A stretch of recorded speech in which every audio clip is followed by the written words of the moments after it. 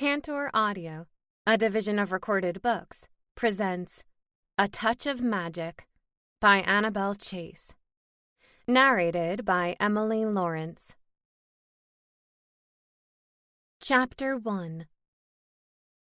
Today, you will be pleased to learn that I am breaking away from the traditional curriculum, Lady Weatherby announced. The collective intake of breath was audible. For good? Millie blurted. Her outburst was rewarded with a stern look from the head of the coven. No, Millie. Naturally not for good. For the next 2 weeks. In light of recent events, it has occurred to me that you might be capable of more advanced work than you're currently being given. Perhaps this will keep your extracurricular activities in check. I knew she was referring to the remedial witch's involvement in my plan to turn invisible. It was all for a good cause, though. I wanted to reveal Elsa Knightsbridge's inappropriate use of magic on Daniel Starr, Spellbound's resident fallen angel, and my one true love. Laurel raised her hand to speak.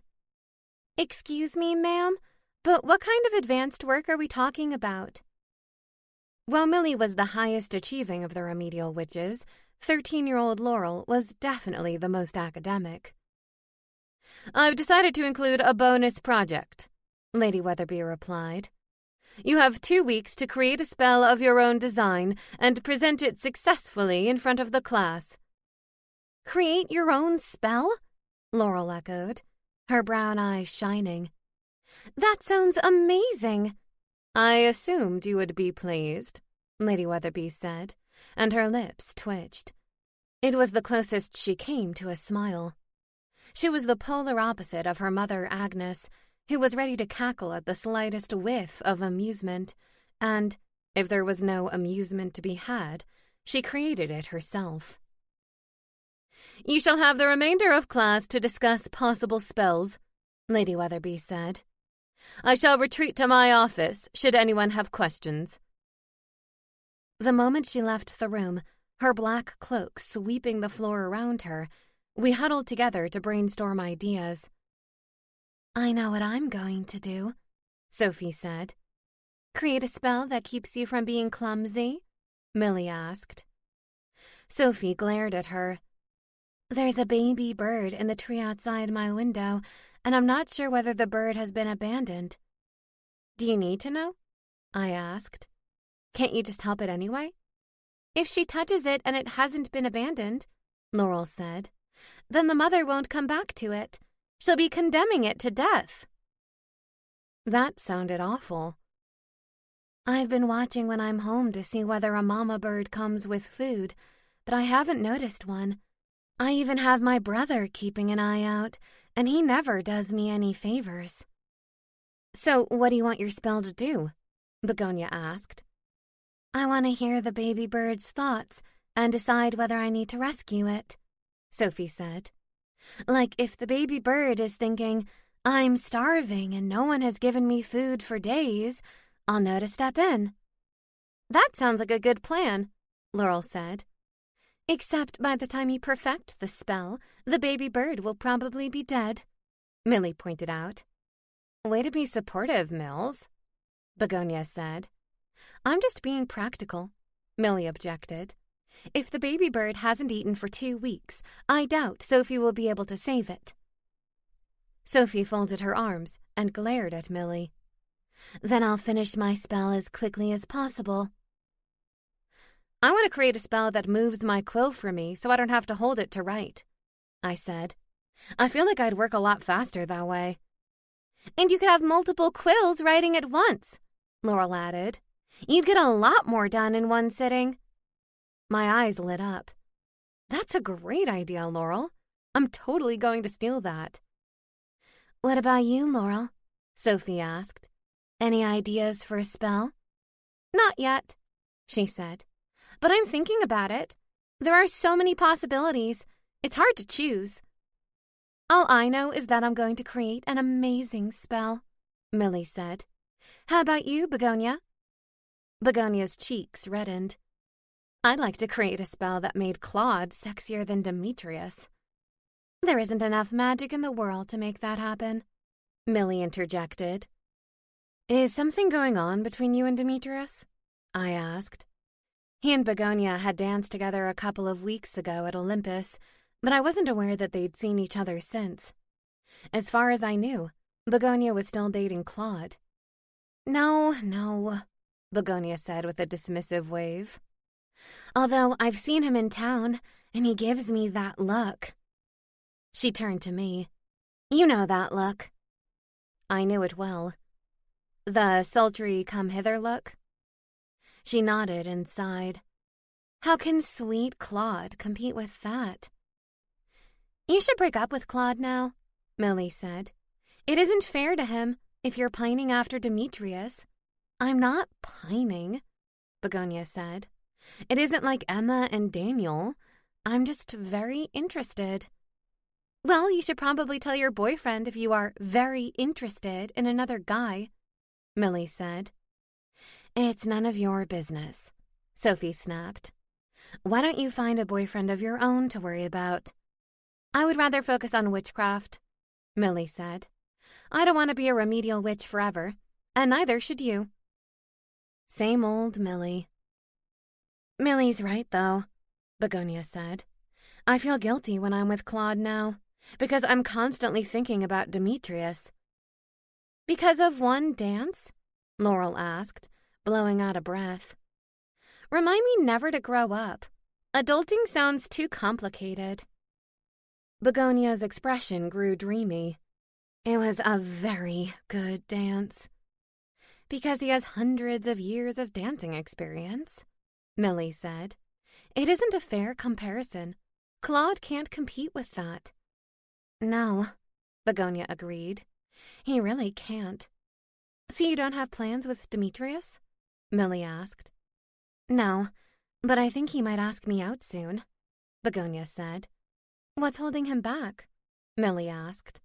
He's not exactly shy, and I doubt he cares about stepping on Claude's toes, if he even knows about Claude. Begonia nodded. He does. When he tried to kiss me at Olympus, I told him that I couldn't do that to Claude. Millie seemed surprised. And he respected that? Demetrius is respectful of boundaries, I said, feeling the need to defend him. He's always respected my feelings for Daniel. Didn't keep him from having feelings of his own, though, Sophie said, and quickly realized how it sounded. Not that I'm trying to stir the cauldron. We're not talking about Demetrius and Emma, Begonia said, and I heard the note of frustration in her voice. We're talking about Demetrius and me. And Claude, Laurel added. Don't forget Claude. Maybe that's the spell I should create, Begonia said. A forget-me spell so that Claude will forget all about me. That's a cop-out if I ever heard one, Millie said. Just break up with him and set him free. Give him a chance to meet someone who cares more about him. I hated to admit it, but I agreed with Millie. Begonia seemed far too smitten with Demetrius to be giving her relationship with Claude the attention it deserved. The door at the back of the classroom swung open, and Chairman Meow, Lady Weatherby's familiar, sauntered into the room. Although his tiny antler headdress seemed in danger of sliding off, he held himself with the same regal poise as his human counterpart. Hello, I greeted the imperious cat. Are you here with a message? Not that we could read his mind the way Lady Weatherby could. He sat at the foot of my chair and meowed. I think he's telling us that class is dismissed, Laurel said, and pointed at the clock. Look at the time. She was right. It was already 10 minutes past the end of class. Crap on a stick. I need to go, I said hurriedly. I promised Lucy I'd help her with the campaign effort. Ooh, we'd like to help, Sophie said. Anything to keep Sheriff Hugo from becoming the new mayor. He's not the sheriff anymore, I said. You don't have to call him that. Habit, Sophie said with a shrug. I'll let Lucy know you're interested, I said, I don't want to show up at the mayor's mansion with an unexpected entourage. They might worry it's another coup. I'm supposed to meet Claude for lunch anyway, Begonia said. And I'll go home and check on the baby bird, Sophie said. I'm going to sneak back into the Coven Library, Laurel announced. There are amazing finds in there. Everyone looked expectantly at Millie. What? She asked. Do I need to act like I have a life outside of the academy? They're called social skills, Sophie said. You should try them sometime. Overrated, Millie replied. Come on, Chairman Meow. I'll walk you back to Lady Weatherby's office. Chapter 2. I sat on the floor of the office in the mayor's mansion, painting my third sign of the afternoon. Lucy fluttered into the room, carrying a tray of drinks. Refreshments for my minion, she teased. I glanced up to see a pitcher of lime fizz. Shouldn't you have an assistant doing that for you? The way Lucy used to do tasks for Mayor Knightsbridge. It's easier if I do it, Lucy said. I know where everything is. At this point, it would take too long to train someone. If I end up getting elected, then I'll hire someone, of course. You don't want to count your chickens until they hatch, I said. I can understand that. Hatching chickens? You have the oddest expressions in the human world. Lucy handed me a drink, and I accepted it gratefully. Artwork was making me thirsty.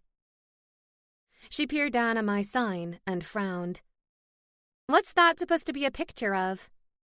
Okay, so I was not the best artist. I wholeheartedly admitted that. It's a bee, I explained. It says, Lucy will be the best mayor, but instead of bee, I've drawn a picture of a buzzing bee. Cute, right? Lucy grimaced. Emma, you know I love you, but I'm trying to win an election, not a third-grade art competition. I looked back at my sign and sighed. Sorry, you're right. This is terrible. From now on, I'll stick to letters only. Lucy patted me on the head. Thank you. I looked at the pile of posters beside me. To be honest, I don't know why you're bothering to do this by hand at all. We should just use magic. Where's the fun in that? I asked. We want to show genuine effort. You don't want voters to think you'll be phoning it in with magic, do you? You want to show a hands-on approach. True, but these are your hands drawing the signs, not mine. Good point. So how are things with Daniel? She asked. I assume you're both on cloud 9 now that all the drama is over. My heart soared at the mention of his name. It's been pretty great, actually. It's such a nice change to just be together like a normal couple. Okay, maybe not a normal couple since we're an angel and a sorceress, but still. Lucy smiled. That's normal enough in Spellbound. I appreciate the little things, like taking a walk together or sharing a meal, being able to express my affection openly and honestly. I felt like a new person, and I was pretty sure he did too. I'm so happy for you, Lucy said. I suppose if I do get elected, it will be harder for me to meet someone special. I don't think it will be smart for me to date while I'm the mayor. I frowned. Really? Do you think residents wouldn't want you to have a personal life? You know the way the gossip mill works around here, she said. It would be very hard to keep a relationship quiet. I think it would never get off the ground, under the circumstances. That revelation made me sad for my friend. Lucy was a vibrant young fairy who deserved a partner in life. Well, I think if you meet that someone special, don't let the job get in the way. Just hire the most discreet assistant in Spellbound and go for it. Lucy tipped her chin back and laughed. I like the way you think, Hart. I knew we were friends for a reason. I've heard a lot of chatter about Milton Braun lately. Do you think he has a chance? Lucy nodded. And a 3-candidate race is exciting. It will definitely increase voter turnout. You aren't worried about splitting the vote 3 ways? I asked. The third candidate could take away just enough votes from you to allow Hugo to win. Lucy waved me off. Or vice versa. Do you think Milton is a decent candidate? If you weren't running, would you vote for him? Over Hugo? Definitely. He's been involved in a few grassroots organizations, Lucy said. He seems to care about the community. I'm not sure that he's leadership material, though. People seem to lack a healthy respect for him. Because of something he did? Lucy shrugged. No, I think he just has one of those personalities. He doesn't command respect naturally. Odd for a vampire. Nice guy, though. What does he do? He used to own the company that carved all of the wands in town, but he sold it last year for a small fortune. Lucy tapped her fairy wand thoughtfully on her head. Oh, what was the name of it? She snapped her fingers. Lumberland. A vampire that owned a lumber company? That was a brave venture. What's he been doing since he sold it? A life of leisure sounded so luxurious. Volunteering, as far as I know, Lucy said. His bio is full of side projects. You should take a look. She smiled. Maybe you'll decide to vote for him instead. I punched her lightly on the arm. And risk your wrath? I think not. I laughed. Speaking of your wrath, I saw that Hugo was calling for an end to the reign of fairies. I hadn't really thought about the fact that you and Mayor Knightsbridge are both fairies. Yes, Lucy said. Our reign of terror will only continue if I get elected. I may just throw some extra glitter on the cobblestones and use my fairy wand to spread my particular brand of evil far and wide. We laughed. Anyway, my campaign aides tell me the tide seems to be turning. Obviously, Milton's very popular with the vampires, and they're a big voter bloc. Plus, he has no previous ties to Mayor Knightsbridge. With Hugo banging on that drum, voters are starting to take Milton more seriously. I glanced at Lucy. Do you really think you're a bit tainted now? That people won't vote for you because they associate you with her? The Lucy I knew was so far removed from the mayor's antics. I'm doing my best to emphasize the positive involvement I had with the mayor, Lucy said. I think I have a good shot at overcoming any concerns. I wish Hugo would stop trying to paint you with the same brush as Mayor Knightsbridge, I said. I know it's a campaign tactic, but it isn't right. Hugo also seemed to conveniently forget his close friendship with the former mayor now that his campaign was in high gear. I have to trust that voters will be able to see through that, Lucy said. I'm doing my best to stand on my own platform. I can't distance myself from her completely, though.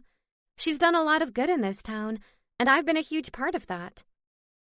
It was a tough situation for Lucy. On the one hand, she'd worked very closely with the disgraced mayor. On the other hand, she'd had nothing to do with the mayor's egregious behavior. She needed to remind people of the good without seeming like she was defending the former mayor. She definitely had her work cut out for her.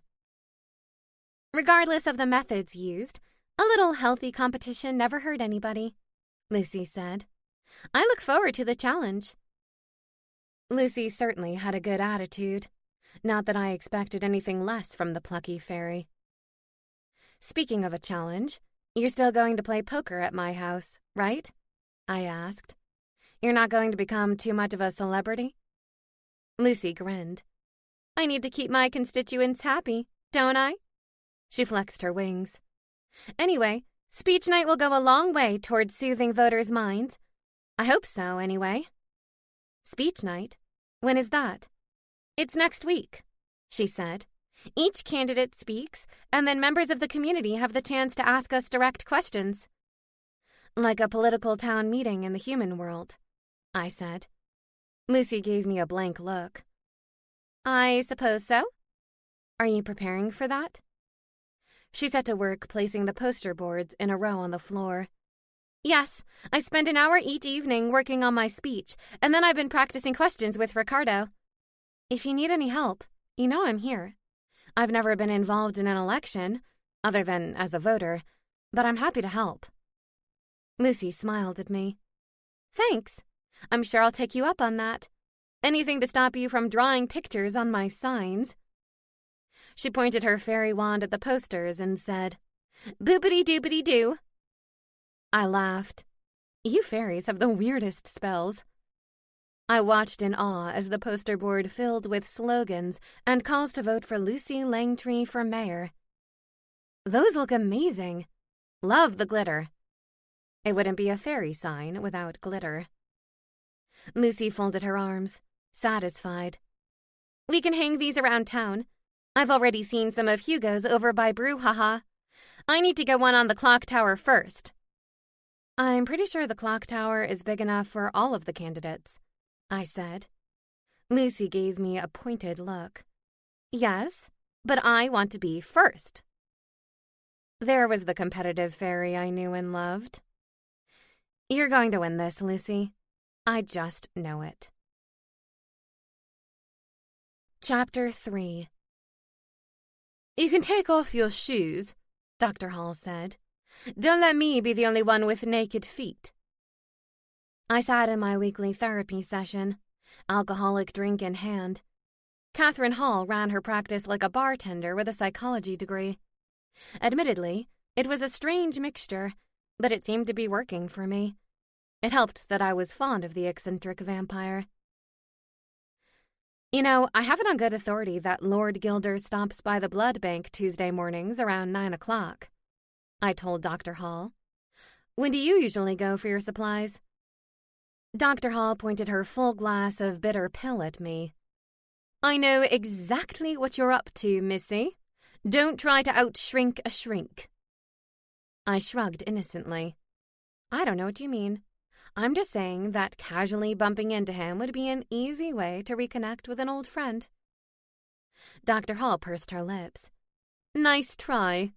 Now, why don't we get back to business, since that's why you pay me?" "I'm in the business of helping people," I said. "What a coincidence! So am I." She tipped back her glass and sucked the liquid from it with enthusiasm. "And right now, I am trying to help you, although you're being as stubborn as a centaur." Ouch. "You mentioned during our last session you'd had a new dream. How about we talk about that?" I leaned back in my chair, thinking. I don't know that there's much to talk about. I only remember snippets of the dream. I'm not even sure if it's a memory or wishful thinking. "You mentioned that your mother was in it," Dr. Hall said. "Tell me what you remember about it." I took a sip of my drink and tried to remember the dream. I'm about 3 years old, I think. "Isn't that how old you were when she died?" I nodded. That's one reason I'm not sure if it's a memory or just a dream. We're in the kitchen together, baking cookies. "What kind of cookies?" I squinted. "Is that important?" "It is to me. I'm hungry." I groaned. "Chocolate chip." I saw her handing me the wooden spoon to lick the batter. Dr. Hall rubbed her stomach. "Yum, that's the best part." I know, right? So the doorbell rings, and I stay in the kitchen while she goes to answer it. I paused, remembering the details of the dream. I don't know who's at the door, but I hear my mother raise her voice. Was she a yeller? I bet she couldn't yell like my mother. She was the champion yeller of our town before she was eaten by the Kraken. I briefly wondered whether I needed to make a polite, sympathetic noise about Dr. Hall's mother before I continued. She seemed to get mentioned during my sessions as often as my own deceased mother. "No," I finally said. That's the thing that sticks out to me about the dream. My mother never raised her voice. She was all warmth and softness. Whoever was at the door must have really upset her. Dr. Hall set her glass on the coffee table and leaned forward. "Then what happened? Who was at the door?" That's it. It ends with a loud voice and me with cookie dough batter in my mouth. "Well, I suppose there are worse ways to end a dream." She studied me. "And how often have you had this dream?" "It started a couple of weeks ago," I said. "I've had it 3 times now. Always the same." Have you considered doing a memory spell? We use them in therapy sometimes. They can be helpful in reparenting situations or overcoming trauma. What's reparenting? The term was unfamiliar to me. A form of therapy where I treat clients who've been harmed by abusive or defective parenting. And a memory spell? What's that? Basically what it sounds like. It's a spell that allows someone to relive a memory. It's almost like time travel, because you can explore the memory from beginning to end, even the parts only your subconscious remembers. So if this is actually a memory, I'll be able to see who my mother was talking to at the door? Dr. Hall nodded. Possibly. The spell will help you access the rest of the moment in time. That sounded really interesting. Who performs the spell? As a vampire, Dr. Hall was not a magic user, and not equipped to cast a spell of that magnitude. I bring someone in, she replied. We work together. I generally use Ginger or Meg. Ginger and Meg were red-headed sisters in the coven. They were talented witches, and I liked them both. Either one would suit me, I said. I trust them both. It will be an extra 50 coins for that session, Dr. Hall said. They don't work for free. Cheap witches. She peered at me. I can say that now, right? Since you're not actually one of them. No, you cannot say that. And not just because I'm a sorceress. They're still my friends. Dr. Hall shrugged. Killjoy. What happens if it's only a dream? I asked. Will I be able to tell from the memory spell? Yes, Dr. Hall said. Things will go Alice in Wonderland on you and get weird really fast. Dreams and memories are very distinct. Either way, you get to leave Spellbound for half an hour. Not many residents can say that. I'm surprised no one offers it as a service, I said. Allow the original residents to access memories from before they became trapped here. Dr. Hall licked her lips, and I saw the points of her fangs. That's an excellent idea. You should talk to your pretend people about it. Seems to me the coven is leaving money on the table. It would be interesting to see if it was a memory rather than a dream. Even if the argument turned out to be insignificant, maybe it was a dispute with a neighbor about an overturned trash can or something, at least it would be a chance to see my mother again, to relive a treasured moment. That was worth far more than 50 coins. Can I set up the memory spell for my next session? I asked. Absolutely. It will probably be best not to drink during that session, though. She gave me a reproachful look. I barked a short laugh. Fine by me. I only drank to keep you comfortable.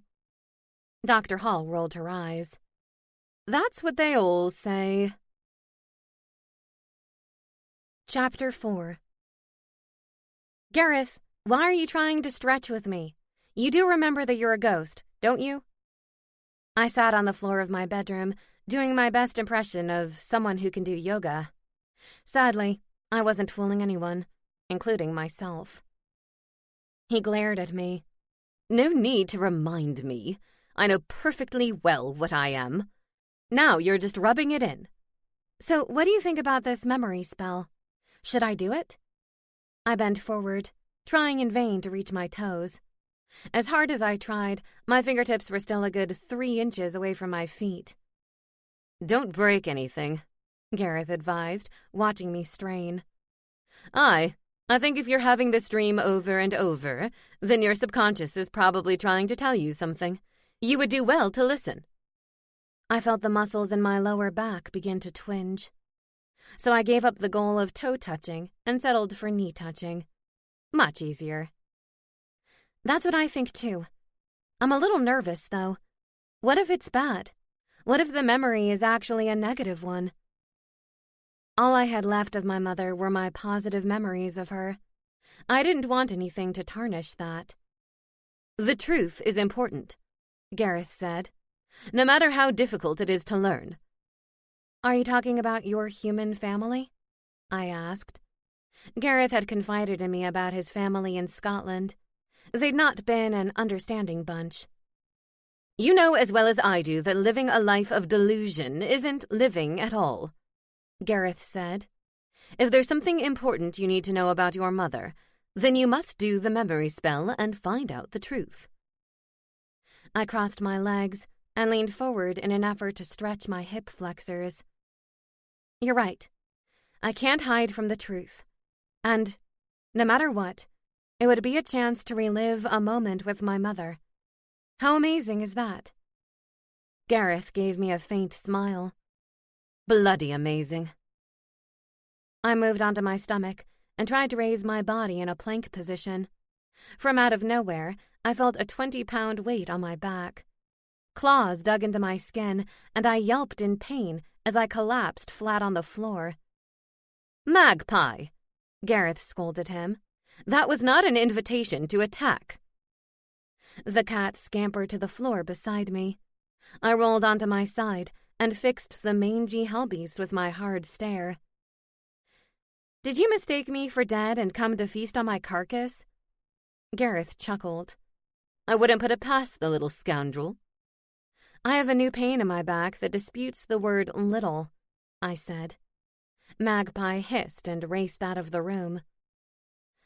I think he's due for another playdate, I mused. We should invite the familiars over soon. No potty, though. Gareth gave me a pointed look. You promised. I straightened and held up my hands in acquiescence. No potty. Maybe just a little light entertainment. Swear on your love for the winged wonder, Gareth said. I rolled my eyes. Gareth, you don't swear on the living. Fine, swear on someone dead. The devil knows you have enough to choose from. My expression hardened. That's not very nice. It wasn't, he agreed. I'm a wee bit grumpy this morning. What are your plans today? I asked. Gareth pretended to stretch his arms over his head, as though he actually had muscles to move. I plan to head over to the country club and see who's working out in the gym. If I'm lucky, maybe it will be one of the Incubi brothers. I met one of them at Olympus, I told him. The night of Elsa's bachelorette party. Did I tell you that? Gareth shook his head. No, I believe you were distracted by other events at the time. That was an understatement. I'd been trying to stop the wedding between Daniel and Elsa. Any other details had faded into the background. Which one did you meet? Gareth asked. Was it Magnus? No, he said his name was Jackson. Gareth sighed dreamily. Yes, he's a wonder to behold as well. I suppose he tried to flirt with you? Not for long. I was so focused on Elsa that he could see I wasn't going to fall prey to his charms. He immediately redirected his focus. Gareth shrugged. Can't blame him. They do need to feed. No surprise that a vampire would empathize with the incubi's need to feed. Speaking of the need to feed, I told Dr. Hall that Lord Gilder goes to the blood bank on Tuesdays at 9. That's good intel, right? What are you now, a vampire spy? Gareth asked, amused. More like a vampire matchmaker, I replied. It's good intel, he said, though I'd advise you to stick to your own budding relationship. You've only just been able to start your relationship with Daniel. Don't get distracted by the needs of others. Tend to your own garden while the seeds are young. I won't. Have fun at the club, I said. Let me know how it goes. I'm meeting Daniel for lunch to tend to my garden, and then I have an appointment at the office. Gareth's brow lifted. An appointment at the office? And you know about it in advance? Is Althea on vacation? I laughed. No, but I happened to run into Astrid yesterday, who told me that I have a new client and when the meeting is. But that's all I know. I'm looking forward to the committee meeting next week, Gareth said. You're still hosting it here, right? I nodded. Rochester will be there, and a bunch of other VIPs. It was a long overdue meeting to discuss revising the sentencing guidelines for convicted criminals in the town. Now that Mayor Knightsbridge had been removed from her post, The town council had agreed to move ahead with the committee. "And you'll have Cassandra come to interpret for me?" Gareth queried. I held up 2 fingers. "Scout's honor." "You weren't a scout, but I'll take your word for it anyway." "Are you sure?" I asked. "Maybe I need to swear on a dead loved one's grave. The devil knows I have plenty of options." His face soured. "I said I was sorry." "You didn't, actually. But I forgive you anyway." Daniel and I were enjoying a leisurely lunch in Toadstools when the door opened and Hugo clopped his way inside, followed by his campaign manager and a few volunteers. "So much for my appetite," I said, wiping my mouth with my napkin. "Why is he stumping in here?" Daniel queried. "I would think campaigning in restaurants would be considered bad form." "Hugo is all about bad form," I said. The centaur spotted us and stalked over to our table. "Love and bloom. How nice for you both." He inclined his head toward Daniel. "No sign of a shiny new halo yet. I suppose you've still got a lot of work to do." "Decades, no doubt," Daniel replied coolly. He wasn't shy about his need for redemption. "In that case, maybe you should consider keeping different company," Hugo said. "This one is sure to lure you into trouble." Daniel reached for my hand. "The only kind of trouble Emma is going to lure me into is the good kind." He gave Hugo a pointed look. "The kind that is none of your business." "Jumping from a near wedding to an intimate relationship out of wedlock." Hugo clucked his tongue. "Your moral compass is showing signs of wear and tear, Star." "The near wedding wasn't even his choice, and you know it," I objected. "And what we do in the privacy of our own homes is personal information." The truth was that Daniel and I hadn't yet consummated our relationship. We'd discussed it, of course, and come close a few times, but he was still raw from Elsa's betrayal, and I was, well, still a virgin. Not that Hugo needed to know that level of detail. "It's residents like you that make me want to be mayor," Hugo said. "It's time for Spellbound to get back to its roots as an upstanding community." "You mean the upstanding community that pissed off an enchantress so much that she cursed the whole town?" I queried as politely as I could manage. Hugo narrowed his eyes at me. "I've wasted enough time here. I'm moving on to greet real voters now." "Have at it," I called after him. "I'm sure everyone will enjoy their meals seasoned with a little centaur spittle." "You really don't like him, do you?" Daniel asked, suppressing a smile. "Neither do you," I replied. "Yes, but I'm expected to have difficult relationships. It fits with my reputation. You, on the other hand, are Little Mary Sunshine." I straightened in my chair. "I most certainly am not Little Mary Sunshine." Daniel laughed. "You act like it's an insult." "It's not that." I trailed off. "It makes me sound too stupid to dislike people." Daniel burst into laughter. "I can't speak for the human world, but I don't think anyone here thinks of you as stupid." My cheeks burned crimson. I didn't mean to make a big deal about it. It's just that my grandmother used to say things like that. She acted like it was a negative quality. "She probably didn't want you to be surprised when life turned out to be imperfect," he said. I studied him for a moment. "I lost my parents at a young age, Daniel. I'm pretty sure I already knew life was imperfect." He gave me a rueful smile. "Of course you did. How thoughtless of me. I'm sorry." I squeezed his hand. "Don't be silly. I know you didn't mean anything by it." I told him about the memory spell Dr. Hall was going to administer. "Are you sure you're up for that?" he asked. "Of course. Why wouldn't I be?" "It might be more traumatic than you expect," he said. "Seeing your mother after so long might trigger strong feelings of sadness or loss all over again." I hadn't considered that possibility. I think I'm excited more than anything. I haven't seen my mother in such a long time, except in the occasional dream. Sometimes I think I'm not even remembering her accurately. Memory does have a way of playing tricks on us, Daniel said. The longer you live, the more you realize how fallible memory can be. Hopefully the spell will help me sort things out, I said. What's on the agenda after lunch? Daniel asked. Would you like to spend the rest of the afternoon with me? I would love to, but I can't, I said, wishing I could cancel my client appointment. I have to be in the office this afternoon.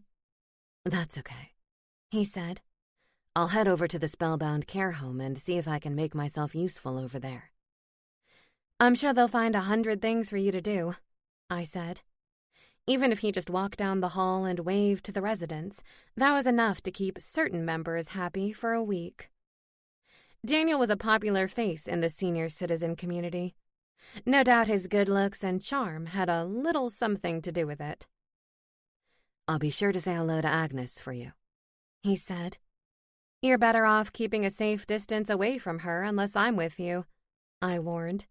She's always full of mischief. Why do you think I'm so fond of her? He said. Why, indeed. You've got a doozy coming in today, Althea told me. She slapped the file on my desk. You'd better try and keep this one under wraps. People in Spellbound get very worked up about this kind of case. I arched an eyebrow. What kind of case is it? My mind immediately went to the darkest possible places. I flipped open the file and scanned the highlights. Animal cruelty? Althea gave me her version of nonverbal, sassy confirmation. She's young, but not so young that she shouldn't know better. Her snakes hissed angrily beneath her headscarf, as though they understood perfectly well the topic of conversation. I had no doubt that they did. She? I echoed. It was shocking enough to have a case of animal cruelty. It was even more shocking that the accused was female. She's a 16-year-old nymph. Apparently, she was abusing her cat. I frowned. Usually, I managed to find a way of empathizing with my clients, even if I didn't always agree with their actions. This one would prove difficult. She arrives in an hour? Yes, boss, Althea said. Would you like a drink from Brouhaha? That was probably a good idea. I was going to need a little help getting through this meeting without turning my stomach. Yes, please. A latte with a shot of tolerance. You and me both, she said, before disappearing out the door. I read the contents of the file, although details were sparse. Harriet Leafbottom was a student at Spellbound High School. Straight A's. A member of the gardening club. No history of troubled behavior. What on earth would cause her to abuse a cat? Briefly, my thoughts flickered to Magpie. I quickly brushed the thought aside. No matter how difficult Magpie could be, I would never be tempted to hurt him. Maybe only in self-defense. I read through the local regulations on animal cruelty. As expected, the penalties were harsh. It was Spellbound, after all. The severity of the punishment actually made sense to me here, given that we had a large community of shifters and witches with animal familiars. Mistreating an animal was on par with mistreating your neighbor. I sucked down the latte within 5 minutes of it appearing on my desk. I needed all the tolerance I could muster for this meeting. A knock on the door signaled the arrival of my client. Harriet was accompanied by a middle-aged couple, presumably her parents. Miss Hart, the man said. My name is Leafbottom, and I'm Harriet's father. This is my wife, Heather. We're the president and vice president of the Spellbound Nymph Association. Leafbottom? Did his parents not love him? It was bad enough that the parents wore matching Apple knitwear. Please come and sit down. I can have Althea bring in a third chair. I'm on it. Althea called from her adjoining office. Within moments, she set a chair alongside the other two. The Leafbottom family sat down, and I watched Harriet as she slumped between her parents. She was a plain girl with stick-straight brown hair and bangs. Her best feature was her eyelashes, which seemed to stretch all the way to her forehead. They made her dark eyes look enormous. I had a chance to read through the file, I said, struggling to maintain a neutral tone. The description of the cat's condition is pretty grim, Harriet. How is he doing now? She, Harriet corrected vehemently. Her name is Esmeralda. She's still unconscious. Esmeralda is being treated at the healers, Heather interjected. Harriet has been to see her as often as her schedule permits. Out of guilt? Why don't you tell me your side of the story? It was an accident, her father said, not giving his daughter a chance to answer. She was working on a project for school, some type of chemistry experiment, and she accidentally spilled it on the cat. Esmeralda always lies on the desk when we're working, Heather added. No matter how many times we sweep her to the floor, she ends up right back on the desk. Harriet always does her homework there, and Esmeralda likes to bask in the afternoon sun. I looked from Mr. Leafbottom to Mrs. Leafbottom, amazed that neither was willing to let Harriet speak. Is that what happened, Harriet? I asked. We just told you that's what happened, Leaf said, clearly agitated. Harriet slumped further in her seat, and she refused to make eye contact with me. Mr. and Mrs. Leafbottom, I completely forgot. I'm going to need you to fill out some paperwork while you're here. Would you mind stepping into Althea's office next door and asking her for the forms? Oh, okay, Leaf said. One of us can stay here while the other fills out the forms. No, I'm afraid that's not how it works, I said. When I'm dealing with a minor, I need both parents to complete the forms. A bald-faced lie. I hoped Althea would go along with it. I waited until the Leafbottoms cleared the room to address Harriet. All right, Harriet. It's only you and me now. Why don't you tell me what really happened? They told you, she said quietly. It was an accident. I spilled my chemistry project on her. I fiddled with my quill. Harriet was obviously hiding something. What was the project? Excuse me? Harriet glanced up quickly. The chemistry project you were working on, I said. What did you spill on her? I imagine that's important in her recovery, knowing what's attacking her system. Harriet looked thoughtful. I'm not sure. I'm not very good at chemistry. That's funny, I said, tapping the paper in front of me. It says here that you're a straight-A student. It doesn't sound to me like you're not good at chemistry. I don't remember, okay? Harriet said, her voice rising. I wasn't paying attention. I just wanted to be finished with my project so that I could go outside. What was happening outside? I asked. Nothing, she said. But I'm a nymph. I like to spend as much time outdoors as possible. Like with the gardening club? She nodded. I've been planting new trees in our yard. I wanted to see if any of the ones I'd already planted had sprouted anything yet. A nymph who loved nature seemed at odds with a girl who would abuse a beloved family pet. How long have you had Esmeralda? I asked. A vague smile formed on her lips. 6 years ago, at Paws and Claws. She was a birthday present to me. Did you choose her, or did she choose you? When I went to Paws and Claws for a familiar, it was Sedgwick who chose me. That should have been the first clue that I wasn't a regular witch. Everyone else had a cat familiar. I had a cantankerous owl. We chose each other, she said. I saw her across the room. This little black kitten with bright green eyes. She was so pretty. When I began to walk toward her, she started to walk toward me. It was fate. These were not the words of a girl who would mistreat her cat. Nothing about this made sense. Why didn't Sheriff Astrid believe that it was an accident? There had to be another element of the story that I was missing. My neighbor, she mumbled. What about your neighbor? Mrs. White said that she'd seen me hurting the cat other times, Harriet said. And did she? Of course not. She's a were-lion, Harriet explained. She's totally hypersensitive when it comes to cats. I quickly reviewed the contents of the file for a mention of Mrs. White. Although she was listed as a witness, there was no further information. I'd have to go and speak to her myself. So it's based on Mrs. White's statement that you've been arrested? It was then that Leaf and Heather Leafbottom returned to the room. Leaf scowled when he heard me mention their neighbor's name. I don't even want to hear the word white, he said.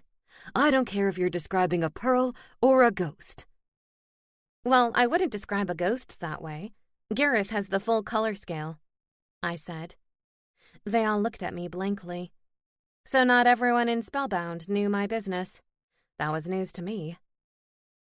I have all I need from your daughter at the moment, I said. There was no point in speaking to her further until I had more information. I'd like her to come back on Monday to talk again, if that fits in with your schedule, I said. That would give me a few days for research. I have a hair appointment, Heather said, patting the side of her chestnut-colored hair. That's not a problem, I said. I only need Harriet here. She's welcome to come on her own after school. Leaf shifted uncomfortably in his seat. She's a minor. I think one of us needs to be here. You seem to forget that I'm defending your daughter, not prosecuting her. I'm on her side. They exchanged uneasy glances. I'll come by myself after school, Harriet said finally. Are you sure? Her father asked. She nodded, and her stick-straight hair moved like a curtain. Yes, I'm sure. I knew there was more to the story than Harriet was telling me. I only hoped that time alone would yield the answers I needed. Chapter 5. I barely made it through the doorway of my therapist's office before Dr. Hall handed me a glass of clear liquid. You usually wait until I'm in my chair before you ply me with alcohol, I said. What's the rush? Dr. Hall gave me a serene smile. It's water, and Beatrice is on the clock. I need to get started. She ushered me into the room, and I plopped down on the chaise lounge. Beatrice? I queried. I thought you said the memory spell would be performed by Meg or Ginger. I forgot to schedule them, and Beatrice was the only one available on short notice, she said with a modest shrug. Beatrice entered the room behind me. Hello, Emma, Beatrice said. I look forward to working with you today. My brow creased. I thought you were working for Marcos now, I said. As far as I knew, Beatrice was the new office manager for the Minotaur's architectural firm. Marcos allows me a flexible schedule for coven purposes, Beatrice said. He's very accommodating. It's one of the things I really like about him. I bit back a smile. I knew from my time as an invisible witch that Beatrice had designs on Marcos. She seemed nice, from my limited interactions with her, but I knew an employer-employee relationship was dangerous territory. I doubted very much that Marcos would get involved with his office manager. Marcos is wonderful, I agreed. Dr. Hall clapped her hands. Okay, let the love fest be over. I'm paying her in 6-minute increments. The coven has adopted the legal fee structure? I asked. Beatrice smiled primly. Only for outside events. I tipped back my water and tried to relax. It was unsettling to know that a witch was about to rummage around in my head. It was equally unsettling to know that I was about to enter a dream state that may or may not involve reliving a memory from my childhood. I might actually see my mother again. My mother. Dr. Hall scrutinized me. You look tense. I think you might need a real drink before we get started. Beatrice placed a hand on the therapist's shoulder. I can handle her nerves, Catherine. You don't know what you're up against, Dr. Hall said. She makes an oak tree look as flexible as a caterpillar.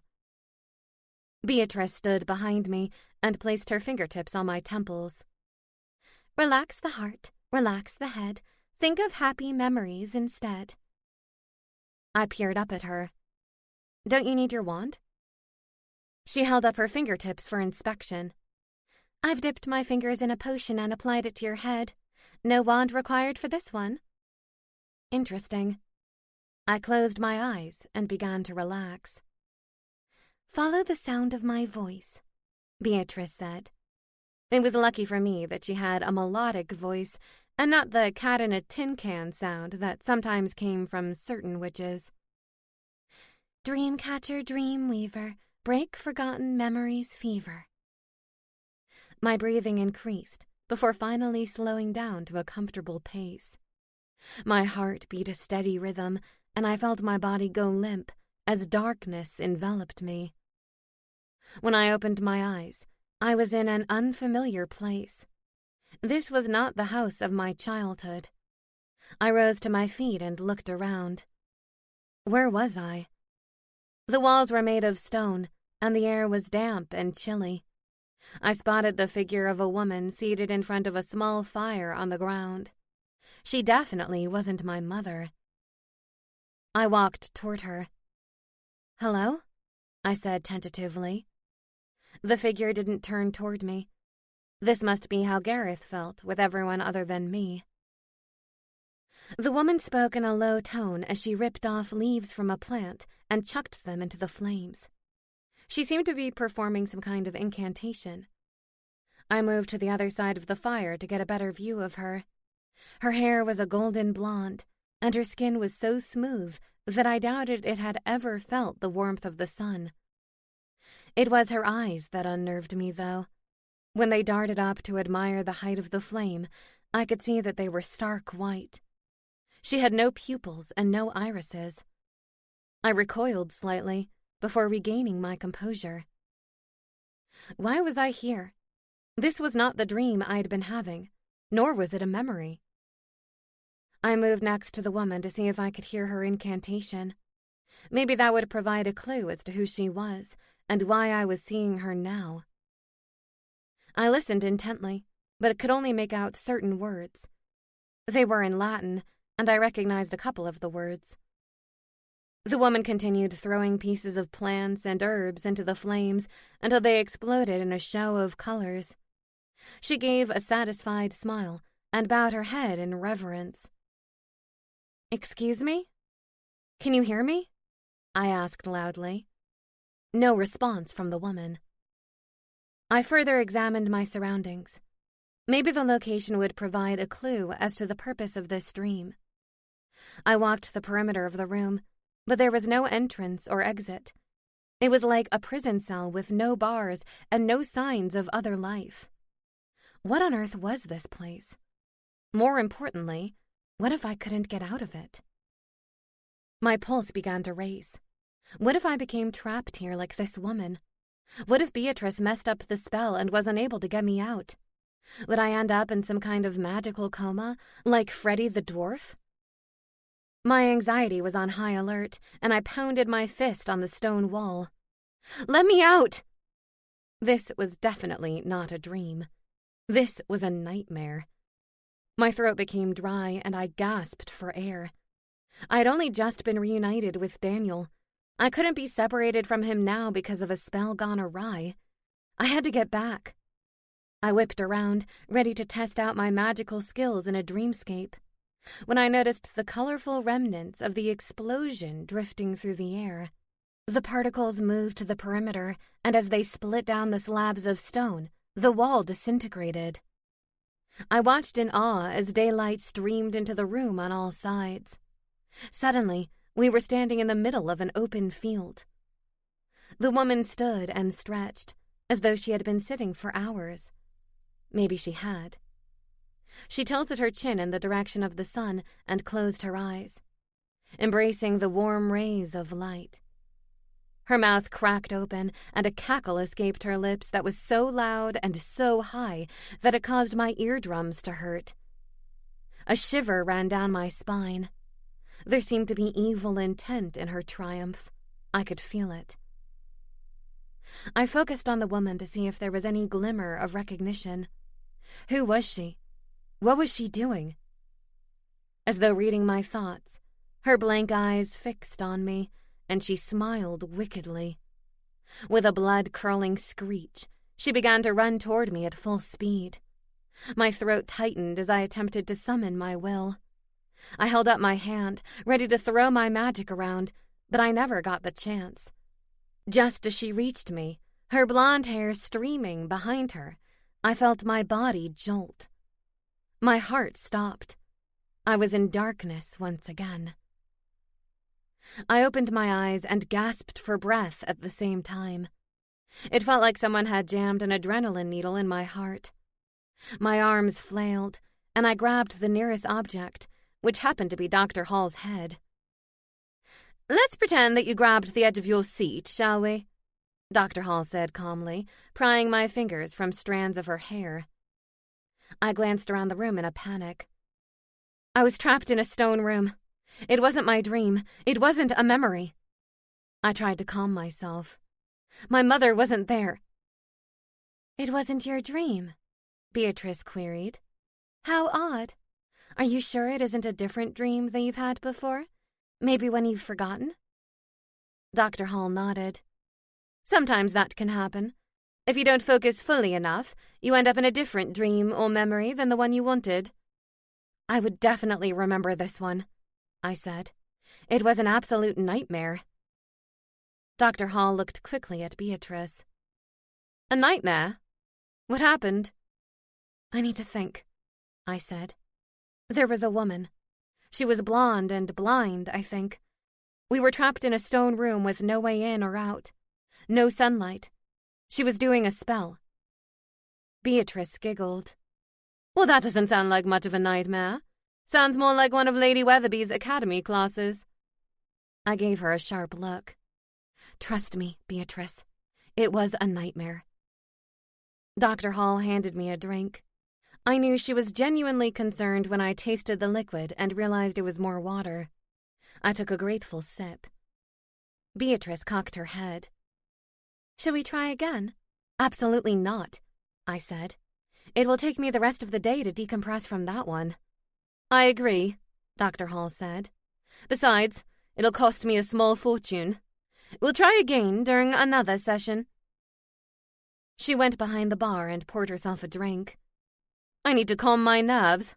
Just watching you stressed me out." "Oh, yes," I said, unable to hide my sarcasm. "Because you wouldn't dream of having a drink otherwise." Dr. Hall held out a glass to Beatrice. "You look like you enjoy throwing a few back. Can I interest you in one?" "No, thank you," Beatrice said. "I need to get back to the office. Marcus will be expecting me, and I like to please him." "I bet." "I'm sure you're doing a great job." Beatrice fixed me with a bright smile. "So sorry about the bad experience. Even so, it was a pleasure working with you, Emma.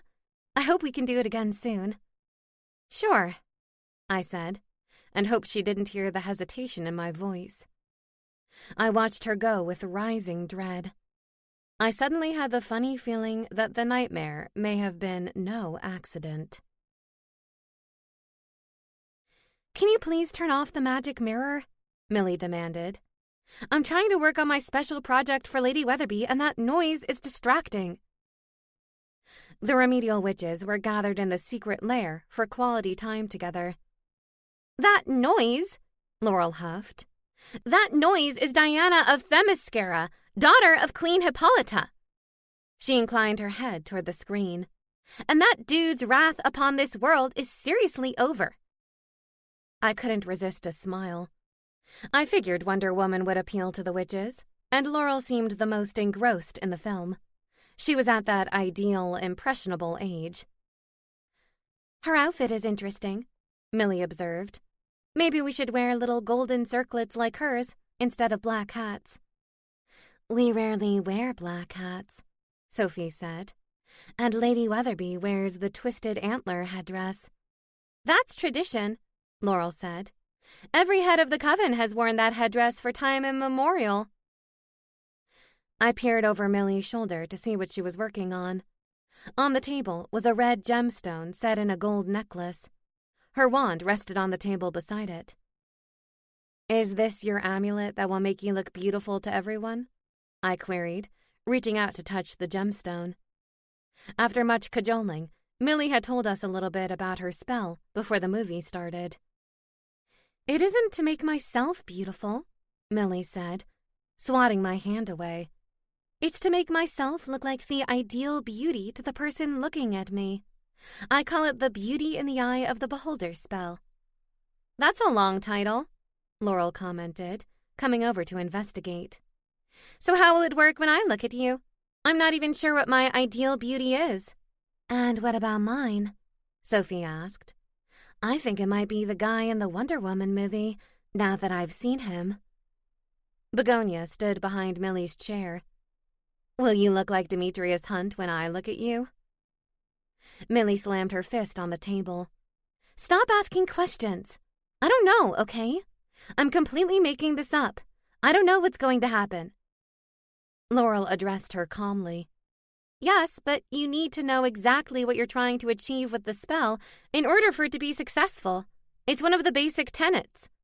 "I don't need lessons from a 13-year-old, Millie snapped. I gave Laurel's arm a reassuring squeeze. "I think we all have something to learn from Laurel. She's very smart." "Of course we do," Millie muttered. "Why wouldn't Pollyanna Sunshine believe we have something to learn from everyone?" "Millie," I began carefully, "I genuinely believe that. It doesn't matter how smart or stupid or young or old someone is. We all have something to contribute to the community at large, even if it's simply our sunny disposition." Sophie bumped me with her hip. "Maybe you should have run for mayor." I waved her off. "No way. Not with my sorceress background. That's too big of a hurdle to overcome. Besides, I think Lucy will make a phenomenal mayor. I would never do anything to subvert that." "Well, if you wouldn't mind giving me a little peace and quiet, I might be able to make this spell work," Millie said. Sophie took out her wand and lowered the volume on the magic mirror. "Is that better?" "Yes," Millie said. "But I would also appreciate it if you would give me breathing room. I can't work when you're all clustered around me like this. It's suffocating." I gestured for everyone to back away. Millie wasn't being entirely unreasonable. If she needed to concentrate, then it was only polite to give her the space she needed. "Why don't we go play cards on the other side of the lair?" Laurel proposed. "That sounds like a good idea," I said. "What kind of cards do you have in mind?" We followed her over to the small card table on the other side of the room, and Laurel retrieved a pack of tarot cards from a nearby shelf. "Oh, I've seen those before," I said. "Agnes has a pack like that she uses at the Spellbound care home." Laurel shuffled the cards. "She's probably much more skilled at handling them than I am. My grandmother taught me a few games, but she was no head of the coven." My grandmother had taught me how to play gin rummy with a pack of regular playing cards. She and my grandfather used to play with 2 other couples. I'd fall asleep on the couch at the Houston's house with the TV remote in my hand, while the older couples played well into the night. "I'm all for games," I said. "Not so sure about reading my future with them, though. I remember Agnes freaked me out with prophetic images." "I can't promise you that nothing weird will happen," Laurel said. "Sometimes the cards have a mind of their own." I shuddered despite my warm cardigan. The 4 of us sat down at the card table, and Laurel fanned out the cards, face down. "Choose 7. I held up my hands. "Someone else do it. I'd rather not." Begonia wiggled in her seat. "I'll play." She swiped 7 cards and flipped them over. I don't remember so many of the same card being in a single deck." I glanced at the 7 cards. 3 were of a naked woman with a star behind her, and 4 were of a woman in an oval wreath clutching a white wand. "You're right. That is weird," Laurel said. "There shouldn't be so many of the same one in the deck." "You probably got 2 decks mixed together," Begonia said. "That happens at our house all the time." "What do they mean?" I asked. Laurel tapped her finger on the naked woman. "She represents the Great Mother." "That doesn't tell me much," I replied. "She represents freedom," Sophie said. "I remember that from class last year." Begonia snapped her fingers. That's right. And what about the other one? I asked. She's the creepy one, Begonia said. I stared at the genial-looking woman on the card. She doesn't look creepy. She represents both creation and destruction, Laurel said. Creation and destruction? I echoed. Then why is her wand white? Shouldn't it be black? The white wand represents the ability to create her own reality, Laurel said. Huh, I said. I knew quite a few people like that in the human world. No white wand required. It's a divine power, Sophie added. A victorious shriek from Millie jolted us to attention. She was on her feet and dancing a jig, clutching the necklace in her hand. You finished it already? Begonia queried. I thought this was going to be a complicated surgical procedure, like separating conjoined twins. Hours of preparation. Millie glared at her. I need to test it out, of course, to make sure it works. Who wants to help me? I raised my hand. I guess I would be your best bet, since we all know my ideal beauty is tall and blonde with turquoise eyes and a missing halo. Millie gestured me forward. As much as I don't really want to look like Daniel, let's give it a try. I crossed the room to stand in front of her as she slipped the necklace over her head. The amulet began to glow as it rested against her chest. How does this work? I asked. Am I just supposed to stare at you and watch for a transformation? Millie shrugged. Your guess is as good as mine. Sure enough, Millie's appearance began to change. She was already a tall girl, but the person in front of me grew taller. Instead of Daniel's short hair, though, her brown hair lightened and grew longer, past her bottom. Her skin became translucent, and her brown eyes changed too. I screamed and clamped a hand over my mouth. When I saw the whites of her eyes, I knew exactly who I was looking at. The figure from my nightmare in Dr. Hall's office. This vision was certainly not my ideal beauty. Far from it. The figure in front of me began to scream as well. Before I knew it, all the remedial witches were screaming. I covered my eyes and tried to calm myself. I knew this was Millie standing in front of me. Only Millie. Take off the amulet, I insisted. Take it off! I dropped to my knees and cowered. It's okay, Emma, Sophie said gently. I felt a light hand on my shoulder. She's taken it off. It's me, Emma, Millie said. When I felt her crouch down in front of me, I dared to open my eyes. I'm sorry, Millie, I said. I'm not trying to ruin your special spell, I promise. Millie frowned. I know. The spell obviously didn't work. If I didn't look like Daniel, then who did I look like? I shook my head. I don't know who she is. She's the figure I saw in a nightmare. Beatrice induced it in Dr. Hall's office. Beatrice from the Coven? Sophie queried, and I nodded. Millie recoiled slightly. Wait, I looked like an old hag? She's not a hag, exactly, I replied. She's no beauty either. Whoever she is, though, she has immense power. I can feel it whenever I'm near her. Laurel whistled. Stars and stones, Millie. You're lucky Emma didn't freak out and zap you with her lightning powers. It's not like I did it on purpose, Millie snapped. I'm trying to create an ideal beauty spell. Obviously, I have more work to do. She turned on her heel and walked back to the table. We're happy to help you, Begonia offered. Lady Weatherby didn't say that we had to work alone. Millie refused to look at us. I don't need help. I can do this on my own. I just need peace and quiet. The rest of us took our cue. We can go to my house, I said. Laurel, bring the cards and we can play them there. I'm sure Gareth will enjoy peering over my shoulder and telling me which cards to play. But that's cheating, Sophie objected. Not when you suck at cards as badly as Gareth does, I said with a smile. Chapter 6. Speech night was finally here. The assembled crowd waved signs for their preferred candidates, and I noticed green and yellow flags that seemed to represent Spellbound. I'd never been to a political rally before, not to mention in a paranormal town, so this was a fascinating experience for me. "Lucy's getting ready to start," Daniel said, giving my shoulder a squeeze.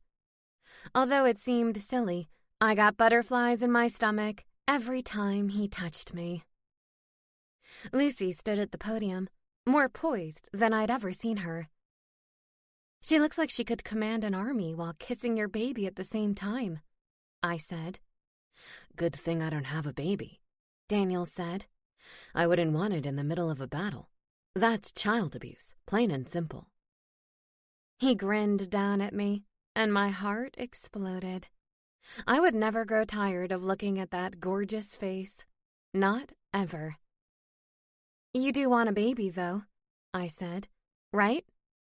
The question popped out of my mouth before I had a chance to think it through. It was a fairly serious topic for the middle of a speech night crowd. Daniel's expression became inscrutable. "I haven't given it much thought." He tilted his head toward the podium. "Why don't we talk later? Lucy deserves our full attention." Was that a cop-out? I wasn't sure. I pushed the exchange out of my mind and focused on my friend's speech. We were there to support her, after all. "Welcome, friends and families," Lucy said. "Tonight marks a momentous occasion in the Spellbound history books. Another speech night for a new mayor." The crowd erupted. Flags and signs waved wildly. They seemed very excited over public speaking. "As you know, I worked closely with the previous mayor to make sure that the citizens of Spellbound were cared for and their voices heard." I noticed that she didn't mention the previous mayor by name. The Knightsbridge name was forever sullied, thanks to Elsa and her mother's blind devotion. Lucy went on to talk about how she'd continue the good traditions while looking to reshape those that were no longer necessary. How she wanted to bring together the community instead of divide it. In my mind, she managed to strike the right balance. "So thank you, Spellbound, for being the best paranormal town in the world. It would be my greatest pleasure to continue to serve as your mayor." The applause nearly burst an eardrum, but I powered through it for Lucy's sake. She fluttered off the stage to make way for the next speech. "She's a great speaker," Daniel said. "And she's 100% authentic, which makes it even better," I replied. And now it was time for the inauthentic speaker. Hugo's hooves stepped up to the podium, and the centaur cleared his throat, making an obnoxious noise that reverberated in the cool evening air. "Citizens of Spellbound, I am here tonight to persuade you to bring back the quality of life that's been missing in this town ever since Mayor Knightsbridge dug her manicured nails into it." Daniel gave a low whistle. "Well, there's an amazing first line." "It's time to take out the fairy trash and return Spellbound to its heyday as a place for all paranormals to live harmoniously. My opponent, specifically Lucy Langtree, is simply a return to the old guard. She was the former mayor's right hand for years. If you think anything will be different in Spellbound under her rule, you are sadly mistaken." A smattering of applause indicated that a few people agreed with Hugo's sentiment. I was surprised anyone could agree with that. As much as I disliked Mayor Knightsbridge, I never saw evidence of any of the things Hugo was claiming. It sounded like scare tactics and fear-mongering to me. It also seemed to be stirring the pot against fairies, which seemed fundamentally unfair to the group and at odds with his harmonious comment. Fairies comprised one of the larger populations in Spellbound, so it was only natural that we'd see them in leadership roles. "Miss Langtree is not the kind of leadership Spellbound needs right now. Her good friend is a sorceress, for nature's sake. Whatever next?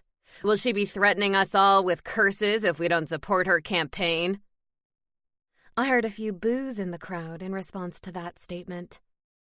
Daniel pulled me closer and whispered, "Ignore him. He's kicking up Minotaur shit for no reason." I disagreed with that assessment. It was for a reason, to cast aspersions on Lucy's character, and mine. The longer Hugo spoke, the more annoyed I became. He wasn't talking about any pertinent issues. At least Milton cared about the community and was trying to come up with solutions to problems. Hugo was a blowhard. "As I'm sure you're all aware," Hugo continued, "the town council has approved the formation of a committee to revise the sentencing guidelines for convicted criminals in this town. As the former sheriff here, I can tell you that's a huge mistake. Miss Langtree supports this committee. She supports the modification of the shifter ordinances. She thinks it's perfectly acceptable for werewolves to urinate on your flowers and for werelines to fornicate on the border of your property. Those are not the values I was raised with in Spellbound, and that is not the kind of town we want to raise our children in." He pointed to Lucy with an angry and accusatory finger. "Miss Langtree doesn't even have children. In fact, she has no family of her own. How can a fairy like that understand what the normal citizen of Spellbound is concerned with? She's out of touch, more concerned with glitter appointments than hard issues." Well, that was a new low. Lucy was one of the most caring and compassionate residents in Spellbound, and he was attacking her based on her marital status. Although Hugo was married, I'd bet all the coins in Spellbound that his wife was miserable. By the time he finished speaking, he'd worked a portion of the crowd into a cheering frenzy. The jubilant sound made me uneasy. He didn't really have a chance at winning, did he?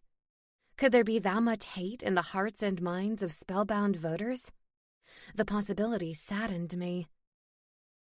"Time for Milton Braun," Daniel said. "I'm going to go talk to Lucy," I said. After Hugo had vomited negativity all over speech night, I felt like she needed a friend. "I'll meet you by the gazebo afterward," Daniel said. I maneuvered my way through the throng of bodies until I reached the edge of the platform. Lucy was nowhere to be seen. "Where's Milton?" a voice asked. "I saw him about 20 minutes ago," someone replied. Calls for Milton were met with silence.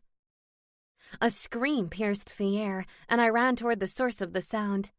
A body was sprawled on the ground, staked by the wooden post of a sign. Oh no. I'd recognize that poor representation of a bee anywhere. It was one of Lucy's signs, the one I'd drawn by hand. "Milton has been staked!" a portly woman yelled, kneeling beside him. I could tell by the cracked blue veins in his face that he was no longer undead. Thanks to my sign, Milton Braun was now permanently dead. "Did you see anyone else nearby?" I asked the woman, a dwarf. "No, I only saw him because I was looking for somewhere away from the crowd to pray," she replied. "Pray?" I queried. "To the gods," the dwarf said. "My prayers always increase during an election." She glanced sadly at Milton. "I was praying that he wouldn't win, but I certainly wasn't praying that he'd drop dead." "What's your name?" "Her name is Paula Sands," a familiar voice said. I turned to see Astrid and Britta approaching the crime scene. Britta went straight to work, keeping the encroaching crowd at bay. Nobody wanted to irritate the short-tempered Valkyrie. "Hey, Astrid," I said. "Are you an eyewitness?" she asked. "No, I just got here." "Me neither," Paula said.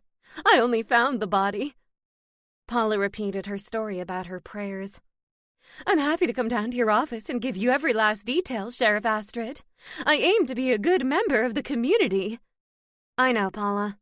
Thank you." Astrid let the dwarf pass as Britta continued to attempt crowd control. It seemed to be getting out of hand, with too many attendees of speech night wanting a glimpse of the dead candidate.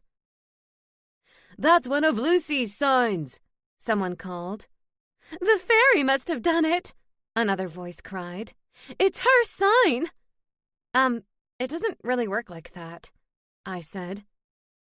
Hugo said it was time to take out the fairy trash, someone else yelled. We need to listen to him. Egads. Tempers were flaring. I noticed Britta getting pushed back by the crowd and pulled out my wand. A little magic circle would do the trick. I focused my will. Protect the air, protect the ground, protect us with a circle round, I murmured. Residents began to bounce off an invisible barrier. Britta gave me a grateful smile over her shoulder. You come in handy sometimes, Hart, she said. I shrugged. I do what I can. Once people realized they weren't getting any closer to the crime scene, they lost interest and began to disperse. One spectator who remained on the perimeter of the circle, however, was Lord Gilder. As the head of the vampire coven and a member of the town council, he had more than a passing interest in the situation. He stared regretfully at his deceased friend before turning his attention to me. Allow me entry, please, he said. I don't know that I can, I replied truthfully. The spell was new to me. If I lifted the spell for Lord Gilder, I wasn't sure if I'd be able to erect the barrier again. Do try. He flashed his fangs in a way that meant business. As much as I liked the elder vampire, that didn't mean he couldn't frighten me on occasion. I held out my wand, focused my will, and said, Red Rover, let Lord Gilder come over. Britta lifted an eyebrow. Red Rover? Really? I shrugged. Whatever works. Lord Gilder stepped through the protective barrier with ease. Well done, Emma. He strode over to Milton's body, where Astrid was busy studying the scene. Sorry you have to see this, Lord Gilder, Astrid said, her attention focused on poor Milton. Certainly don't apologize to me, Lord Gilder said. Catching the responsible party is my only concern. Astrid stood and dusted off her hands. I'll need to speak with the other two candidates. Find out their whereabouts 20 minutes ago, since that was apparently the last time Milton was seen alive. They were both giving speeches, I said. Given the time frame, either one could have slipped away and done this, Astrid said somberly. My heart began to pound. You don't actually think Lucy or Hugo is responsible for this? Lucy was a sweetheart, a cutthroat competitor, but a sweetheart nonetheless. And no matter how much I disliked Hugo, I didn't peg the centaur as a murderer. For one thing, he was too darn lazy to kill anyone. I can't say for certain, Astrid said, but there are hoof marks here. She pointed to the ground. Sure enough, I saw marks in the dirt that could have been made by the centaur. But there's been a lot of foot traffic here tonight, I said. There's no way to know when Hugo may have passed this way. Then I guess I'll need to ask him, Astrid replied. You heard his speech, Lord Gilder said. His words talked about unity, but his tone suggested the opposite. Hugo is no fan of vampires. He thinks we're too powerful. To be fair, the vampires were a powerful group within Spellbound, although I disagreed with the notion that they were too powerful. You can lower the protective barrier now, Astrid said. The crowd seems to have gone home. Where is he? A voice yelled, frantic. Where's my Milton? I lowered the barrier just as a woman came hustling toward the dead vampire. She practically pushed me aside to reach him. She wore a black dress with heels and sported more jewelry than I owned. She looked like a woman accustomed to the finer things in life. From what I knew of Milton, it seemed an odd match. She didn't look like the type of vampire who would plant trees in the elementary school garden for the heck of it. It can't be true, the woman said, and broke into sobs. Lord Gilder draped an arm across her shoulders. I'm sorry, Carolina. His speech, she choked out. He never got to give it. He practiced all night. I know he was excited about tonight, Lord Gilder said. We all were. Carolina Braun dropped to her knees beside her husband's lifeless body. I told him not to wear that hideous tie, but he insisted. He said it brought him luck. She gave the body a hard shove. Don't feel so lucky now, do you? Stupid vampire! Although I knew it was her grief talking, it was still tough to watch. Carolina's shoulders began to shake as her sobs grew louder and longer. Lord Gilder finally lifted her to her feet and escorted her away from the crime scene. We'll talk to her later, Astrid said. She's no use to the investigation in her current state. No. Who would be? You know, I'm happy to help, I said. Just tell me what you need. Astrid nodded, her gaze still fixed on the victim. I know. Despite what Hugo had to say in his speech, citizens like you and me are the glue that holds this place together. And me, Britta interjected. Astrid didn't give her sister a second look. You're more like the crazy glue. Britta nodded her approval. I feel you. We're going to need to work fast on this one, Astrid said. We don't want the election process to descend into chaos. She raised a good point. Voters had to trust the integrity of the system.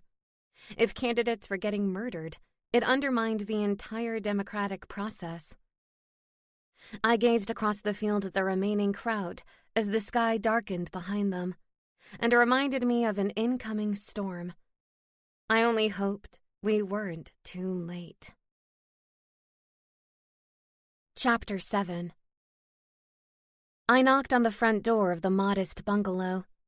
The front porch was covered in potted plants and flowers. Mrs. White clearly liked her foliage. The door opened, and a white-haired woman in a red gingham apron greeted me. Her skin was remarkably smooth for a woman old enough to have white hair. As far as I knew, there was no Botox in Spellbound. And if you went to the trouble of having magical skin treatments, wouldn't you also address the issue of your hair? Mrs. White? I asked. I'm Emma. She scowled at me. I know who you are, sorceress. No surprise to learn you're defending that cruel thing next door. I tried not to get my hackles up.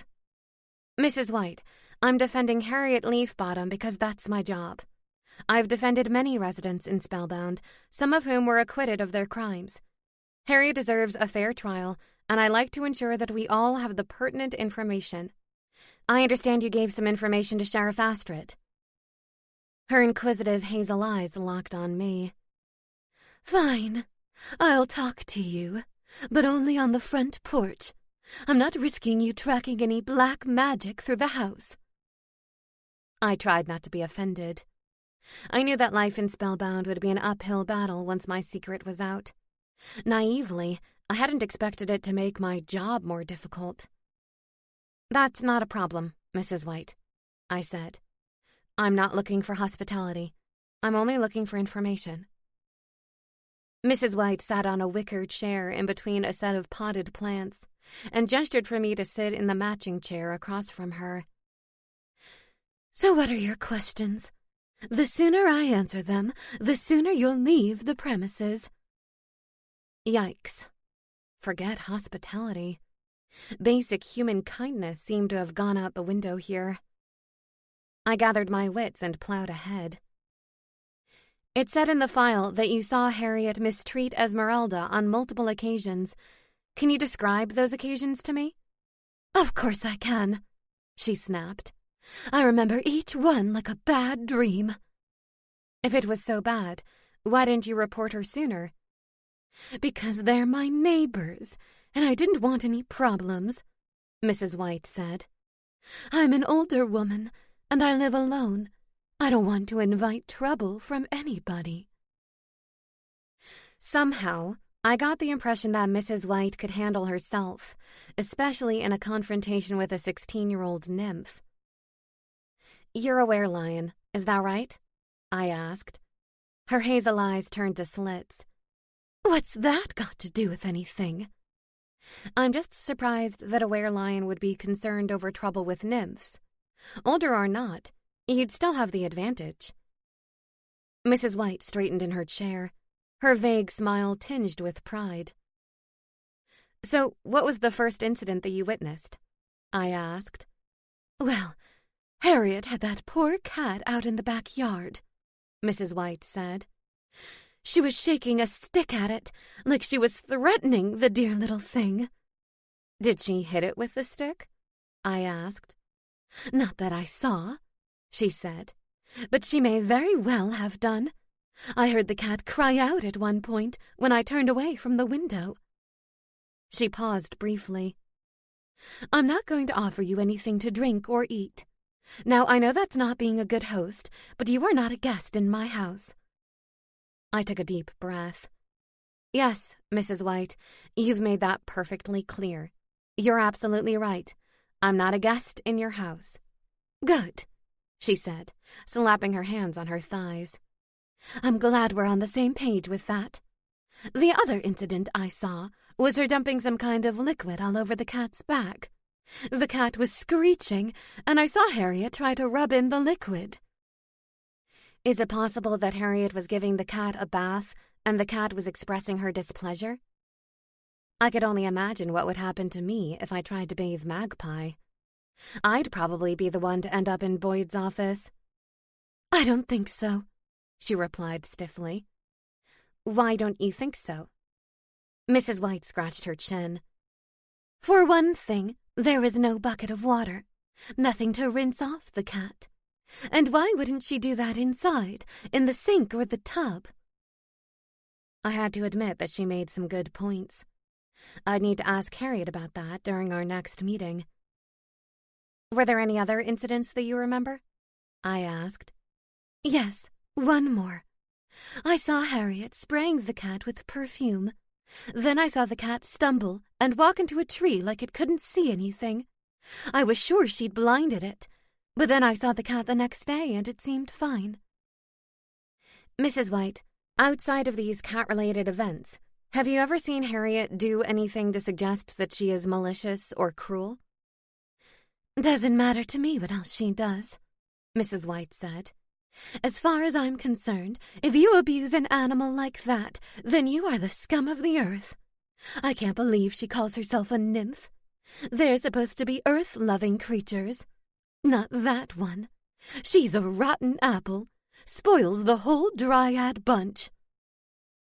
Well, there'd be no convincing Mrs. White. I could tell that much. No doubt she was voting for Hugo. "Thank you for your time, Mrs. White. I appreciate it. If I have any more questions, is it okay to call on you again?" Mrs. White peered at me. "As long as we sit out here on the porch, it's fine by me." What a delightful woman. Goodbye, Mrs. White. And good riddance. "You want to do what?" Millie stared at me like well, the way she usually stared at me. Like I was an idiot. I'd waited until Professor Holmes left the classroom to spring my request on the other witches. "I only need 1 hour," I insisted. Milton Braun's funeral was the perfect opportunity to observe mourners and look for clues to his murder. "Just ask Demetrius to keep an eye out for odd behavior," Laurel said. "Or ask Astrid to attend." "I'm sure Astrid is planning to be there," I said. "But she's going to be feeling self-conscious, and I think it might distract her from a detailed observation." Vampire funerals were notoriously primal. A young blonde Valkyrie would be like a red flag to a bull once the funeral party got going. It was a risk for Astrid to put herself in the middle of a building full of rowdy vampires, sheriff or not. "Being invisible is the best option," I said. "I can look for suspects, and if things get out of hand for Astrid, I can help." "Help how?" Sophie inquired. You'll be invisible. Yes, but I'll still have access to my magic, I said. I don't need a wand, remember? My type of magic wasn't as reliant on a wand and grimoire spells as regular witchcraft. One of the perks of being a sorceress. I don't like this plan, Begonia said. I didn't even want to do it when you snuck into Elsa's house to find the obsession potion, but I went along with it because it was Daniel. Finding Milton's murderer just doesn't have the same importance to me. I gaped at her. Begonia, I appreciate your support with Daniel, but the fact that a murderer is roaming free in Spellbound should be important to you as well. At this point, we have no idea why someone killed Milton. Citizens are pointing fingers at the other two candidates. It's bad for town morale. Begonia's gaze drifted to her shoes. I'm sorry. I know that sounded harsh. It's not that I don't care, but I do care about you. You don't want to keep doing spells that are dangerous. The invisibility spell had the potential to trap me in the intangible realm until I faded away completely. It's only an hour, I said. Enough time to let me observe the funeral party. If one of you waits for me down the street, I'll come straight to you and you can make me visible again. Easy peasy. The other girls exchanged uneasy glances. I would love to help, Laurel said, but I won't be allowed out that late. I'll stay, Sophie said. I'll hang out at Broomsticks and wait for you there. Millie rolled her eyes. Fine, I'll go too. We can't rely on Sophie to bring you back. What if she messes it up and makes you both invisible? Sophie glared at Millie. I'm not as clumsy as I used to be, you know. I'm getting much better. You are, Soph, Begonia said, patting her friend on the arm. We've noticed, and we are all very proud of you. What about you, Begonia? I asked. Are you in? To be honest, I kind of want to be invisible too, so I can go with you, she said. I would love the opportunity to observe vampires without detection. Correction, Millie said. You want to be able to observe Demetrius hunt without detection. Begonia smiled. He is easy to observe. Except I doubt very much he's a suspect, I said. So I don't think I'll be doing much Demetrius watching. Even so, you know I'm in, Begonia said. Anything for you, Emma. Thanks. Remedial witches are the best, I said. Meet me at Broomsticks at sundown. We'll watch the funeral procession through town first, and then you can do the spell. Sounds like a plan, Sophie said. It did, which was exactly what worried me. I knew what they said about the best laid plans. The four of us stood outside Broomsticks as the sun began its descent. I heard the clanging of the bells and watched as the sea of dark red cloaks swept across the main street of Spellbound. I'd only seen one vampire funeral procession since my arrival in Spellbound, and that was Gareth's. It had been a haunting and beautiful scene, not much different from this one. The vampires wore their red cloaks as a symbol of mourning. At least, this time, I recognized far more vampires than I had during Gareth's funeral procession. Demetrius, of course, but also Lord Gilder, Dr. Hall, Samson, Edgar, Killian, and a host of others. Is it weird to say this is one of the most beautiful events in town? I asked. The scene was mesmerizing. I understand what you mean, Begonia said. It is very atmospheric, Sophie agreed. I'd love to hear what you think of the party afterward. I've heard that some of the vampires go wild. I truly hoped not. I didn't want Astrid in any danger just because she was trying to do her job. After all, she was investigating a vampire's death. You would think they would be respectful enough to leave her alone. Demetrius noticed us as he walked past and gave me a tiny nod. I felt Begonia's fingers dig into my arm. Did you see that? He nodded at me, she said breathlessly. I was fairly certain he was looking at me, but I said nothing. I knew how much Begonia liked him, and there was no point in correcting her. "Isn't that your therapist?" Millie asked, pointing to the crowd.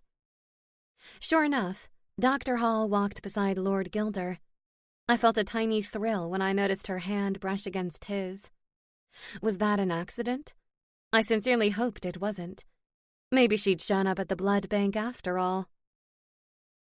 When the last red cloak disappeared at the end of the street, I faced the girls. "Okay, ladies, it's showtime." We retreated into an empty aisle in broomsticks, and the girls set to work making me invisible. "Now don't forget," Millie said. "There's a Cinderella element to it. We've set a timer this time, so there's no chance you'll get stuck. If you're not out in 1 hour..." I turn into a pumpkin? "Worse," Millie said. "You turn visible again, in the middle of a vampire-feeding frenzy." I waved her off. "You worry too much, Millie. I'll be in and out in no time. It probably won't even take me an hour to observe everyone in attendance." "Famous last words," Sophie said. "Be careful," Begonia said, and I saw the look of concern in her blue eyes. The spell seemed easier this time, probably because we had done it so recently. "See you in an hour," I said, even though I knew they couldn't hear me. I made my way over to Underkoffler's funeral home. Pyotr Underkoffler was a vampire and the town undertaker. He'd given me a creepy vibe the first time I'd met him, and my opinion hadn't changed since then. Lucky me. He was the first vampire I saw when I entered the building. The marble floor was just as glossy as I remembered. My first instinct was to hide behind a potted plant until I remembered that I was invisible. I tried to walk with confidence through the foyer until I reached the room with the mourners. Astrid's blonde head stood out like a beacon in the darkness. The first thing I noticed was how uneasy she looked, which was highly unusual for the kick-ass Valkyrie. Part of me wished Britta had accompanied her, but I knew that in a situation like this, Britta could be more of a hindrance than a help. I listened as vampires spoke in low tones around me. If anyone was speculating about Milton's murder, I wanted to hear it. "Carolina looks remarkably calm," someone whispered. I followed the vampire's gaze to where Milton's wife stood at the front of the room beside the casket. She wore a black pantsuit with glittering jewels around every available body part. Her throat, wrists, and ears. Her red cloak was draped over her arm. I threaded my way through the cloaks to get a better look at Carolina Braun. Although I agreed that she looked calm, there was a sadness behind her eyes as she gazed down at her husband's body. There were no tears, but I didn't judge her for that. I knew grief took many forms, and not all of them involved public displays of histrionics. I would never use that as a measure of someone's love for the deceased. A familiar figure came and stood beside Carolina. "How are you holding up, Lena?" Dr. Hall asked the widow. "As well as can be expected," Carolina replied, her gaze still fixed on her husband. I noticed that she held his lifeless hand, and it tugged at my heartstrings. "You know my door is always open if you want to talk," Dr. Hall said. "We'll come in for drinks and we'll chat about old times." "With as many experiences as you've had, Catherine," she said. "You've never buried a husband. I'd like to see you top this one." Her lips formed a wry smile. "I may not have buried a husband, but I have buried a great love," Dr. Hall replied. I knew the great love she meant, because she'd spoken of him during one of our sessions. It was one of the reasons I really hoped that she and Lord Gilder would make a go of their relationship. They both deserved happiness, and if they found it with each other, all the better. "I appreciate you coming," Carolina said. "It is wonderful when our community comes together.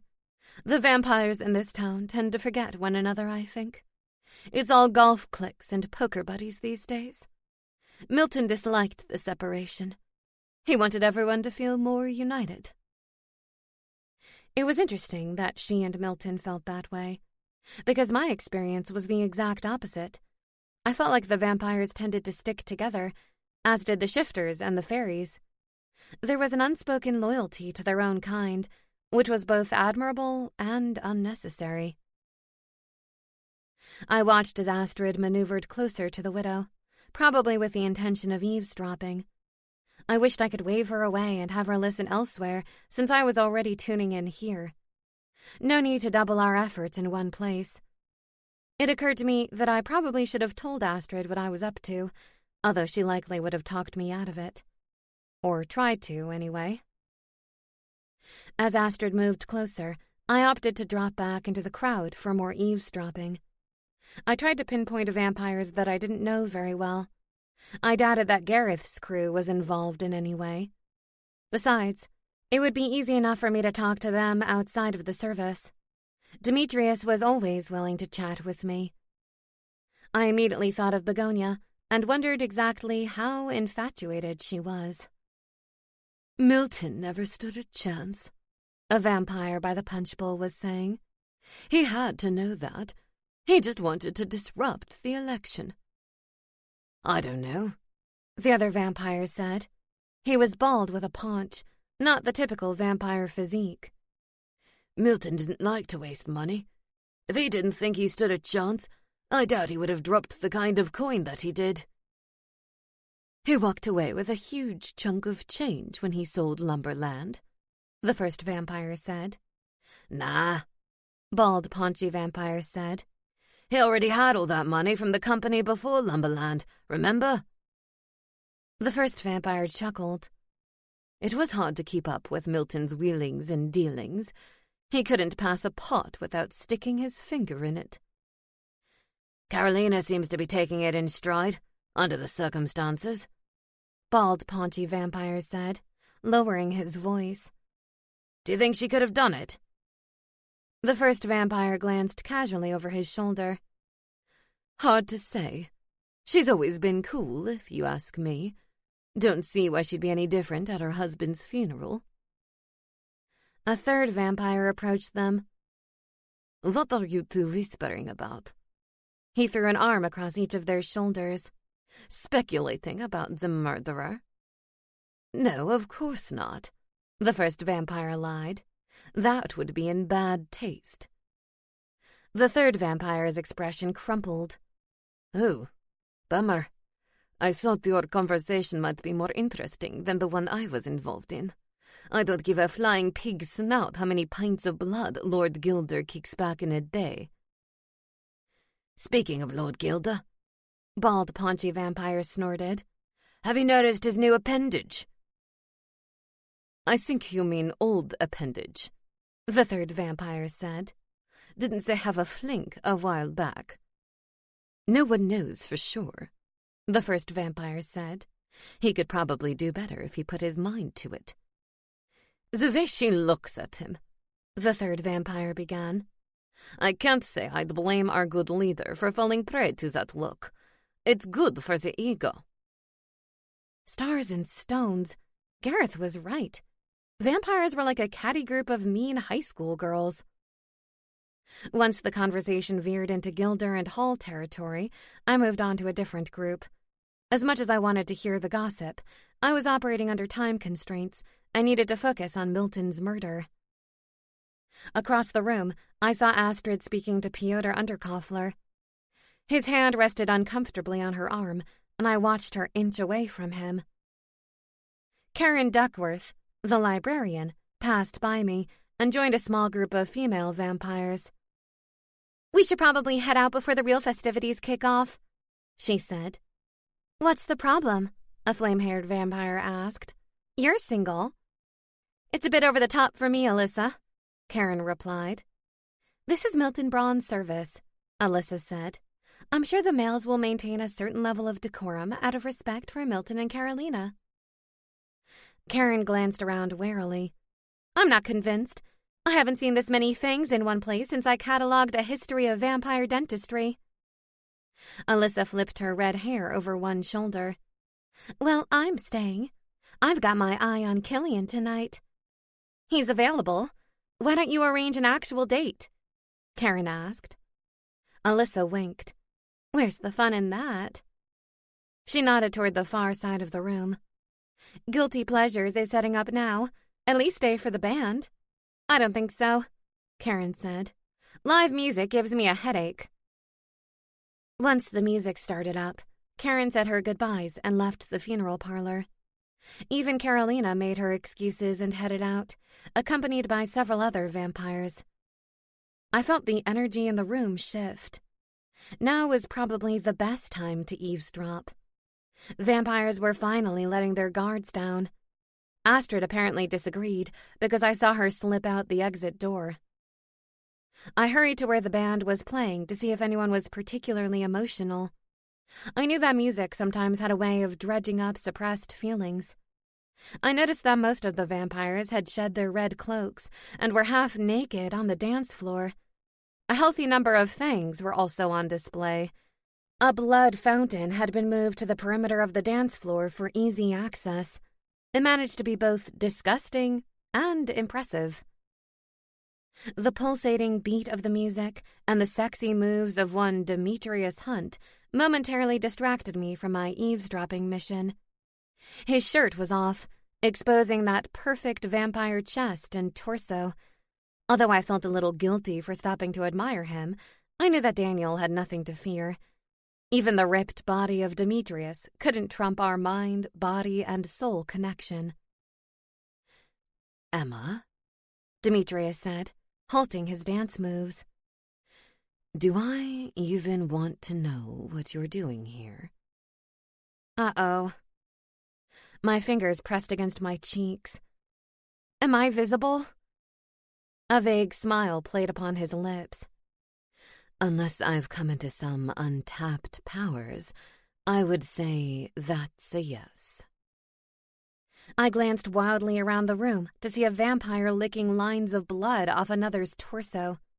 Vampire body shots. Things were quickly spiraling out of control. I should probably go, I said. A large vampire moved to block my path. Why would you go now, when the fun is just getting started? I stared up at him. He was at least 2 inches taller than Demetrius, with dark hair and an overly muscular build. I jumped back when his fangs popped out. Demetrius gripped the larger vampire's arm. I don't think so, Byron. Annoyance marred Byron's lumpy features. Since when are you in charge? He shook off Demetrius's grip and pulled me toward him so fast I scarcely had time to draw breath. Bite her, and you'll be making a regrettable mistake, Demetrius said in a low, threatening tone. Byron met Demetrius's steady gaze. She's placed herself in the middle of a vampire funeral party. What did she expect to happen? Wow. Talk about the vampire version of slut-shaming. Demetrius's nostrils flared. Release her now, Byron, or I will drag you in front of Lord Gilder and have you explain why you attempted to assault one of his favorite Spellbound residents. Byron's hand grew tighter around my waist. I focused my will and imagined my body growing hot. Ouch! Byron cried and released me. He stared at me intently. You burned my hand. How did you do that? Don't you pay attention? I asked loudly. I'm a sorceress, you knucklehead. And while I appreciated Demetrius interceding on my behalf, I didn't need his help.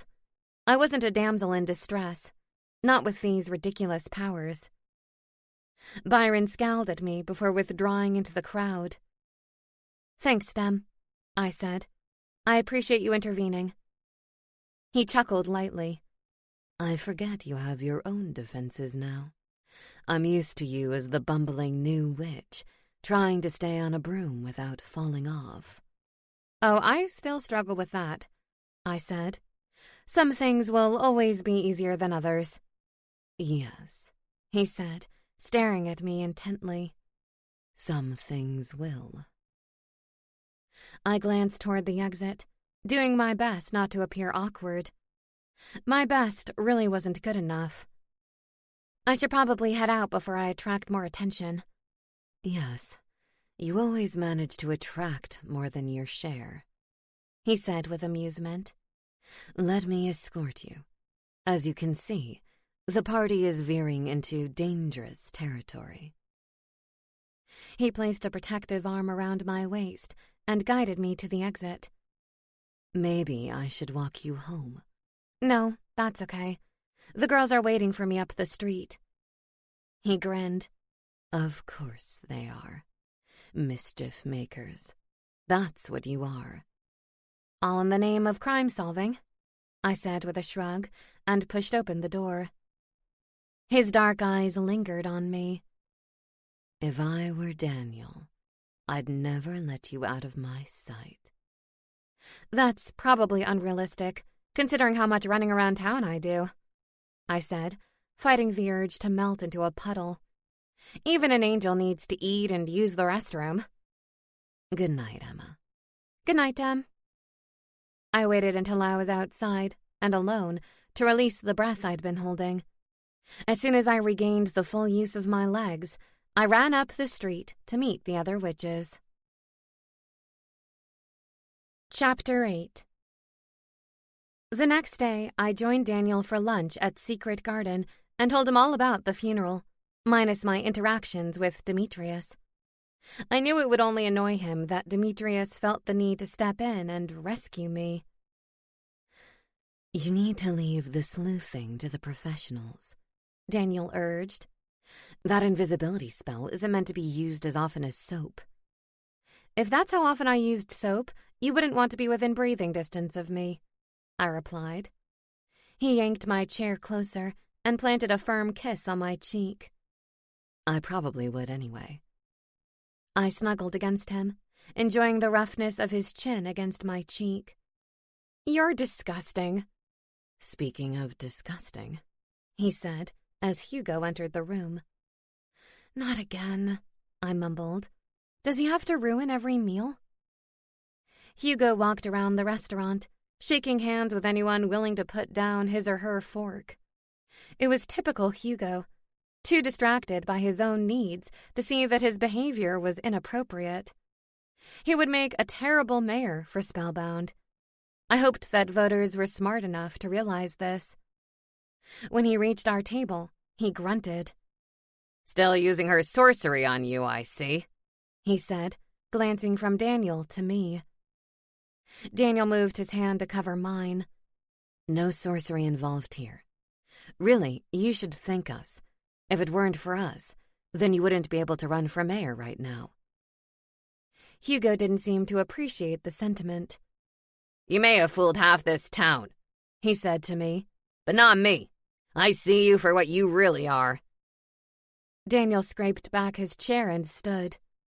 Daniel, I said quickly, please sit down. Hugo sneered. See? Even your girlfriend knows the truth. She doesn't want to bring attention to it. My blood was boiling, but I refused to give Hugo the satisfaction of making a scene. He was trying to bait me, to make me whip out some black magic and prove his point. He was such an idiot. I didn't even know any black magic. One of his volunteers approached the table and handed me a button with Hugo's face on it. I accepted it graciously. Thank you so much, I told the volunteer. I know exactly where I'll stick it. I smiled innocently at Hugo. His nostrils flared, and he stomped away from the table, trailed by his volunteer. Daniel and I exchanged amused glances. Please tell me there's no way he'll win, right? I asked. People aren't that foolish, I hope. Daniel blew out a breath. I certainly hope you're right. You never know, though. It was the reason I wanted you to hide your origin. People have a funny way of processing information sometimes. He'd been right about that, too. Although life had calmed down somewhat since my secret was revealed, there was still uncertainty surrounding me. Thankfully, my friends were as supportive as ever, and that meant the world to me. Speaking of your origin, Daniel said, have you had any more dreams about your mother? I told Daniel about my recurring dream and my recent experience with Dr. Hall. I wonder if you're having the dream now because your subconscious is processing who you really are and trying to make sense of it, Daniel said. I gave him an appraising look. Look at you, Mr. Psychology. Maybe I should be lying on your couch and talking. He grinned at me. If you were lying on my couch, then we certainly wouldn't be doing any talking. Heat rushed to my face, and he laughed. It's such fun to make you blush. I'm glad someone's enjoying himself. I folded my arms across my chest. He tapped me gently with his foot under the table. And now you're pouting, which makes you even more adorable. I need to meet the girls at the secret lair now, I said, noting the time. We'd agreed to work on our special project again this afternoon. There will be no lying on couches until tonight. Daniel arched an eyebrow. Tonight? Is that a promise? I blushed again. I'll come by around 8. I'll even plump the cushions for you, Daniel said with a mischievous wink. Laurel came bursting into the secret lair, her eyes blazing with excitement. Did you sneak a latte from Brouhaha again?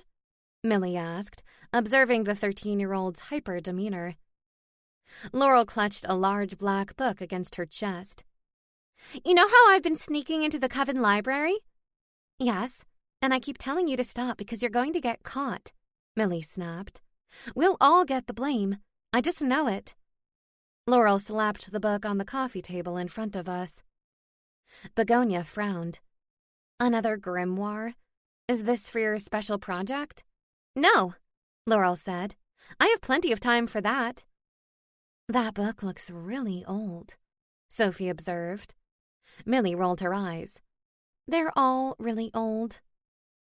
Laurel flashed a broad smile. I've been reading through them for fun. Millie snorted. Of course you have, because that's normal for a girl your age.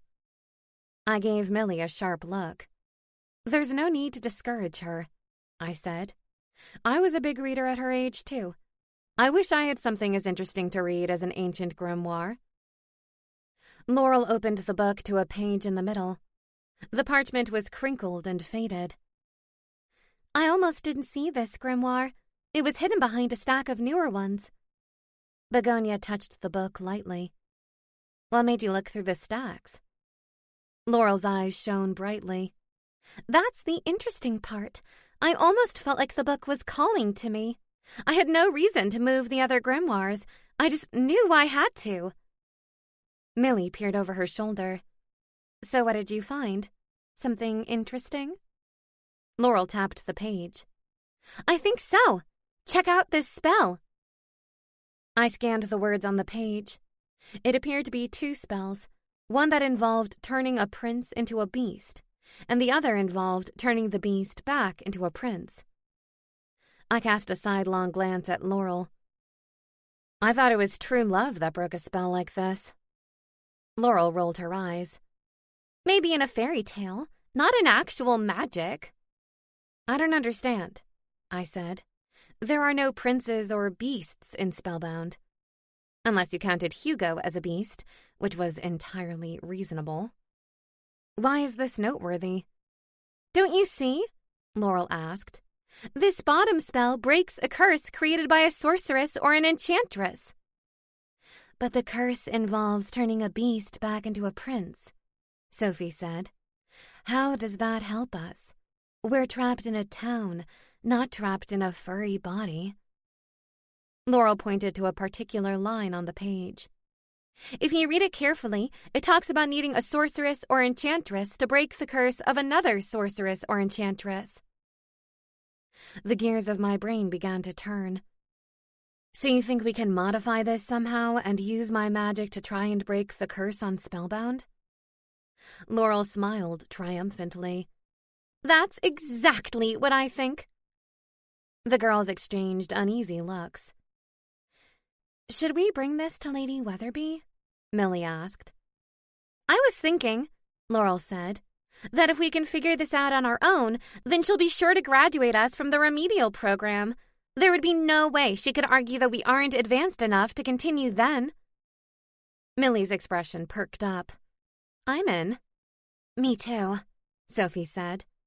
Begonia studied me carefully. Shouldn't we get Emma's opinion first? After all, she's the one who needs to perform the spell. Everyone stared at me. I'm already working one-on-one with Lady Weatherby to develop my sorcery skills, I said. You want me to work on this in secret? Laurel bit her lip. It's up to you, I guess. It might be a lot of pressure if the whole town knows what we're up to. If we tell Lady Weatherby, then she'll be obligated to bring the information before the coven. Good point. Begonia hugged herself. Can you imagine what this would mean? If we break the curse, then we could see the world. We could leave Spellbound. Would you want to? Sophie queried. Leave Spellbound, I mean? This is my home. I wouldn't mind taking a vacation beyond the Pocono Mountains, but I would never want to leave here permanently. I would, Laurel said quickly. I want to see life in other countries. I want to meet witches in covens around the world and see the kind of magic they do. If that's what you want, Laurel, I said, then I want that for you. Millie elbowed Laurel out of the way to examine the book. So what do we need to do next? How do we modify the spell? Laurel pursed her lips. I'm not exactly sure yet. I figure we can leave the grimoire here since no one will notice it's missing, and I'll work on a modification here in the secret lair. Begonia clapped her hands giddily. It will be our after-school activity, the Break the Curse Club. We'll call it Operation Border Buster, Sophie said. We don't need to name everything we do, Millie scoffed. It's so juvenile.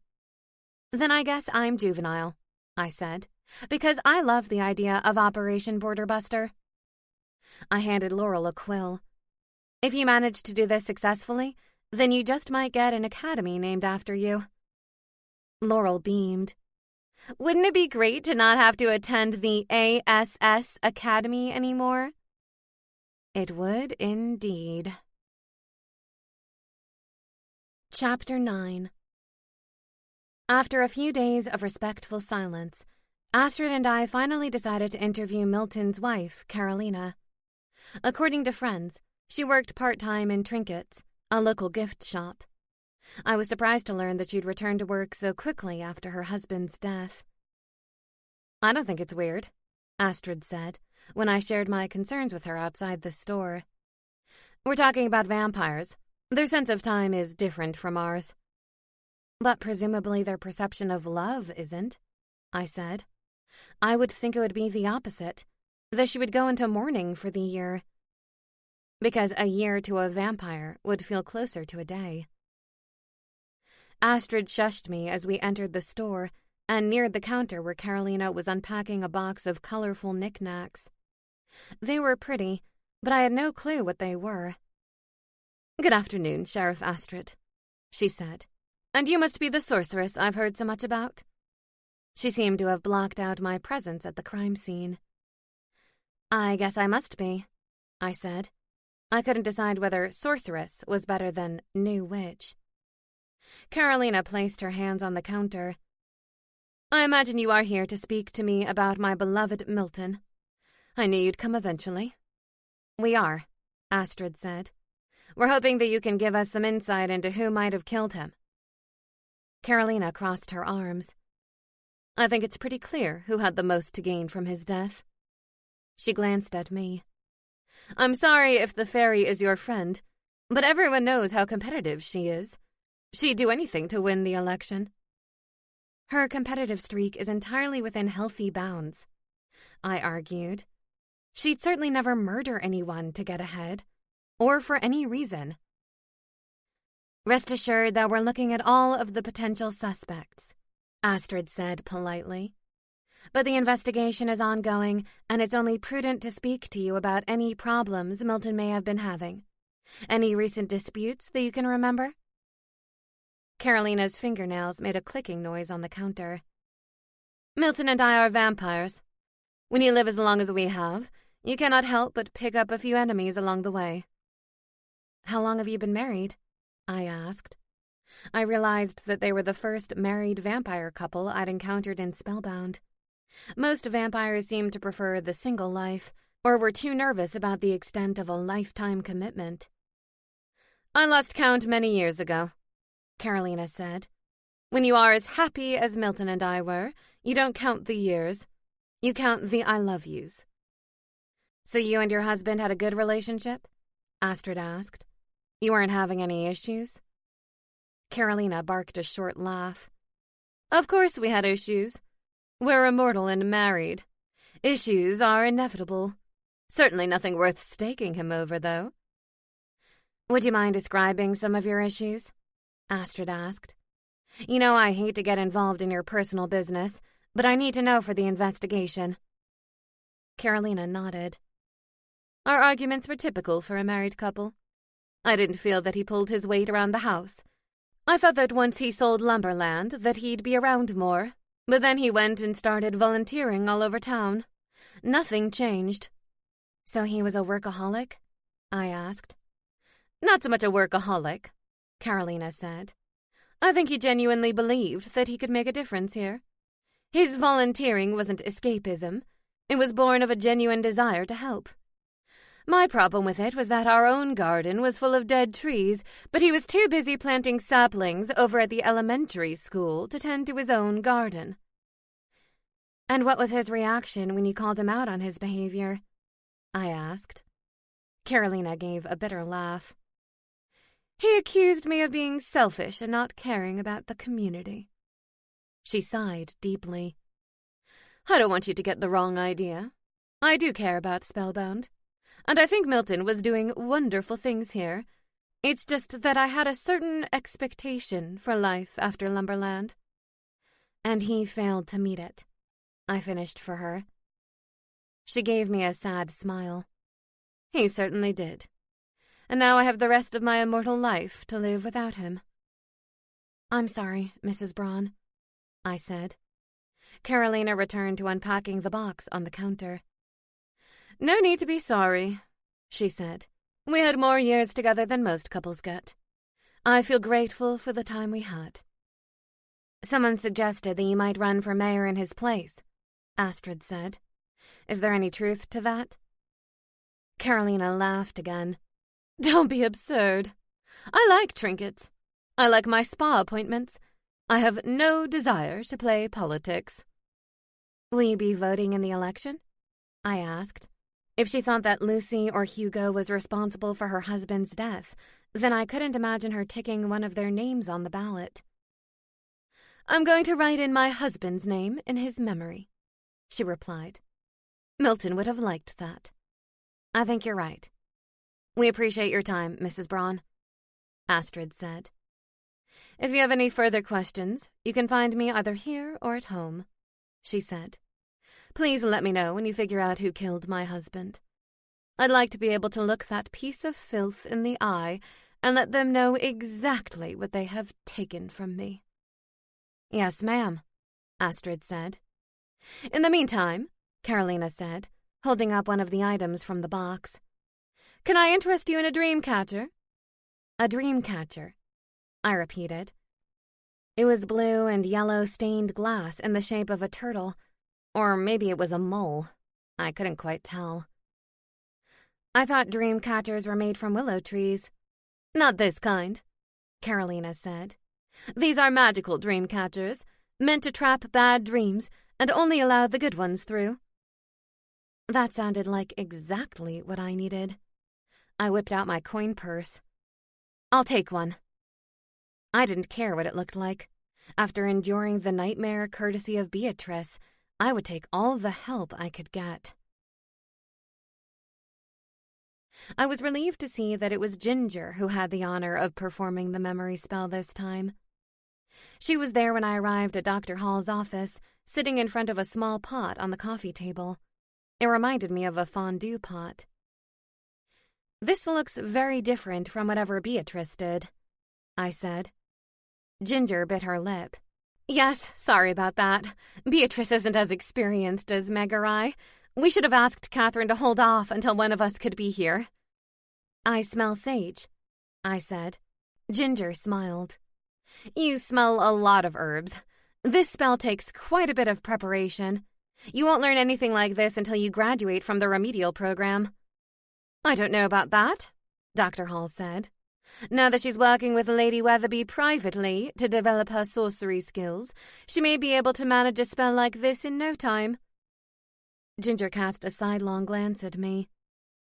It isn't a spell you should ever try on yourself, you know. I plopped down in the chaise lounge. Don't worry, I have no plans to try a spell on myself.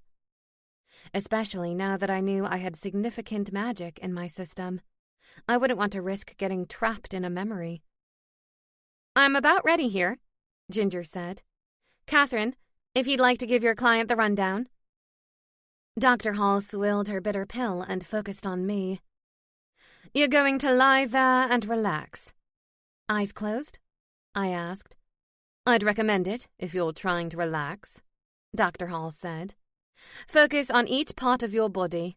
Start with your toes and imagine them relaxing. Then work your way up all the way to your head. Feel each muscle relax as you focus on it. Sounds similar to yoga relaxation techniques, I said. Where do you think I stole it from? Dr. Hall sniffed. Now close your eyes and get to it. Yeah, nothing is relaxing like orders from a scary vampire, I mumbled. The aroma from the pot drifted to my nose. I smelled a hint of rosemary and even a little basil. My mouth began to water. I was hungry. Hopefully I'd be eating cookie dough batter in a few minutes if the spell worked. In a moment, I'm going to spread some of this mixture on your forehead, Ginger explained. Just continue to relax and breathe deeply. I'll be chanting quietly over you. Okay, I said. What will you be doing, Dr. Hall? I'll be listening and observing, she replied. Oftentimes, the client recites what's happening in the memory or the dream out loud. It helps to know whether you're in a safe place. You mean not trapped in a stone room with no windows or doors? No, sometimes if it's reliving a traumatic memory, she said. Then I might need to pull the client out of the dream if it gets too overwhelming. Well, that's not the case here. I just want to see my mother again and figure out whether this is actually a memory. Hush now, Ginger said. I'm ready to start. I kept my eyes closed while Ginger smeared the potion across my forehead and chanted quietly under her breath. I picked out an occasional Latin word, but her words were otherwise unintelligible. I felt myself begin to lose consciousness. I tried not to be too hopeful about seeing my mother or fearful of returning to the stone room. Focus on the imagery now, Dr. Hall said. Remember your parents' kitchen, what it looked like, the details. It was easy to remember. The walls were painted yellow with tiny blue flowers. It struck me that I had chosen a blue and yellow pot from the Mad Potter to display on my mantel, and a blue and yellow dream catcher. I wondered whether they were subconscious decisions because of the kitchen. The stove is hot, so please be sure not to touch it, my mother's voice said. My mother. She stood at the butcher block countertop beside 3-year-old me. She wasn't as tall as I remembered, probably because I was viewing her now from my adult height. She was about 5 feet 5 inches tall, with an abundance of freckles. I moved to where I could better see her. Stars and stones. She was so pretty. Her hair was a deep chestnut with a hint of red. Her almond-shaped eyes were a rich brown color, so different from my own green eyes. She still had a softness to her, the way she looked at me. Her eyes were tinged with love. Can I lick the spoon now? Little me asked. Oh, how I love to lick the spoon even now. Not quite yet, my mother said. We need to finish putting the cookies on the baking sheet." "Can I do that?" I asked eagerly. Spells. I was an eager helper even back then. My mother smiled down at me. "Of course, Emma. You're my little helper." Emotions stirred within adult me as my mother showed younger me how to scoop the batter from the bowl with a tablespoon and plop it onto the baking sheet. Even when I made a mess, she didn't scold me. Instead, she laughed and cleaned it up with a swift move of her finger. "As soon as the oven beeps, then we'll slide the tray in," she told me. I nodded at her with solemn eyes. "Now can I lick the spoon?" persistent little me asked. She patted my head. "Yes, Emma. Now you may lick the spoon." She handed it to me as the doorbell rang. I watched as my mother wiped her hands on her apron. "Now stay here, and remember not to touch the oven because it's hot. I'll be right back." I knew that I would obey her. I always did. Adult me followed my mother through to the living room and the front door. The living room was a little shabbier than I remembered. The furniture looked well used, and there were scratches and dents in the table. I didn't remember being poor, but we clearly didn't have a lot of money. My mother opened the door, and the first thing I noticed was the look of shock on her face. Not a friendly neighbor, then. "What are you doing here?" she asked in a low voice. "I want to see her," a female voice replied. "You know you can't. You shouldn't even be here. It's too dangerous." I moved behind my mother to catch a glimpse of the unexpected visitor. I didn't recognize her. She had medium brown hair and green eyes like mine. Like mine. I stared at her. It wasn't just her eyes that were like mine. In fact, she looked remarkably like I did now. Although she was taller than me by a couple of inches, we shared the same coloring and build. Her lips were slightly fuller than mine, giving her a more sensual look. "I've heard rumors," the woman said. "They have worried me greatly." "We've heard them too," my mother said. "We're taking precautions. You coming here creates risk. I have to ask you to leave." The visitor shook her head adamantly. "Please, let me see her now that I've come all this way." My mother moved to shut the door, but the woman's hand shot out before she could close it. "Go away, Luna. Don't make me use my magic," the woman warned. "You know I can best you under any circumstances." My mother stiffened. "Don't threaten me. You wouldn't dare harm us. My husband and I have raised her like she's our own. We love her." I stood there in shock. Like I was their own? But I was their own. Jerry and Baron Hart. My parents. "You have done well by her," the woman said, "and I owe you a great debt." "You owe us nothing," my mother spat. "She's our greatest joy in life. We would do it for nothing." "One glance and then I swear I'll be on my way. You will never see me again. You have my word." "I said no," my mother said, her voice now rising to a shout. She pulled a wand from her waist and held the tip of it against the woman's throat.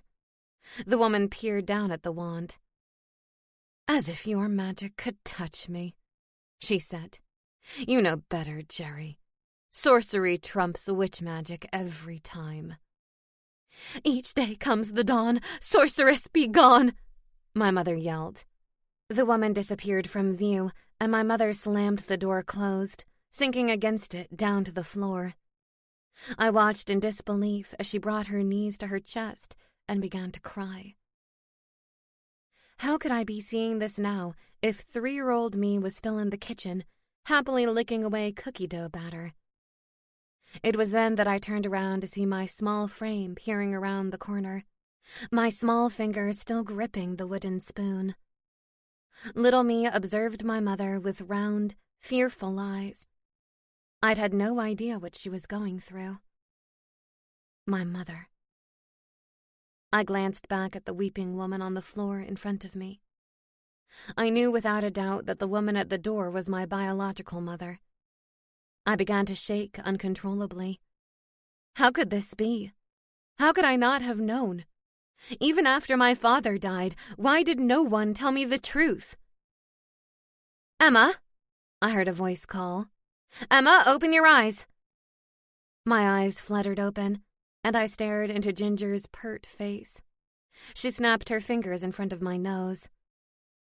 "My mother," I murmured. Ginger smoothed back my hair. "Your whole body was seizing. We had to get you out. Are you okay?" I shook my head and squeezed my eyes shut again. "No, Ginger." I swallowed hard. "In fact, I don't know if I'll ever be okay again."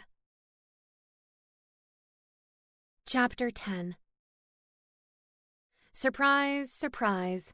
Hugo was not happy about his status as a suspect in the investigation. "This is an outrage," Hugo growled. "Voters are well aware that you're speaking to me about the murder. It's going to cost me votes." Astrid placed her hands on the table and leaned forward, getting as close to his angry face as she dared without inhaling his putrid breath. "And voters also know that we're speaking to Lucy Langtry as well. You were the sheriff, Hugo. You know perfectly well that we need to speak to anyone with a motive and opportunity for murder." She pushed back away from the desk and folded her arms, regarding him carefully. "Yes, I was the sheriff, and you were my deputy," he said. "So let's not forget that I was your boss for many years. I know how to do this job better than you ever could." "If that were true, then you would be sitting in my office right now," Astrid said. I nearly applauded at her refusal to be intimidated by the centaur. "You need more than a motive to hold me," Hugo said. "What else have you got?" Astrid cocked her head slightly. "We've got hoof marks near Milton's body. Fresh ones. We've got eyewitnesses who put you with Milton not long before the murder. How's that?" The centaur glared at her. "Of course my hoof marks were near the body. Of course witnesses saw me talking to him before his death. It was speech night. All 3 candidates were there, and Lucy has wings. She wouldn't leave any marks." "So now you're trying to frame Lucy?" I queried. "It's one thing to defend yourself, but it's quite another to try and implicate someone else as a diversionary tactic." Hugo turned toward me and glowered. "I don't need to address you. We all know you have no official role in this investigation. You're nothing but a busybody. I'll not go to Spellbound prison thanks to an amateur sleuth." "You didn't object to my involvement when it meant helping you solve a case," I said. Okay, that was not entirely true. In truth, he'd objected to my involvement all the time. He seemed to enjoy taking the credit for apprehending criminals, though. "I'll speak to Astrid because I have to," he said tersely. "But I won't answer any of your questions." Astrid narrowed her eyes. "First of all, you will address me as Sheriff Astrid and give me the respect that I am due. Second of all, if you won't answer Emma's questions, then she'll simply tell them to me and I will ask you. So we may as well cut out the middleman and make life easier. Got it?" Hugo stiffened. "What other questions do you have?" "What did you speak to Milton about on speech night?" Astrid asked. "I asked him to consider withdrawing from the race," he replied. "Why? Because you thought he was taking votes away from you?" I asked. Hugo refused to address me directly. He continued to look at Astrid. "The feedback my campaign manager was getting was that Milton's inclusion was hurting me in the polls. He thought it would be best if we could eliminate Milton." He frowned. "Okay, that was a poor choice of words. If we could convince Milton not to run and to throw his support behind me, then we would be in a much better position to win." "And how did he react to your request?" Astrid asked. "He said he would consider it, but not that night," Hugo said. "He wanted to be able to give his big speech. He'd worked hard on it, and he wanted voters to hear his message." He shrugged. I was disappointed when his body was found. I was pretty confident that he was going to withdraw after speech night. I choked. You were disappointed when his body was found? Do you even hear yourself? A centuries-old vampire died that night. He left behind a wife and devoted supporters. Yet you were simply disappointed because it inconvenienced your campaign. Hugo suppressed a smile. To be fair, it doesn't really inconvenience my campaign. I may not get his support, but I imagine I'll get his votes. Now it was Astrid's turn to smile. So you admit you had something to gain from his death? Hugo's expression clouded over. Don't play semantics with me. I couldn't say with certainty. We won't know that until the results of the election. He had a point. No one knew for certain whether Milton's supporters would throw their weight behind Lucy or Hugo. To some degree, it didn't matter, though. If Hugo believed that Milton's death would make a difference to his ability to win, then it didn't matter what the reality was. Am I finished? Hugo asked. I'm expected for a game of billiards over at the club. Of course you are, Astrid said. Same old Hugo. I suppose this is what constituents can look forward to if you're elected. Golf games and other leisurely pursuits. Not much different from when you were sheriff. She glanced at me. What are the rules for impeachment of the mayor? I shrugged. You'd have to ask the town council for the particulars. It seems to me that they just went through that process. And I wasn't sure how eager they would be to repeat it inside of a year. Hugo moved toward the door. I expect you'll be speaking to Miss Langtree soon. I hope you will show her the same lack of respect that you've shown me. The only one showing a lack of respect around here is you, Astrid said. In your tenure as sheriff, you showed a lack of respect for this whole town. The only one you've ever been concerned with is yourself. Hugo didn't bother to glance over his shoulder. He simply trotted out the door. We heard the slam of the front door as he exited the building. Astrid looked at me. What do you think? I drew a breath. You know him much better than I do. What does your gut tell you? I don't know, she replied. The evidence against him is decent. He had motive and opportunity. We established that. I hear what you're saying, I said. But we have to remember something. He was the sheriff. He knows how these investigations work. Although he was willfully incompetent, he was never stupid. You really think he would have left his hoof marks visible if he'd been the one to murder Milton? It would have been simple enough for him to cover his tracks. Do you think he didn't bother to get rid of any evidence because he was telling the truth? That he only spoke to Milton about withdrawal and then left him alive? Or he knew he would have this exact conversation, and so he left the evidence on purpose in order to make himself appear innocent, I said. Astrid groaned and pressed her fingertips to her temple. Stars and stones. You're hurting my head. What about any fingerprints on the post? I asked. Did forensics get back to you yet? Wiped clean, Astrid said. Hugo is right about one thing, though. Lucy wouldn't leave any tracks. She could have fluttered to him and away from him without leaving a single mark on the ground. But Lucy also wasn't seen speaking with him that night, I said.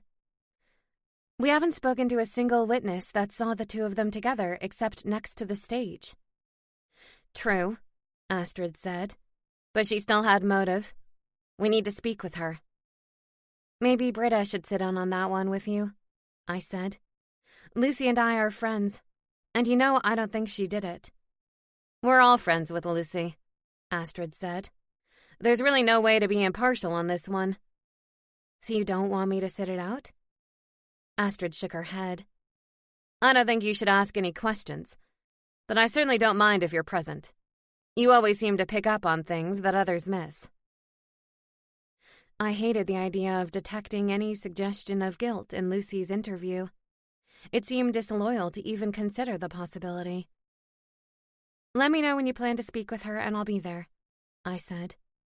If nothing else, it might provide Lucy with moral support to know I was sitting there. Who knew a mayoral election could be so exciting? Astrid said. If you think this is exciting, you should see elections in the human world. This whole thing is a cakewalk in comparison. Astrid's brow lifted. How is it that you still manage to be, well, you, in spite of all the craziness in the human world? I'm not sure exactly what you mean, but it sounds like a compliment, so thank you. Astrid laughed. Hugo would fit right in, wouldn't he?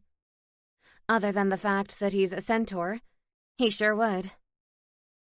The world was full of Hugos, minus the horns and horse's body. Then again, it was full of other types, too. That was a beauty of the human world.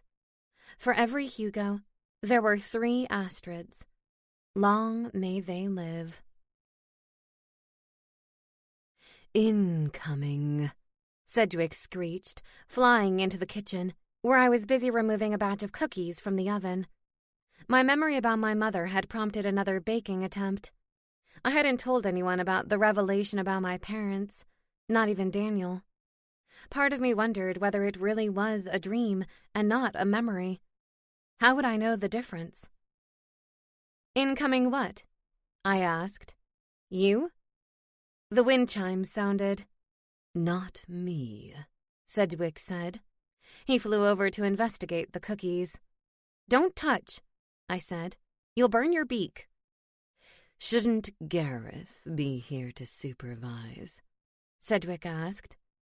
My hands flew to my hips. You sound concerned that I will burn down the house or something. I'm not that bad. No matter what Gareth would have everyone believe. I'll keep an eye on things in here while you answer the door, Sedgwick said. As long as it's eyes and not beak, I called over my shoulder. I opened the front door and was surprised to see Laurel by herself. Hey, I said. Everything okay?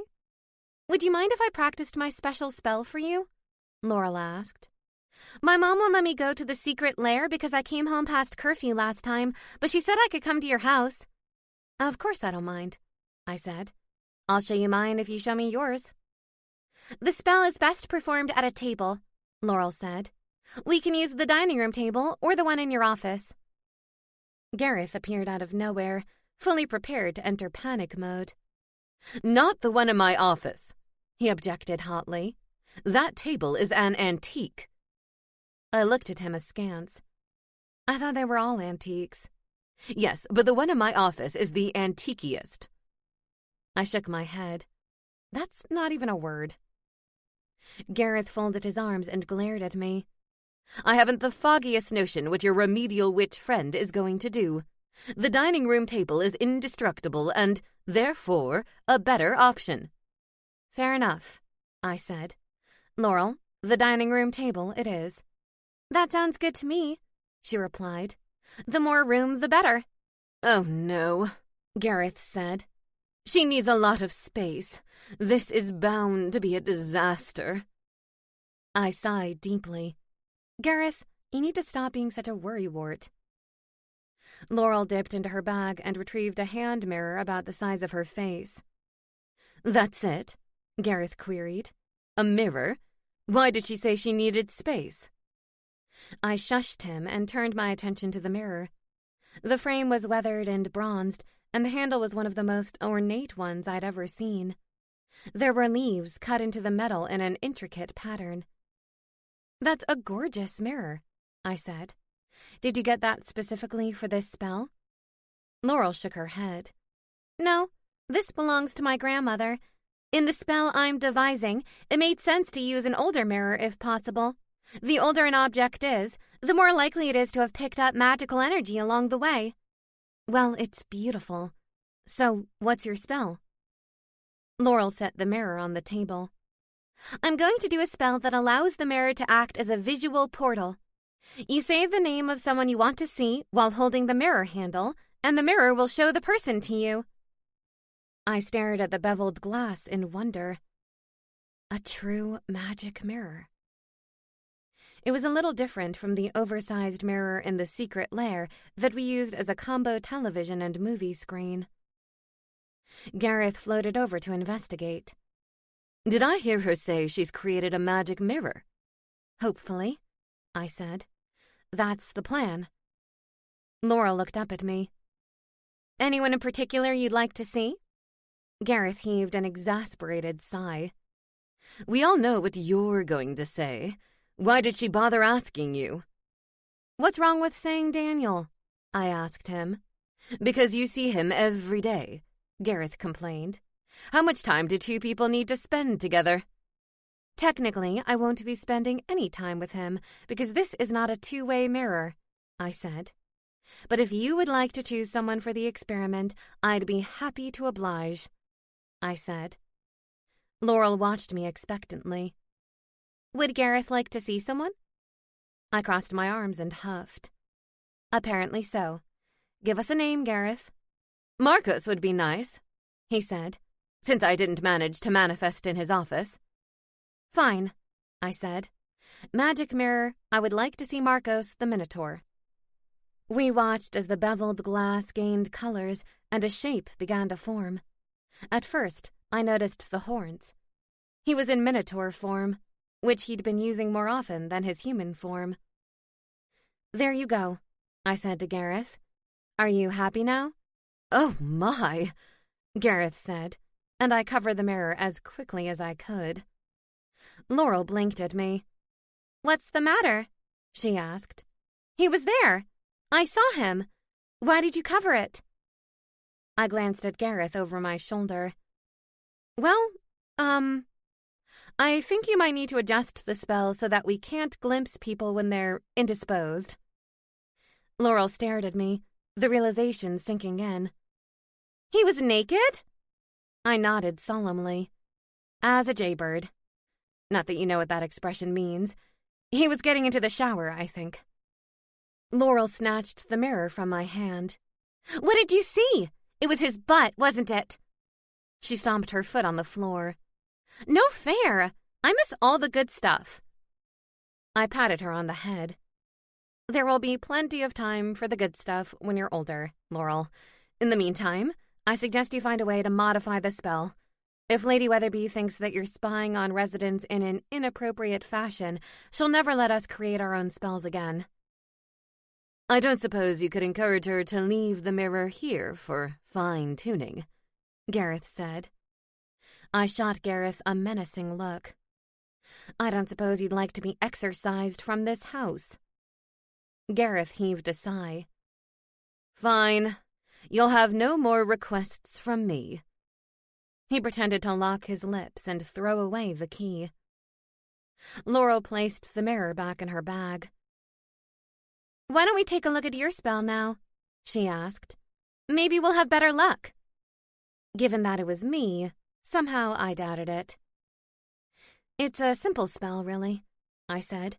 I just need parchment and a couple of quills. Ink? Gareth queried. You're messing around with a spell involving ink on my furniture. If all goes well, the ink will be on the parchment, not your furniture, I said. Why don't you practice your skills and bring me the supplies from the office? Gareth disappeared and returned in a flash with the requested items. He placed them on the table with surgical precision. You did it! I exclaimed. Now let's hope you're equally successful, Gareth replied, seemingly unconvinced. I retrieved my wand and performed the spell I'd written. The first quill dipped into the ink pot and then moved toward the parchment. As it touched down, the ink pot lifted into the air and dumped its contents all over the parchment, splattering droplets on the table. No! Gareth cried. He lunged forward, and his body went right through the wooden table and disappeared through the floor. Uh-oh, I said. That wasn't meant to happen. No worries, Laurel said, whipping out her wand. Clean-up spells are easy. I do them all the time at home. My mom hates a messy house. She focused on the blots of ink and said, Stains of ink, be gone in a blink. I watched as the table and parchment were restored to their ink-free appearance. By the time Gareth materialized, everything was in perfect order. "I suppose I need to work on that one a little more," I said. "Do us both a favor and practice somewhere safe," Gareth said. "Like the Grey Sisters' cave." I laughed. I bet that's the first time anyone described their cave as safe. "I've said and done many things I never would have imagined since you came to town," Gareth said. "Well, you did die before I got here," I pointed out. "You can't blame me for that." Although I had no doubt that he would if he could. Laurel sniffed the air. "Do I smell something burning?" My body jerked. "The cookies!" I ran into the kitchen, my mind racing. I'd taken the cookies out of the oven. What could possibly be burning? I stopped in the doorway, taking in the scene. Cookie crumbs dusted the floor. Sedgwick was perched on the counter, a guilty expression in his large owl eyes. The remaining cookies on the tray were burnt to a crisp. "I took them out of the oven," I said. "How could this happen?" Gareth appeared beside the oven. "Yes, but you didn't turn off the oven. The stovetop was still warm enough to continue heating the cookies." I smacked my forehead. "Sedgwick, why didn't you tell me?" Gareth noticed the messy floor. "Because he was too busy eating." He inclined his head.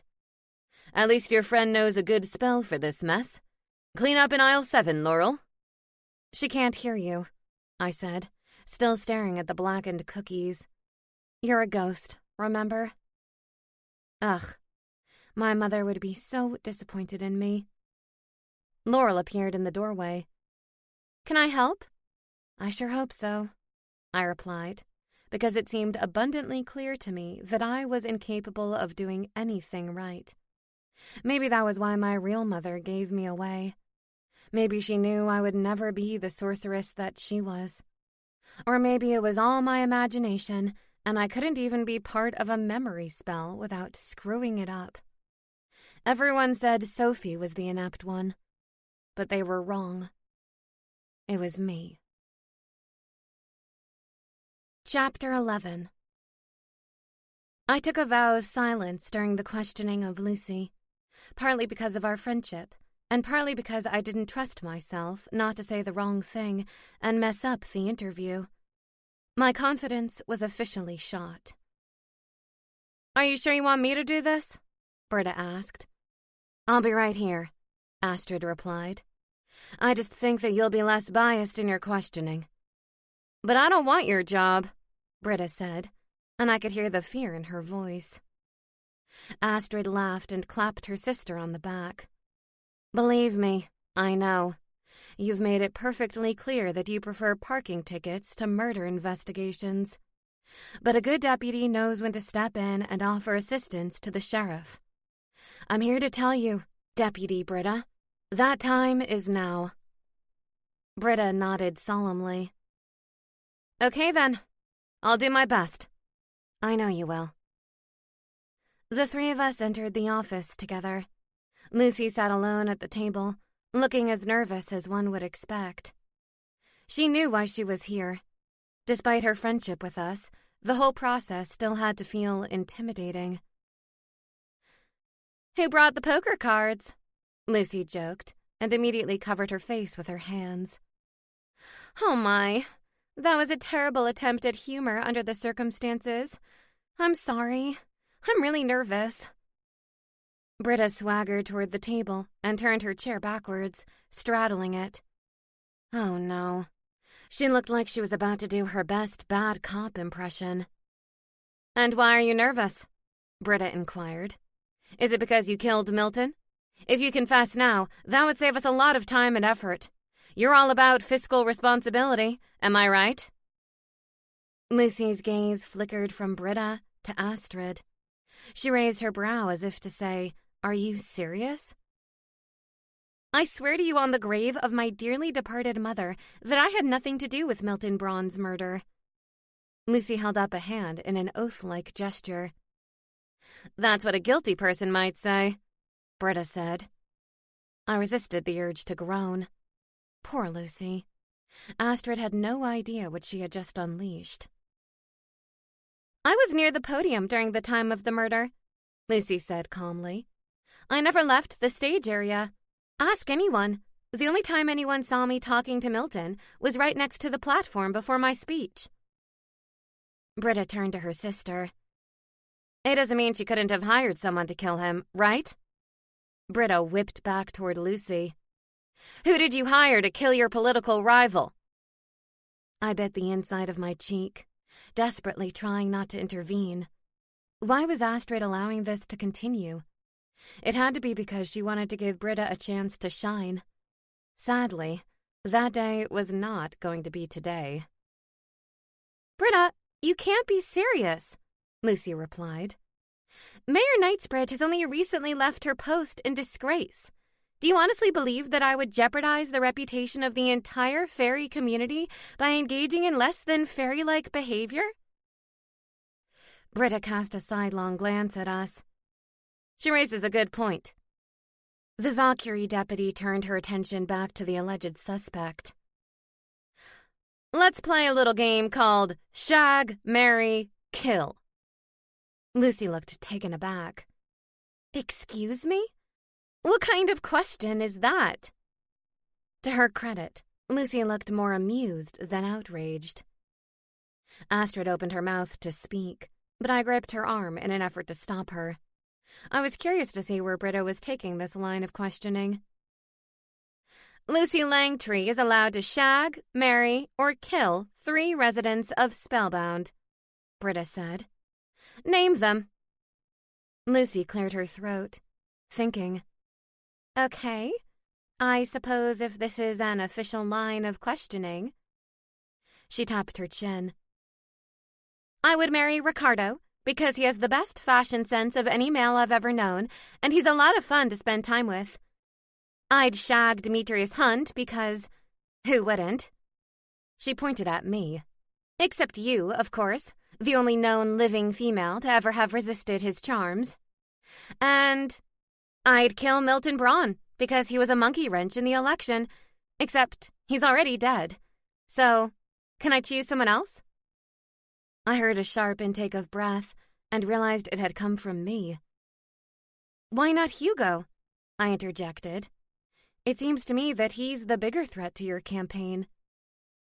Yes, but then there would always be tension with the part of the community that supports him. Milton would be the more sensible choice. I have a chance to build a consensus without Milton splitting the vote. Britta folded her arms and gave us a satisfied smile. My work here is done. I'm not admitting to anything, Lucy said. I'm just being honest with you, which is what I'm pretty sure you wanted. You're free to go, Lucy, Astrid said. Thank you for your patience. Lucy mustered a smile as she fluttered out of the office. Any time.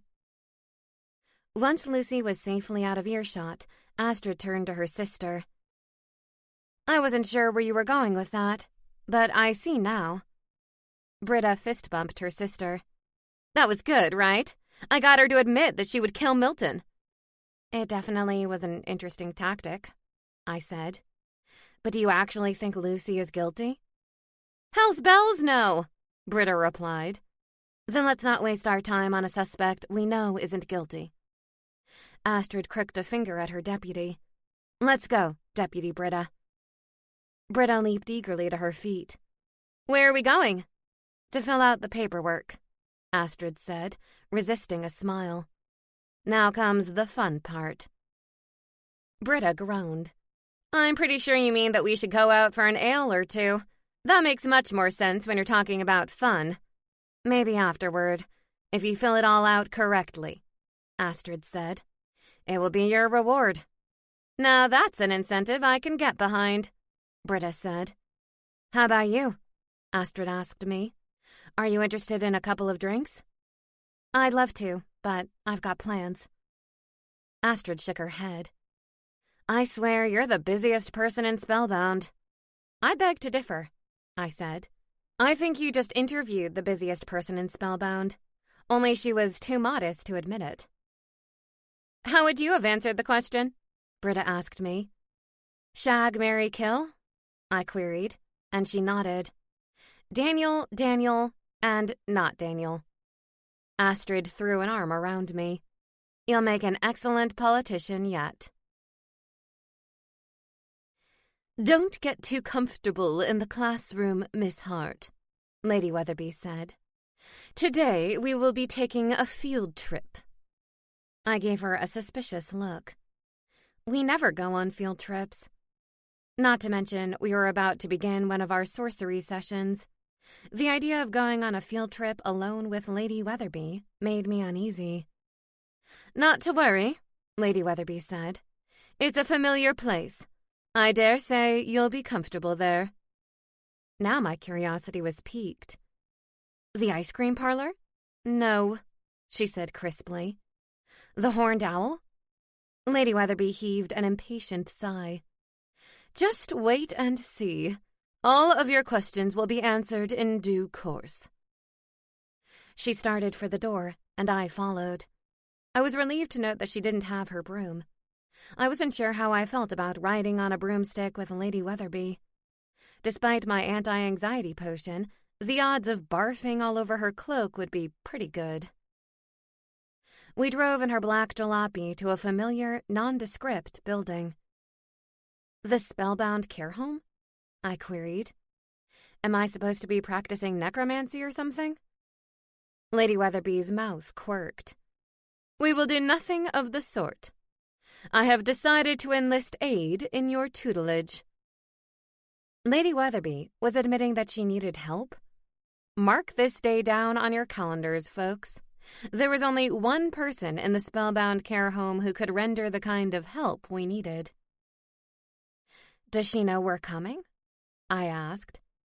Lady Weatherby vacated the jalopy. She does not.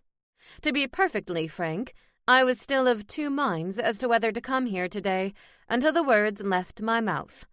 But your instruction is too important to leave to one witch. The responsibility is too great, even for me. Wow. Her words made me feel special and a little afraid of myself. We entered the front lobby of the care home and were immediately greeted by the receptionist. Please be sure to leave all wands and brooms in your vehicles, she reminded us. Not that I would forget. I nudged Lady Weatherby with my elbow. Did you bring her any offerings? Her jaw tightened. Do I look like an amateur to you? I am her daughter, after all. She patted her cloak and gave me a knowing look. If nothing else, I knew that Agnes would be happy to spend time with her daughter.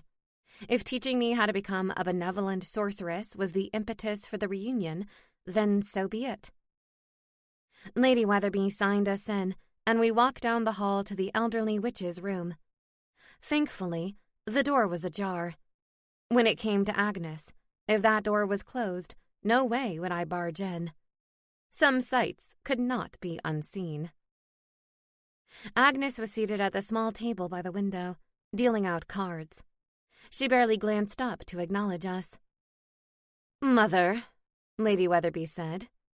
Greetings didn't come much cooler than that. Daughter, Agnes replied. I see you brought a bit of dark magic with you. Hey, I objected. Agnes knew me better than that. The old witch cackled. You're so easy to goad. Haven't you toughened her up yet, Jacinda Ruth? Or is that why you're here? Lady Weatherby bristled at the use of her given name. Miss Hart and I have embarked on a special program whereby I try to teach her how to use her sorceress gifts appropriately. Agnes set down the rest of her cards and stared at us. And you want my help? Interesting. That's the idea, I said. Apparently, with my powers comes great responsibility. Like Spider-Man. The witches frowned at me. Okay, so Spider-Man was not a common reference in this room. I thought you might enjoy the challenge, Lady Weatherby said. I know how you feel about idle hands. Oh, my hands are never idle here, Agnes said. I have a boyfriend and plenty of cards to keep these hands busy. Her face split in a wicked grin. "How is Silas?" I asked. "As horny and annoying as usual," Agnes replied. Lady Weatherby stiffened. "There is no need for vulgarity in my presence." "Prude," Agnes said. She eyed us both. "What? No gift?" Lady Weatherby produced a bottle from the interior of her cloak. "I was not raised by a fool." Agnes rubbed her hands together eagerly and approached the counter. "You pour. I'll get 3 glasses down, shall I?" Lady Weatherby held up a hand. "None for me, thank you." Agnes gave her a look that would have frozen the devil himself. "I said I'll get 3 glasses, shall I?" Lady Weatherby bowed her head, her antlered headdress slightly askew. "Yes, Mother." Well, well, well. This was going to be an interesting dynamic to witness. I watched as Agnes poured the amber liquid into 3 shot glasses. She handed one to each of us. "Now don't go puking in my bowl again," she warned me. "That would be my preference as well," I said.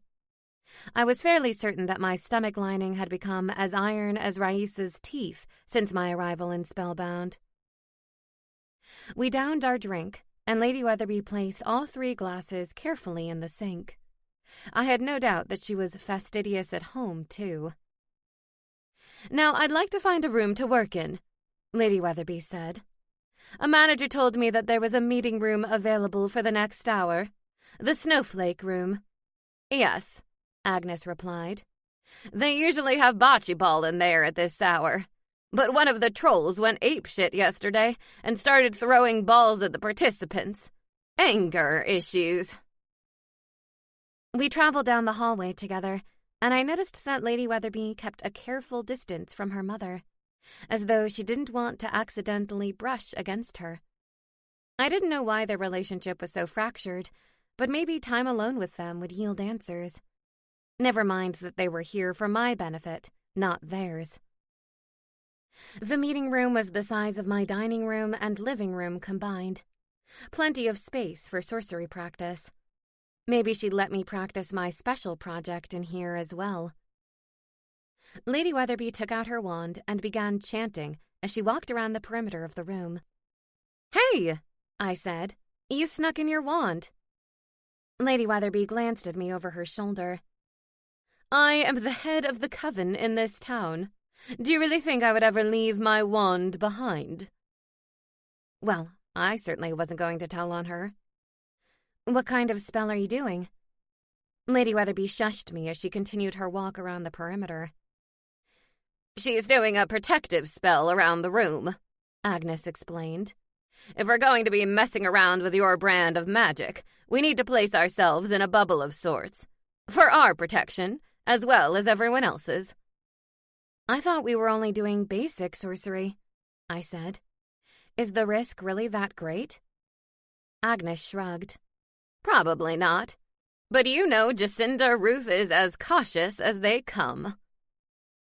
As much as I was inclined to agree with Agnes, the truth was that Lady Weatherby had taken a huge chance in supporting me when many residents wanted to turn their backs. That was not the behavior of a cautious witch. That was the behavior of someone who was willing to take a risk on me. No matter what else she did, I would never forget that. Lady Weatherby tucked her wand away and faced me. "First, I'd like to try a manifestation spell again." Agnes jerked her head. "You had her doing a manifestation spell already?" "I thought that was a basic one," I said. "It's basic enough, based on what I've seen of her abilities," Lady Weatherby said to her mother. "And she nearly managed it last time, but there was an interruption." Yes, the interruption was that I realized who had killed Walter Rivers, a troll that was discovered frozen to death by Larkspur Bridge. "You want me to try and do that spell again?" I asked. Lady Weatherby nodded. "I thought Agnes could offer pointers this time." She explained to her mother that I summoned Sedgwick instead of the item I wanted. Agnes scratched her head with a pointy fingernail. Yes, your will is very important in sorcery. Much more so than in witchcraft. Is that why I don't need a wand? I asked. It is why a wand is less important to your kind, Agnes said. Your magic is much more powerful and organic. You don't need to channel it through a wand like we do. Is that why I can see Gareth without channeling his spirit through a particular item? Cassandra needs to channel him through Magpie in order to see and hear him, but I don't have to do any of that. That seems to be the case, Agnes replied. But before we get on to business, let's cover the good stuff. How are things with his holy hot butt? I couldn't resist a smile. Daniel is wonderful. Thank you for asking. The sex is outstanding, right? Please tell me it's heavenly. Mother! Lady Weatherby snapped. Miss Hart and I are not here to discuss such intimate matters. Let's stick to magic, shall we? Prude, Agnes mumbled. Do you remember how to do the manifestation spell? Lady Weatherby asked. I thought for a moment. Yes, I think so. I focus my will, like in witchcraft. That's right, Agnes said. Pull the magic out that's within. Picture the very thing you want right here. I closed my eyes and focused my will. I imagined the owl, the smoothness of its feathers. I pushed aside thoughts of Sedgwick. Didn't want to make that mistake again. I held out my hands, and poof. Spells bells, I said. In my arms was my beloved stuffed owl, Huey. I can't believe this. I hugged him to me and breathed in his musty scent. Where have you been? Packed away in a box? Sedgwick is going to be jealous if you keep mauling that owl like that, Agnes said. I glared at her. Sedgwick is my familiar. He's not going to be jealous of a toy. I don't know, Agnes said. Silas gets plenty jealous of my toys, if you know what I mean. He likes to feel necessary. She cackled, and Lady Weatherby groaned in disgust. Thank you for that imagery, Mother. I smoothed Huey's fake feathers. Isn't he wonderful? I held him up for the two witches to admire. I've had him for as long as I can remember. Don't start sleeping with him in the bed, Agnes warned. It ruins the mood to see dull, plastic eyes staring at you when you're getting busy. Trust me on that. I covered Huey's ears. Don't listen to her, Huey. People can clearly see your eyes are far from dull. Now that you've managed a manifestation spell, why don't we try something a bit more challenging? Lady Weatherby proposed. I gulped. How challenging? Lady Weatherby studied me. Since when do you shy away from a challenge? Since I discovered my mother may not be my mother, and I learned how to burn cookies that weren't even in the oven. My confidence has taken a hit lately, I said honestly. Lady Weatherby gestured to Huey. I would think the return of your friend would instill you with confidence. I hugged Huey again. It felt amazing to be reunited with my old friend. I sighed contentedly. You're right, Lady Weatherby.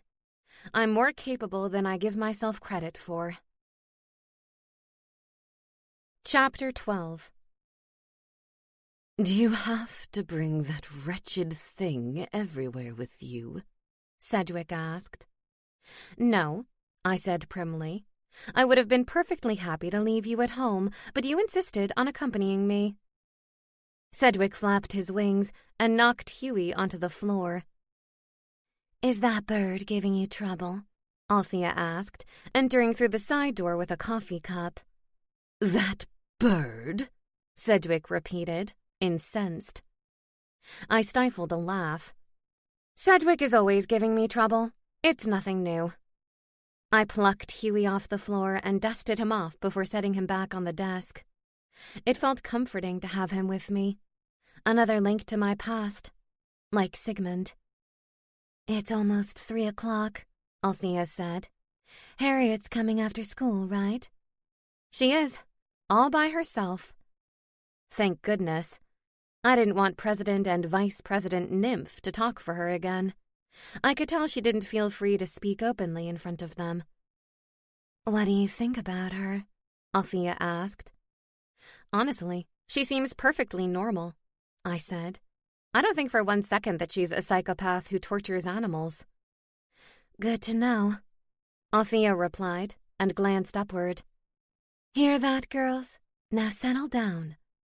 Her snakes quieted.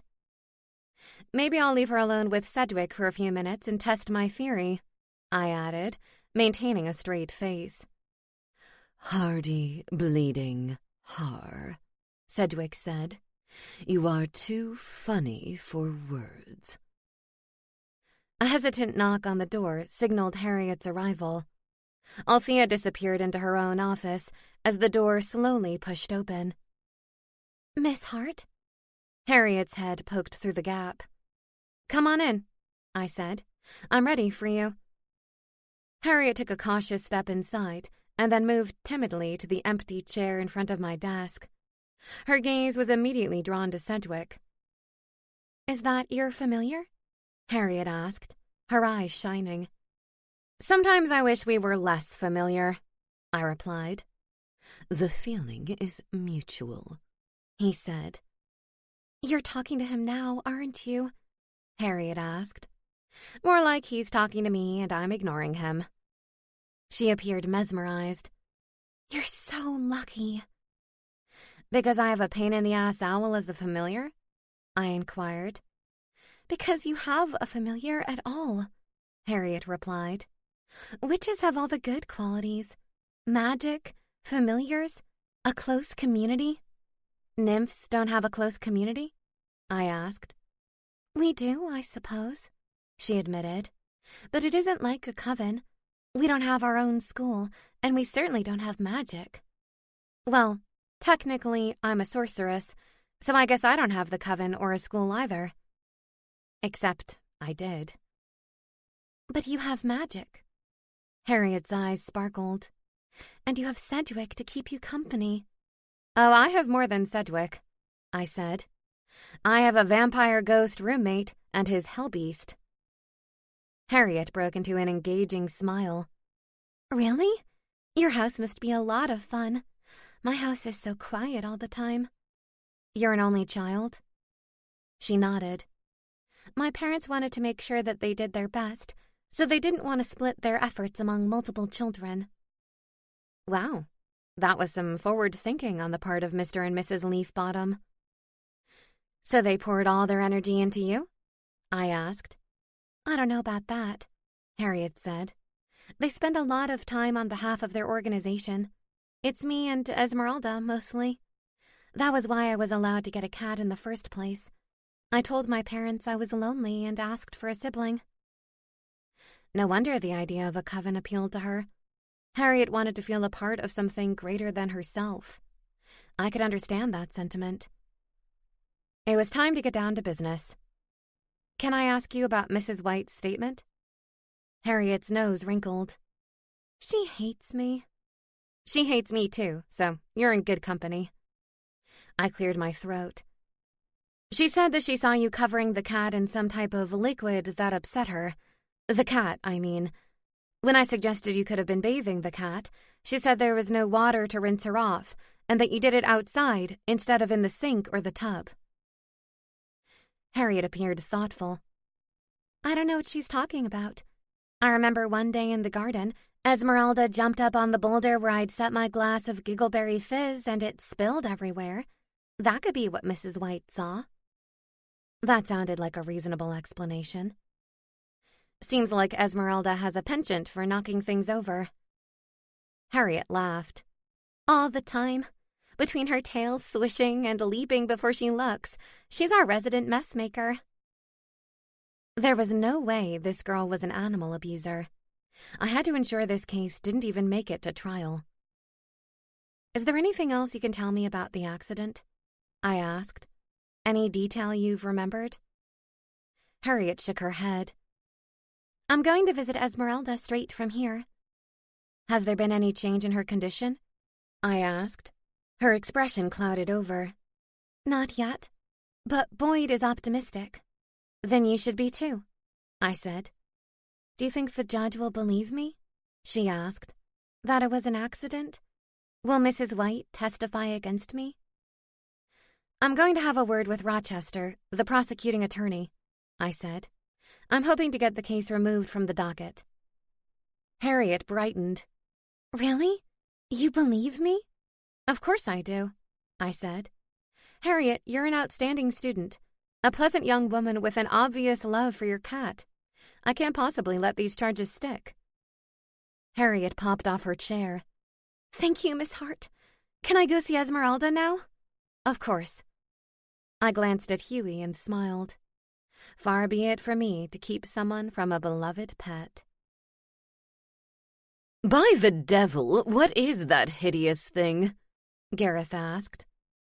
I glanced over at my purchase from trinkets that I'd hung in front of the bedroom window. That's a dream catcher. Looks more like a twisted nightmare. It's not that bad, I objected. Although it seemed to be working, since I hadn't had any bad dreams since I'd hung it there. Not that I recalled, anyway. The sound of the wind chimes alerted me to my friends' arrival. For the love of Athena, Sedgwick complained, swooping into the room. They brought their small beasts again. I shot Sedgwick a menacing look. You will be polite. They are our guests today. Sophie wants to practice her spell for class, and I said that we may as well combine it with a playdate for Magpie. Sedgwick glanced over at Magpie, who was busy popping out and retracting his claws. Yes, he looks like a cat that's gearing up for a playdate. Just because you're an old curmudgeon who prefers solitude doesn't mean everybody else should follow suit, I said. And don't try to behave like the bluebird of happiness just because you finally found love, Sedgwick said. Some of us prefer to mope. I ran downstairs and yanked open the front door to greet my guests. Come on in, everybody. I promise there will be no feline party hats this time. So she can be taught, Millie said with an air of triumph. Polka trotted in behind her. I narrowed my eyes. It's important to try new things. Break out of your comfort zone. I'll take your word for it, Millie said. I turned my attention to Sophie. Did you bring your potion? Sophie stepped into the foyer with Momo hot on her heels and patted her backpack. I brought all of the ingredients. I thought it would be best to mix it here so that I have an extra pair of eyes. Millie's hand shot up. I'll watch for mistakes. Nobody doubted that for a second, Begonia muttered, cradling Kitty in her arms. Kitty wriggled and landed on the floor with the grace of a ballerina. Magpie, I called. Your friends are here. Sedgwick chuckled. I think friends is overstating it a bit, don't you? I greeted each familiar with a pat on the head. Momo, Polka, Kitty, and Delilah ran through the foyer and straight into the dining room. I guess they remember where the food was last time, Laurel said. Magpie eyed them hesitantly from the corner of the room. I hoped he didn't try to exert his authority again. I wanted to avoid invoking a cleanup spell today. There are drinks and snacks for the humans in the kitchen, I said. Sophie, if you want to set up your ingredients in the office, there's a table in there. I think the light is better in the dining room, Sophie said. If you don't mind, I think I'll take over the end of the table near the fireplace. You're welcome to play mixologist wherever you're comfortable, I said. The dining room table wasn't covered in cat treats like last time, so it was no problem. Sophie set to work pulling out her beakers and jars, while the other girls accompanied me to the kitchen. Laurel, what are you doing? I asked when I noticed her lingering in the doorway. I'm keeping an ear out for howls of horror. Laurel, I scolded her. You have to trust Magpie. Things ended on a positive note last time. We have to give him credit. Laurel folded her arms across her chest. I am giving him credit by letting Delilah come back to your house. It doesn't mean I'm going to be complacent now. Begonia laughed. I feel sorry for your children already. Laurel scowled. I'm only 13. I think I have some time to mature before I need to worry about how I treat my own children. There was no arguing with Laurel's maturity. When I was her age, I still played with dolls and believed in Santa Claus. I was not what you would have called a sophisticated child. Then again, there was something to be said for naivete. There was a certain magic connected to ignorance that I missed sometimes. What's in this jug? Millie asked, scrutinizing the glass jug on the counter. I bought it at the Wish Market, I said. It was a flavor that I haven't tried, Mickleberry Pizzazz. It reminded me of watermelon-flavored water ice. Begonia squealed and placed her hands on the sides of the jug. Spells bells! I haven't had Mickleberry Pizzazz since I was a little kid. My mom decided it was too sweet for us and banned it from the house. Well, I thought it was time to try something new. Daniel said that he thought it would satisfy my sweet tooth. Sounds like he was right. Begonia sighed dreamily. And how are things with the heavenly wonder? Is he everything you dreamed of? And then some, I replied, unable to resist a smile. We're going out to dinner again tomorrow night. It's so nice to be able to spend time together without worrying about anyone by the name of Knightsbridge. Speaking of Knightsbridge, I heard the mayor is under house arrest until the end of the month, Millie said. I heard that too, Sophie said, entering the kitchen. My mom also told me that she's had her wand taken away. For how long? I asked. No magic to a fairy was like no oxygen to a human. It was quite a severe punishment. A year, Laurel interjected. That's what I heard. And what about Elsa? I asked. I felt like everyone was avoiding the mention of her name in my presence, but I wanted to know what would become of her. She's serving a 1-year sentence, Sophie said, and a 10-year ban on magic. I nodded solemnly. Do you need anything, Sophie? Can we help you with your potion? Sophie poured herself a glass of Mickleberry Pizzazz. No, thank you. I think I have everything under control for once. How are the cats? Laurel asked warily. Sophie shrugged. They're chasing each other across the mantel. She looked at me. I moved your yellow and blue pot for safekeeping. Good thinking. Thanks, I said. Why don't we take our drinks into the dining room and let Sophie get started? Millie said. I want to see this spell in action. Sophie shrugged. I'm afraid there isn't much action to it. If all goes well, I'll be able to read Momo's mind, and then I can go use it on the baby bird. You'll just have to trust that what I'm telling you is actually her thoughts. But you could tell us anything, Millie objected. How do we know the spell has actually worked? Begonia swatted Millie's arm playfully. Don't be silly.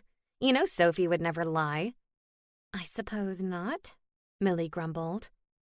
We moved into the dining room, where Sophie's beakers and jars were arranged carefully at the end of the table. The beaker in the middle sparkled with purple liquid.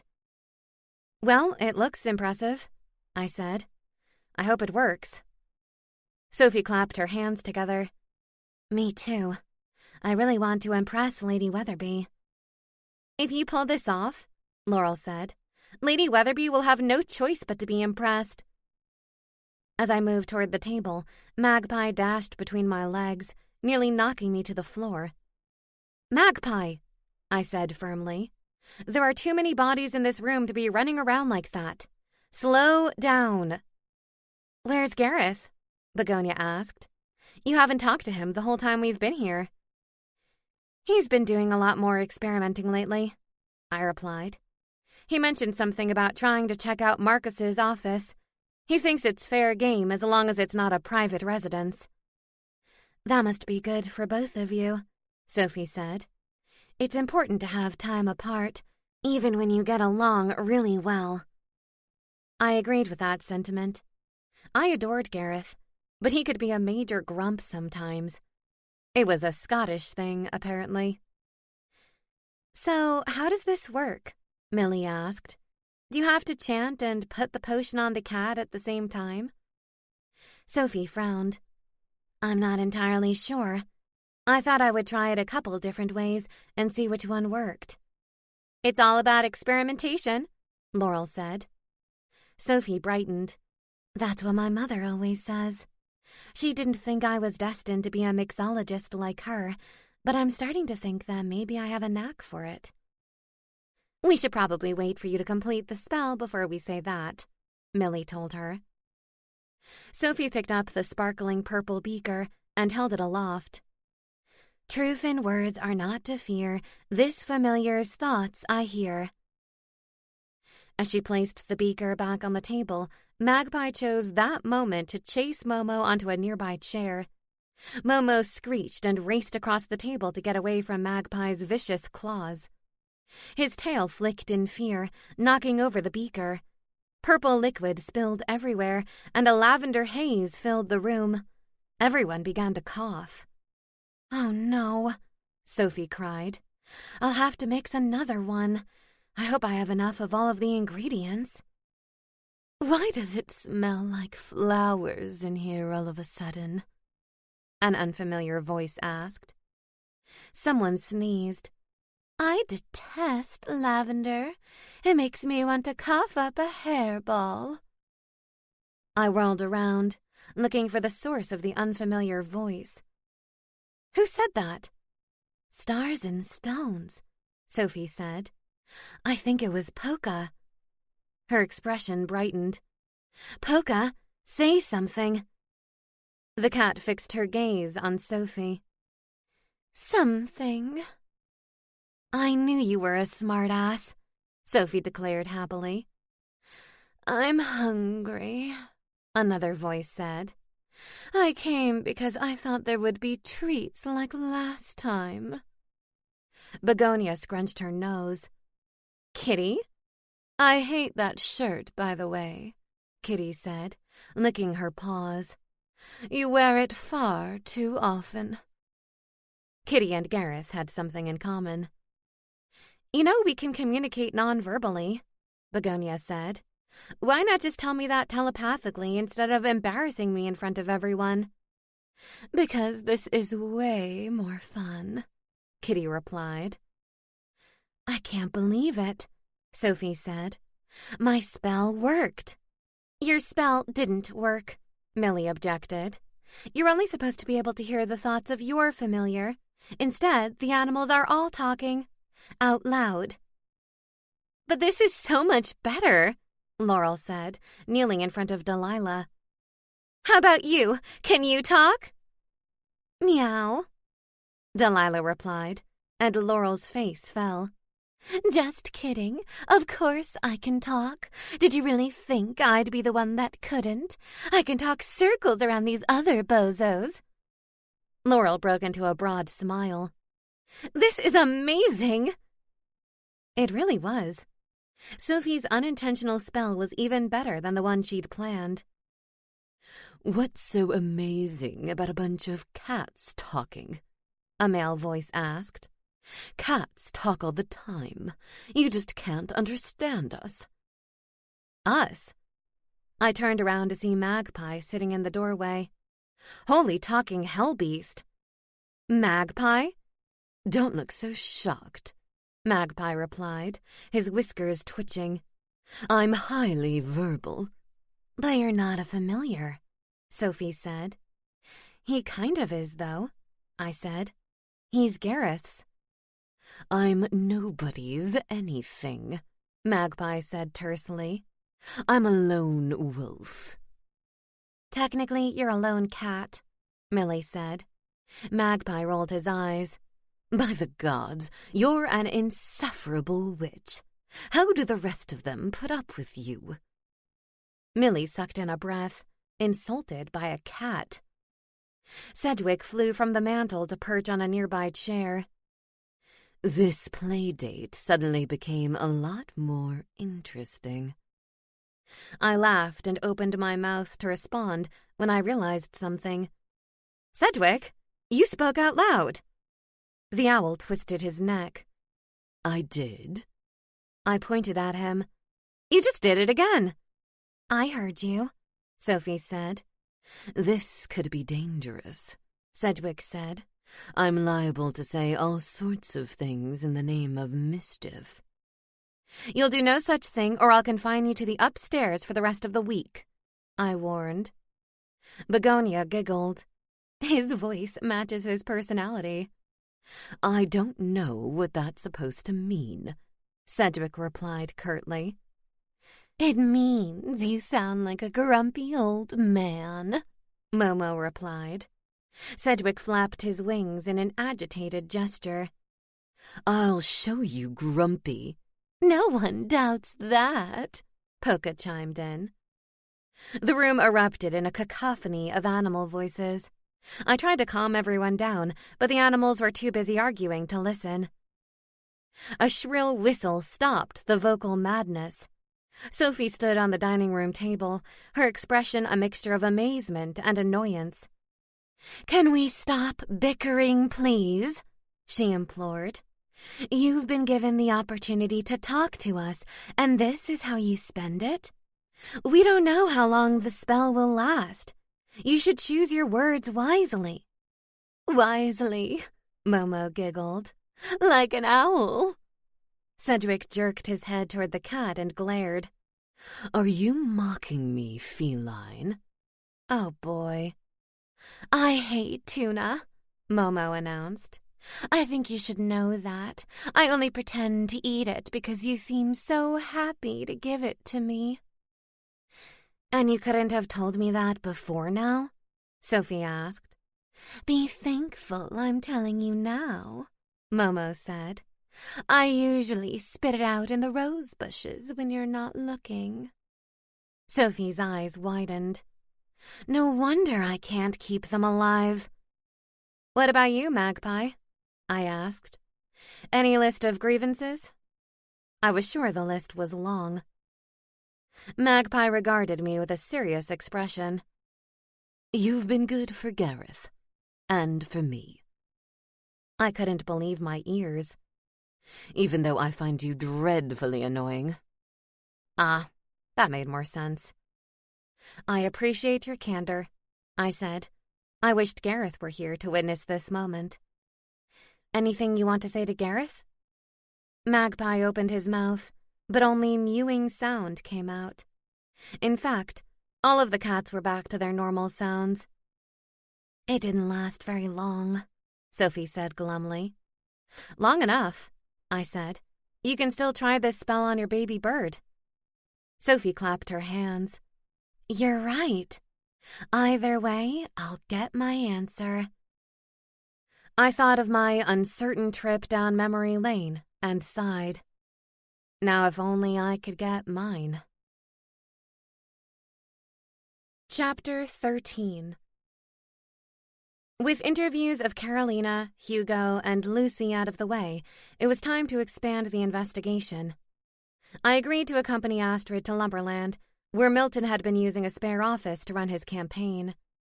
It was a good-sized complex for a town like Spellbound. There was one large building in the middle, flanked by two smaller buildings. I think it's the one on the left, Astrid said, pointing. We parked the sheriff's jalopy and headed for the door. Only a handful of people were inside, folding up tables and packing boxes. They froze when they noticed us. Good afternoon, Sheriff Astrid, a man said. He was of medium build with shaggy brown hair and a youthful face. A brownie. I didn't know much about brownies, only that they were personable and liked to be useful. We're trying to finish up clearing out the space so that Lumberland can have it back. Don't worry, Astrid said. Lumberland hasn't complained. We wanted to talk to you about Milton. The brownie nodded somberly. It's a devastating blow. Milton was the best candidate for mayor.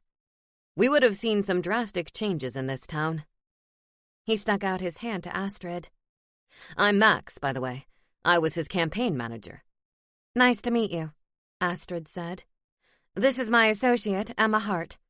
Who else is here? A lithe woman with curly red hair held up a finger. I'm Sinead, a campaign aide for Milton. I could tell by the lilt in her voice that she was a banshee, like Maeve McCullen. Another aide was in the back of the room, separating signs from their posts. As burly as he was no taller than my chest. A dwarf. That's Ricky, Max said. He works here, but he also worked on the campaign, so he does all of our heavy lifting.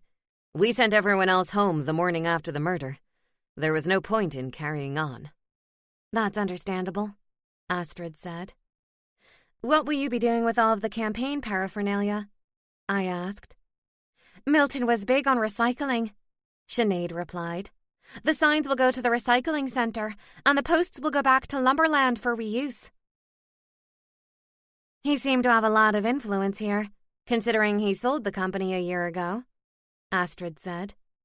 Max shrugged. This place was like his second home. He never stopped coming here. The new owner didn't mind. Milton hosted all his meetings here before the campaign began. He even held a fundraiser in this room to raise money for a garden at the elementary school. Who bought Lumberland from him? I asked. Marcel Griffith, Sinead said. He's been a big supporter of Milton's. He was in here every day during the campaign. Gave us any supplies we needed. He left about an hour ago, Max said. But you can usually find him here after hours. He likes to work late. Thanks, Astrid said. Good tip. She surveyed the room. I imagine there was a lot of chatter in this room after Milton's death. What are the current theories? Max laughed. You're asking us? You're supposed to be the investigator. Astrid put her hands on her hips and gave him a menacing look. And that's exactly what I'm doing now. Investigating. You all spent the most time with him in recent weeks, apart from his wife. You're in the best position to know whether anything was amiss. Max visibly shrank from Astrid's intimidating frame. You didn't want to mess with an angry Valkyrie. Obviously, there were rumors, Sinead interjected. I'm sure people have already pointed the finger at his opponents. And what's been the consensus in here? Astrid asked. Did you all decide it was Hugo or Lucy? Or both of them together, Max said. That's my theory anyway. I tried to disguise my shock. Do you really think Lucy and Hugo would work together to murder their opponent? I asked, struggling to keep my tone even. One still has to win against the other. They just wanted to keep major change from happening here, Max said. Lucy and Hugo represent the status quo. Either one of them will keep things ticking along as they have been. Milton was the only one committed to real change. Now my curiosity got the better of me. And what kind of real change do you think Spellbound needs? From where I'm standing, overall it seems like a wonderful place to live. Of course you would say that, Max replied. You haven't lived here long enough to see the downsides. I quickly backed off. I didn't want to get dragged into a political discussion in the middle of an investigation. You're not aware of any problems that concerned Milton? Astrid asked. No, he seemed excited about giving back to the community, Max said. Every new day created the possibility for change. How about you, Ricky? I called to the burly dwarf. Anything to add? He will be missed, Ricky said. I worked for him when he owned this place, and Marcel kept me on. Did he keep everyone? I asked. Ricky nodded. We've been fortunate here. Milton and Marcel are both good bosses. He frowned. At least Milton was a good boss. He kicked a box in frustration. I hope you catch the son of a wereweasel. That's the plan, Astrid said. Thanks for your help. The moment we stepped into the restaurant, I felt a pleasant vibe. A band called Jolly Octopus played on the far side of the room, and patrons were engaged in light conversation. One glance at the room told me that everyone was having a grand time.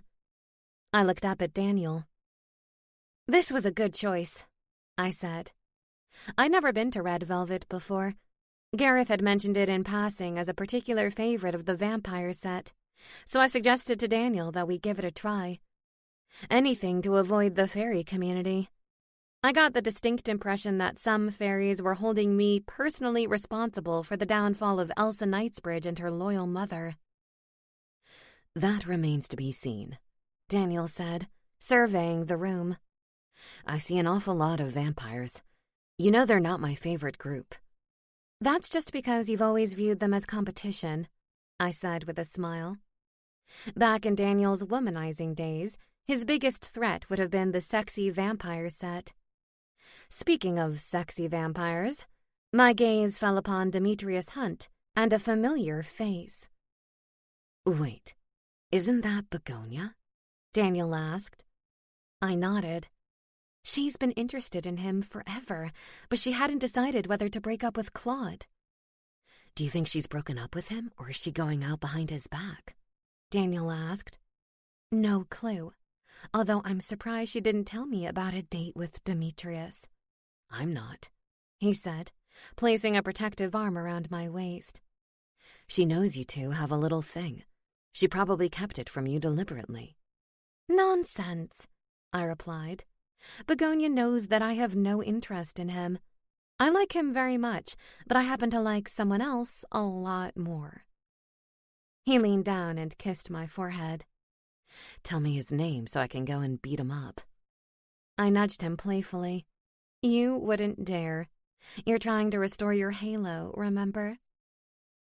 A hostess appeared in front of us. Table for two? Yes, please, Daniel said. We followed her to the only available table in the restaurant, which was, of course, directly next to Demetrius and Begonia. Daniel groaned softly. Fancy seeing you two here, I said. Begonia looked slightly embarrassed, and I wondered if there was any truth to what Daniel had said. Demetrius rose from his chair. Isn't this a nice surprise? He looked as tempting as ever in a dark purple shirt and dark jeans. Why don't we push these two tables together and you can join us? I felt Dan stiffen beside me. We don't want to intrude on your date, Daniel said. It's no imposition, Demetrius said, without so much as a glance at Begonia to gauge her feelings on the subject. What do you think, Begonia? I asked. She forced a smile. Of course, I would love that. Her pretty blue eyes said the exact opposite. Either Demetrius didn't know how to read her, or he wasn't trying to. Demetrius pulled our table until it was smack against his. We've only ordered drinks so far. If you're interested, we can share appetizers. We'll look at the menu first, thanks, Daniel said. I could tell he had zero interest in sharing anything with Demetrius. So, Wings of Glory, how's life after Elsa? Demetrius asked. Daniel's jaw tensed. I prefer to look ahead rather than behind. To be perfectly honest, I have sympathy for Elsa. Demetrius expressed surprise. Sympathy? Really? I would have thought you'd like to see her strung up by her wings. He unfolded his napkin and placed it neatly on his lap. I would have felt emasculated after a situation like that. You're a tougher angel than I would ever be. That's not news to me, Daniel replied, and I placed a firm hand on his thigh under the table. I didn't want a pissing contest over dinner. So what made you come here tonight? Demetrius asked. This is primarily a vampire hangout. I thought it would be nice to take Begonia here for a taste of something different. Gareth recommended it, I said. He thought it might be good for Daniel and me to go somewhere away from the Knightsbridge crowd. I glanced across the room, and my mouth dropped open. Holy long-term infatuation! Is that Lord Gilder with Dr. Hall? Demetrius craned his neck to follow my gaze. How about that? Is that your doing? I stared in disbelief. Who knows? Who cares? I'm just so happy to see them out together. And I would definitely need to interrogate Dr. Hall during my next therapy session. There's plenty of time for patron watching, Daniel said. Why don't you spend 2 minutes on the menu before you play matchmaker to the rest of the room? What's your recommendation, Dem? I asked. He says he likes some kind of meat with a blood-red-orange sauce. Begonia's hands rested on the table, and she seemed unhappy with the situation. Is that what you're going to order, Begonia? I asked. I wanted to smooth things over, but I didn't know how. No, I think I'm going to order the lamb, Begonia said. Daniel tipped his menu. The stew looks good to me. I'll go for that. He peered at me over the top of his menu. We can share anything you like. I pretty much eat anything.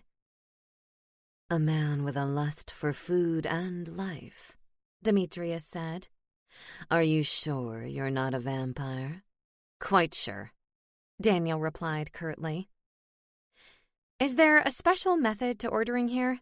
I asked, trying to change the subject. Some places in Spellbound seemed to rely on magic, while others were more traditional. We have a server, Demetrius said. A succubus called Jaina. She also sings with the band, so you'll hear her later if you stay long enough. As if she'd been summoned, Jaina appeared at the table to take our order. We let Demetrius order the appetizers and a round of drinks for Daniel and me. Daniel insisted on ordering our mains. He didn't want Demetrius to take control of our date. It was both sweet and infuriating. So what are your thoughts on the election? Demetrius asked. Now that Milton is dead, what are Lucy's odds? I think they're pretty good, I said. But then again, I am biased.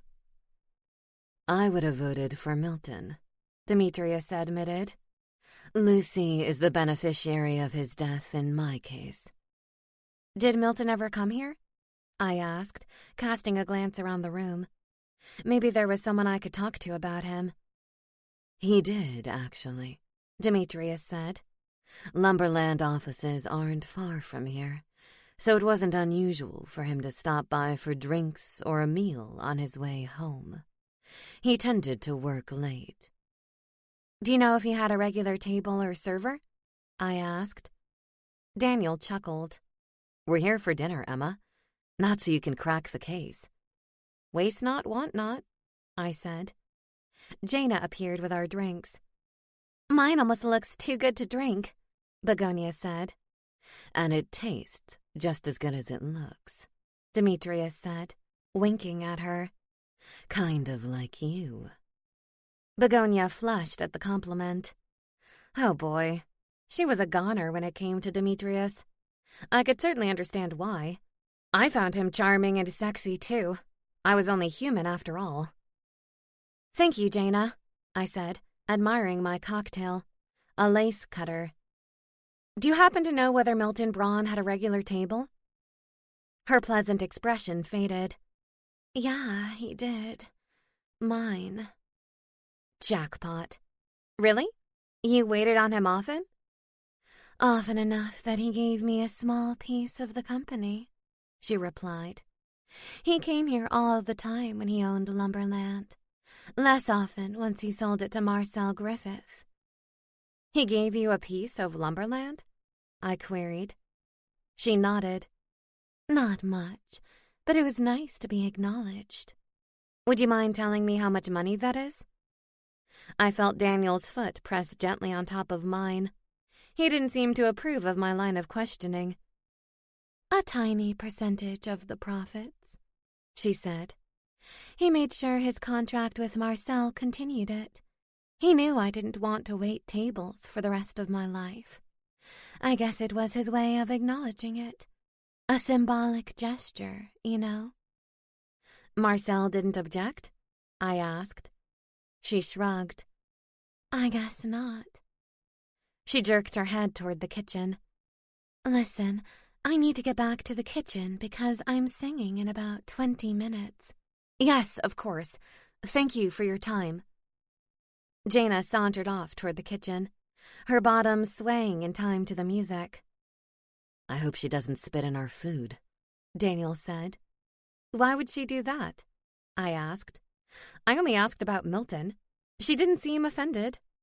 Not at all, Demetrius said, coming to my aid. Jaina is very laid back and professional. She'd never take her frustration out on a customer. I don't think Daniel was serious, Begonia said, now rushing to defend Daniel. He knows how Emma is. Yikes. This dinner was fraught with tension. I hoped things calmed down, or my stomach would be tangled in too many knots to eat. I could really use the restroom, I said. Begonia, how about you? I'm fine, she replied, completely missing the memo. Begonia, I said slowly, you have a hair out of place. She touched the top of her head absently. Begonia, I think Emma would like to have a private conversation with you in the ladies' room, Daniel explained. Begonia's mouth formed a tiny O. Sorry, of course. She smiled at Demetrius. I'll be right back. Demetrius leaned back in his chair, revealing a bit more man-chest. It was hard not to ogle. I'll be here, making small talk with my favorite fallen angel. I didn't miss the scowl on Daniel's face as Begonia and I retreated into the restroom. What's going on? Begonia asked, once we'd closed the door. You tell me, I said. You've been acting funny since we got here. She folded her arms. No, I haven't. Begonia, you didn't even tell me about your date tonight. Since when do we not share news like that? I fixed her with my inquisitive stare, the one I usually reserved for my amateur interrogations. Her arms collapsed at her sides. Fine. I broke up with Claude and agreed to go out with Demetrius. I didn't tell you because I didn't want you to know, in case it didn't go well. I eyed her skeptically. In case it didn't go well? All the more reason you would tell me. Okay, I didn't want to tell you because I didn't want you to interfere. I blinked. Interfere? How? Like this! She waved her arms dramatically in the direction of the dining area. You show up looking pretty and glowing with happiness. Of course he's going to pay attention to you. I didn't know you were coming here, I said. It was completely random. I know, but it doesn't matter. She looked crestfallen. He was focused on me until you arrived. Now he's gazing at you like you're a piece of precious art on the wall. Begonia, you're being silly, I said. He's flirted with you since I've been here. Said you looked as good as you tasted. But he said it for your benefit, Begonia objected. I laughed. How would flirting with you be for my benefit? He knows I'm happy with Daniel. He's not going to make me jealous. Yes, everyone knows how happy you are with Daniel, she said. Now could you please give the rest of us a chance to be happy too? What does that even mean? I cried. I'm not interested in Demetrius. He knows that. He was never serious about me. Of course he was. He had the protective spell put around your house, remember? Vampires don't do that sort of thing. He did it because it was you. Did I tell you about that? I asked. I didn't remember telling the other witches. Demetrius did. Her gaze drifted to the floor. It's how I know he's still interested in you. He mentions you in passing whenever we talk, like he's always thinking about you. I didn't know what to say. I genuinely didn't think Demetrius was that interested in me. Marcos, maybe, but not Dem. I'm sorry, Begonia, I said. Can we just make it through this dinner, and I promise I'll stay out of your dating life from now on? Begonia bit her lip. I know it's not your fault, Emma, but it still feels that way. You're a good friend, Begonia. I'm sorry I'm causing you even a moment of unhappiness. She didn't respond, so I left the restroom and returned to the table, significantly sadder than when I'd left it. Chapter 14. Are you nervous? I glanced over my shoulder at Gareth as I pulled a tray of cookies out of the oven. A second effort after my Cookie Crisp failure. What makes you think I'm nervous? He looked pointedly at the oven. For one thing, you're baking. Voluntarily and without magic. That's a red flag right there. I glared at him. What? You think you're the only one who's allowed to make anything in this house? I'm the only one who can make anything in this house, he said. I don't know what to call whatever it is you're doing. I examined my cookie creations. Although they were flat as a pancake, they smelled delicious. Best of all, they weren't burnt. No one cares what they look like as long as they taste good. You keep telling yourself that, Gareth said. I continued to busy myself in the kitchen. This committee meeting is a big deal. It's stressful, and cookies make everything better. We need to get things right this time, and I know there will be disagreements. And that's why I'm here, Gareth said. No, you're here because you're trapped in your house as a ghost. He rolled his eyes. You know what I mean. I'm here to help. It's a cause near and dear to my dead vampire heart. He peeked around the doorway to the foyer. What time is Cassandra due to arrive? I'd like to make sure there's plenty of time to go through the ground rules before everyone else arrives. We had agreed to invite Cassandra to attend the meeting so that she could translate for Gareth. Since I would be busy hosting and chairing the meeting, Gareth was very keen to feel a part of the proceedings, and I knew he would have a lot to contribute. She should be here any minute, I said. Hopefully we'll have plenty of time to deal with her before the actual meeting starts. As if on cue, the wind chimes sounded, and Gareth quickly disappeared from view. I'll answer it, he called, already in the foyer. His ability to manipulate objects seemed to improve every day. Thankfully, Cassandra wouldn't think twice if an unseen hand opened my front door. Gareth reappeared in the kitchen, followed by the punk psychic. She sported a tongue ring, and her dark hair was now streaked with bright blue. Thank you so much for coming, I said. Gareth is very excited to be able to participate tonight. It's no trouble at all, Cassandra replied. A scowl flickered across her usually pleasant features. I love bringing people together. It's the best part of my ability. What is it? I asked. You don't look like you love it. She inhaled deeply. You didn't invite Hugo, did you? I recoiled at the mention of the former sheriff's name. Of course not. Why would I? Hugo was a vocal opponent of reform and had tried to make people believe that the committee intended to let hardened criminals go free. He was completely distorting the purpose of these meetings to drum up fear and misunderstanding. I didn't think so, Cassandra said. But I passed him on the road not far from here, and he asked if I was coming to the meeting. I worried that he was invited. Well, he has been canvassing the area for votes this week, I said. He's probably going door to door in the neighborhood with his campaigners. He was smart enough to steer clear of my front porch, though. You're probably right, she said. He gave me a biscuit on the way in. Green and yellow. Spellbound's official colors. No doubt he baked it with the tears of the innocent. I stifled a laugh. No tears of the innocent in my cookies. I jerked a thumb toward the counter. Just tears of frustration, Gareth mumbled. What about Lucy? Cassandra asked. Will she be coming? She had intended to originally, before the whole election kicked off, I replied. We decided it would be best if she stayed neutral until after the election, especially with Milton's death. Who knew Sweet Lucy would turn out to be a smooth political operative? Gareth mused. You make it sound like a bad thing, I said. She's just being sensible. Aye, Gareth agreed. I wouldn't object to a sensible leader in the mayor's mansion.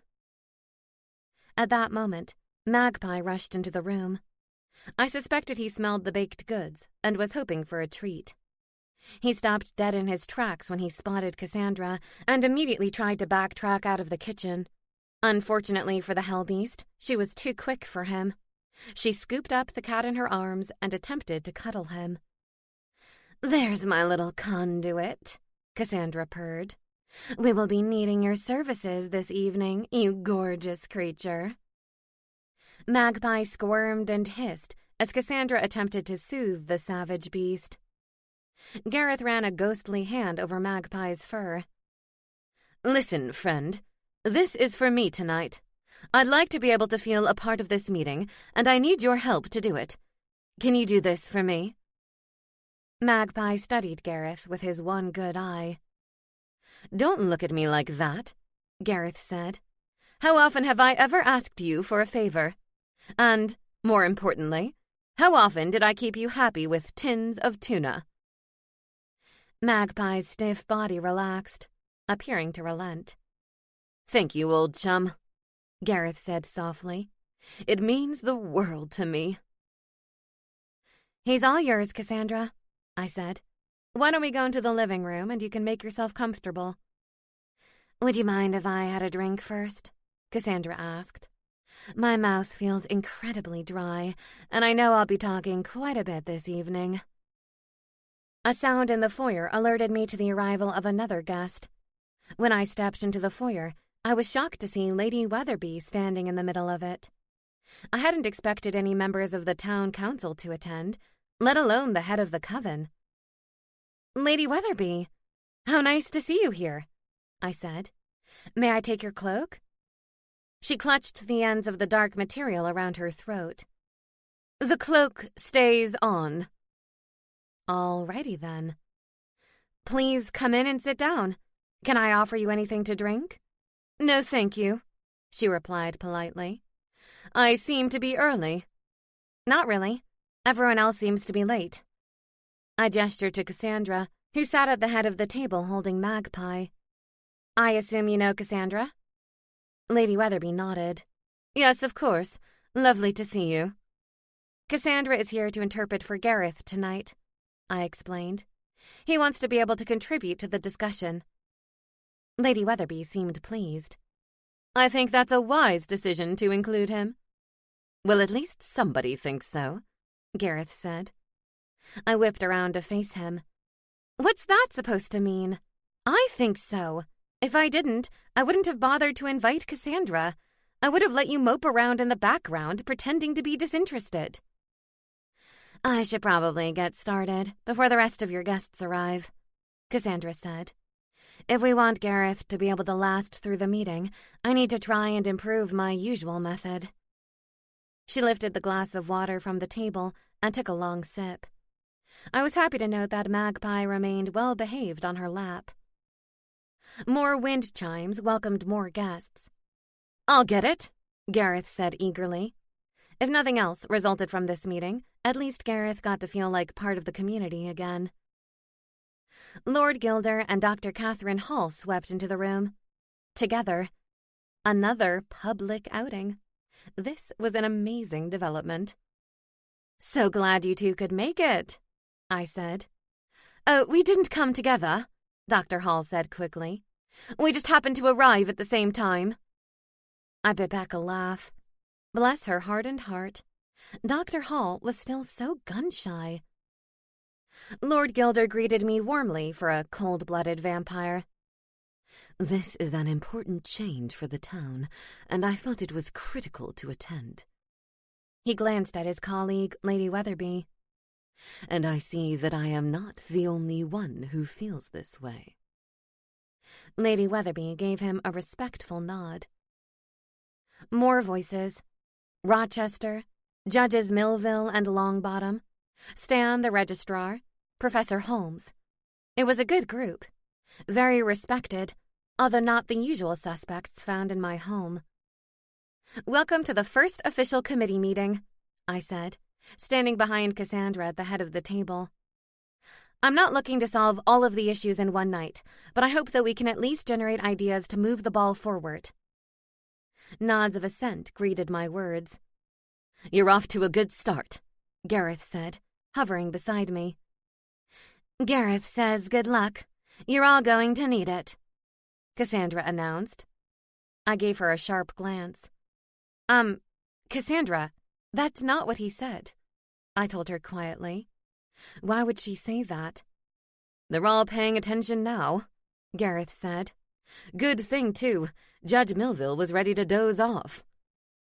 Cassandra stroked Magpie. Gareth says we should get this committee meeting rolling before Judge Millville drops dead of old age.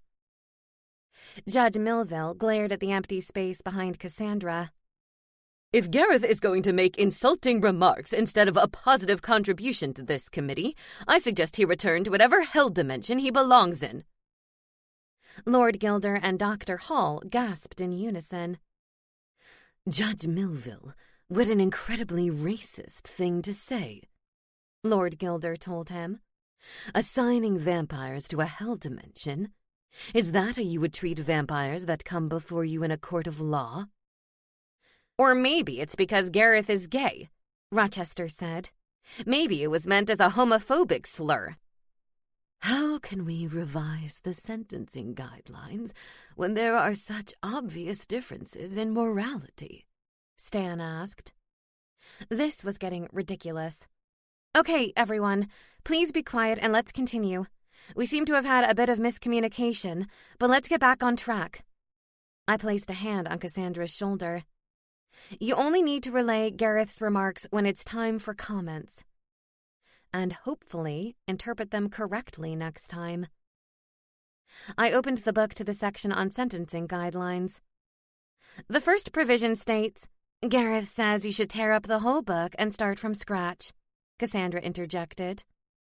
The group that drafted those rules were morons. The small group erupted. Cassandra, Gareth said sharply. Whatever has gotten into you? Cassandra blinked at him, the thick mascara on her eyelashes nearly sticking together. Huh? He turned his attention to me. Emma, she isn't herself. No, she isn't, I agreed. Meanwhile, the crowd's disagreements were growing louder. This isn't productive, Gareth said. I think it would be best if I disappeared. At least it will break the connection with Cassandra, so she stops making controversial statements on my behalf. I can solve that, I said. I leaned over and pinched Magpie's bottom. The cat leaped off Cassandra's lap like his tail was on fire before turning to hiss at me. He scampered out of sight, leaving Cassandra in a daze. I feel unwell, Cassandra said, and I noticed her sallow skin. I need more water. The kitchen is straight down the hall, I said. I'll show you. By the time I returned from the kitchen, the discourse was in a rapid state of decline. I knew there was no point in trying to steer the conversation back towards sanity tonight. The voices were too loud, and the topics too touchy. We'd have to try again another time, preferably without Cassandra's pot-stirring behavior. Gareth found me later, sitting on the foyer floor with my back against the door. Not exactly a raging success, he asked. I gave him a mournful look. They can't all be winners. He nudged me with his ghostly shoulder. Cheer up, little Miss Sunshine. I'm sure there's another rainbow waiting for you just around the corner. I rested my head against my knees. That's awfully positive of you, Gareth. I feel like I owe you one because of Cassandra, he replied.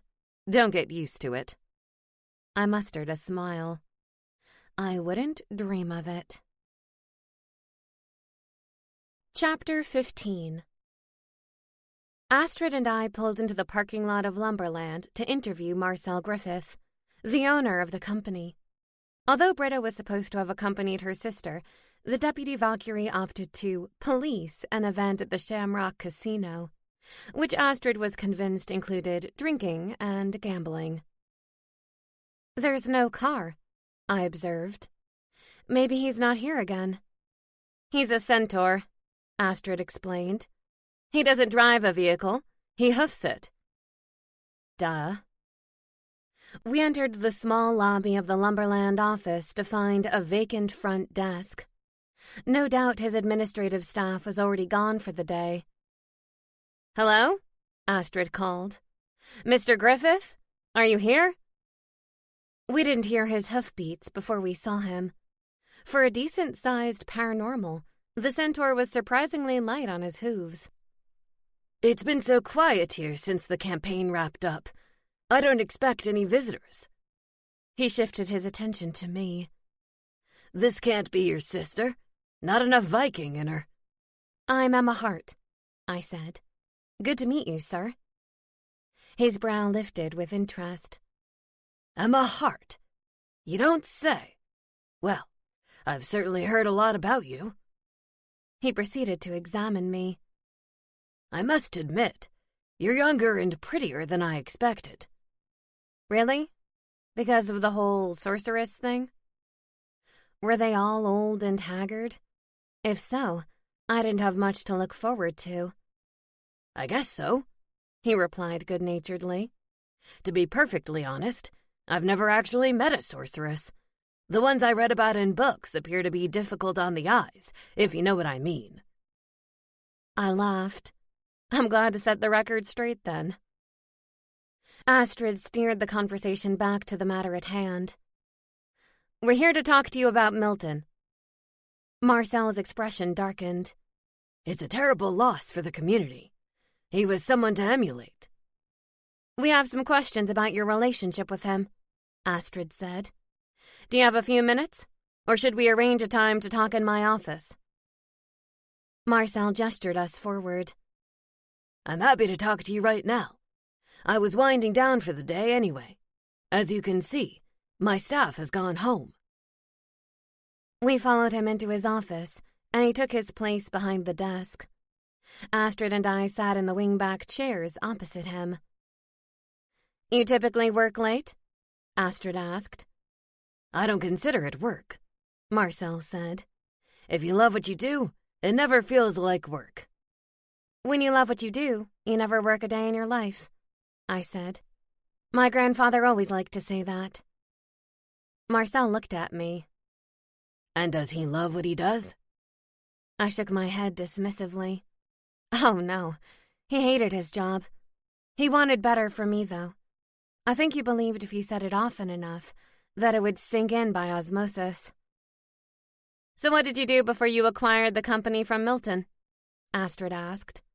"I take it that you didn't love that job, or you'd still be doing it." Milton barked a short laugh. "Absolutely not. I didn't own my own company before Lumberland. I worked as the vice president of operations for Spellbound Ale." He grimaced. "I didn't enjoy working for someone else. I've been wanting to do my own thing for a long time, so when this opportunity came along, I grabbed it with both hands." "And how is business these days?" Astrid asked. "Is the company doing well?" "Extremely," Marcel said with obvious pride. "Before he decided to sell, Milton was worried that it would fall into the wrong hands and destroy his legacy. But I'm proud to say that we've continued Lumberland's success. Exceeded it, even." "I heard that he gave a small stake in the company to a waitress at the Red Velvet," I said. "Is that true?" Marcel nodded. "Jaina. Nice girl. I send her a small cut of the profits every quarter." "That doesn't bother you?" I asked. "Heck no," Marcel said. "That's perfectly in line with Milton's ideals. He wanted to spread the wealth, give the less fortunate a leg up. I fully supported it."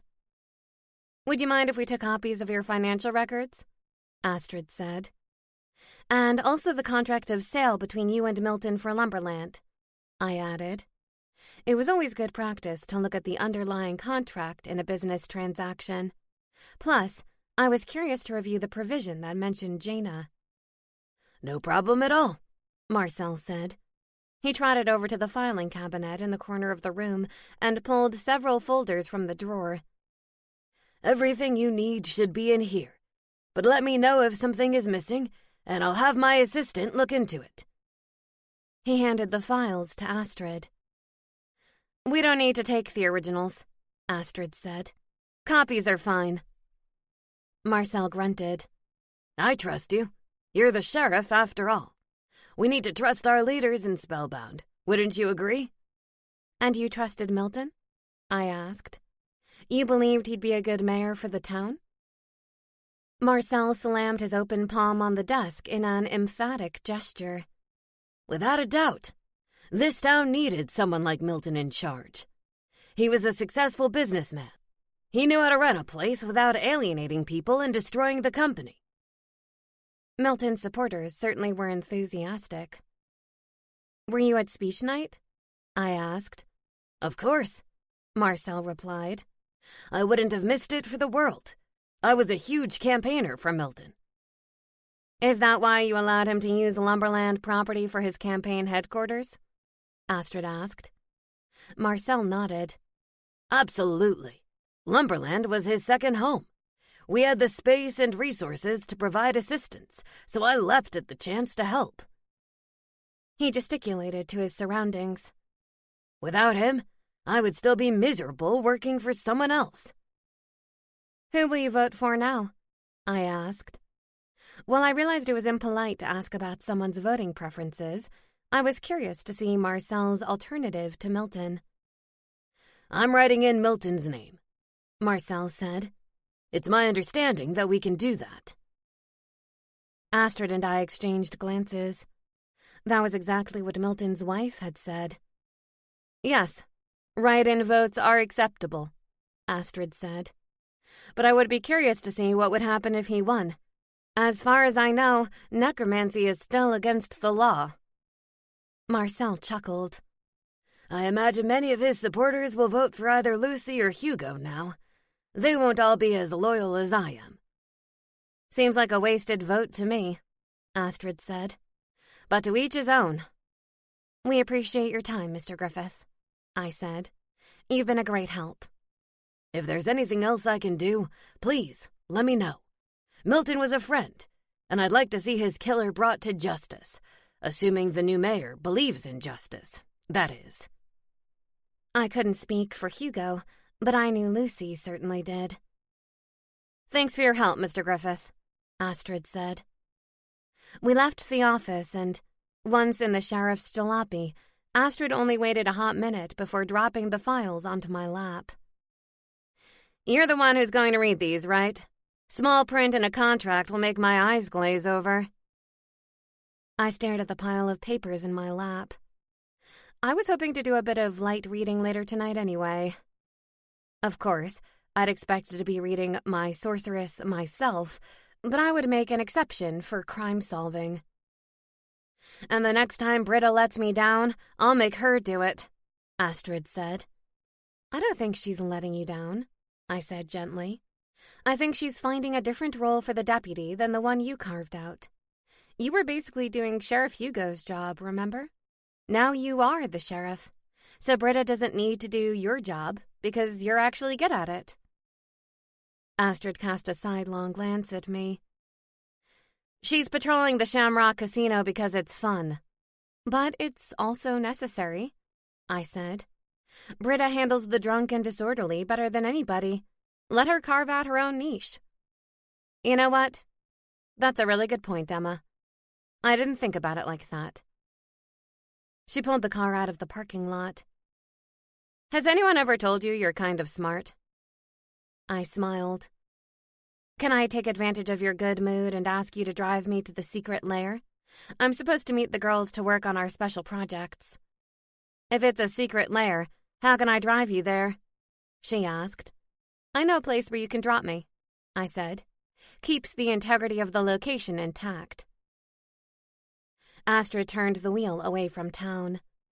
With everything you do for me, how can I say no? My reservoir of goodwill runneth over. The other witches were already gathered in the secret lair when I arrived. What are you painting? I asked. Begonia sat at the table with pots of different colored paints and a paintbrush. She was in the midst of drawing a beautiful butterfly. I thought you were going to work on your spell for class. I am, she said. I'm creating a tattoo with magical paint, and then I'll do a spell for the animated effect. Laurel came over and leaned her elbows on the table. I think yours is my favorite aside from my own. Begonia beamed. Yes, I'm really excited about it. I like the idea of animated body art. I groaned. Animated body art? Begonia gave me a sharp look. What's the problem with it? Nothing, I said. I'm just imagining the frightening possibilities if someone like Agnes gets her hand on this spell. The others laughed. It's not like I intend it for mass distribution, Begonia said. Like everyone else, I only want to impress Lady Weatherby. What if you could distribute it, though? Laurel asked. You could start your own business. I bet people would pay good money for a tattoo like this. Let's see if I can get it to work before we start dreaming about a corporate empire, Begonia said. You could be like Milton Braun, Laurel said, creating an empire and then using the proceeds to contribute to society. And pay the ultimate price, Begonia said. No thanks. I smiled. I think that's the first time I've ever heard Laurel be the dreamer and Begonia be the sensible one. I looked quickly at Begonia. No offense. You know, I don't mind being labeled as a dreamer, Begonia said. The world needs dreamers, too. I wholeheartedly agreed with that. It also needed doers, and the best combination was a dreamer who was also a doer. I'm about finished, Begonia said.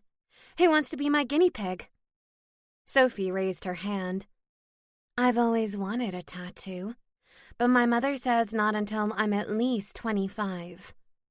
Well, this one is designed to be temporary, Begonia said, so this shouldn't be a problem for you. Sophie admired Begonia's handiwork as she put the finishing touches on the butterfly.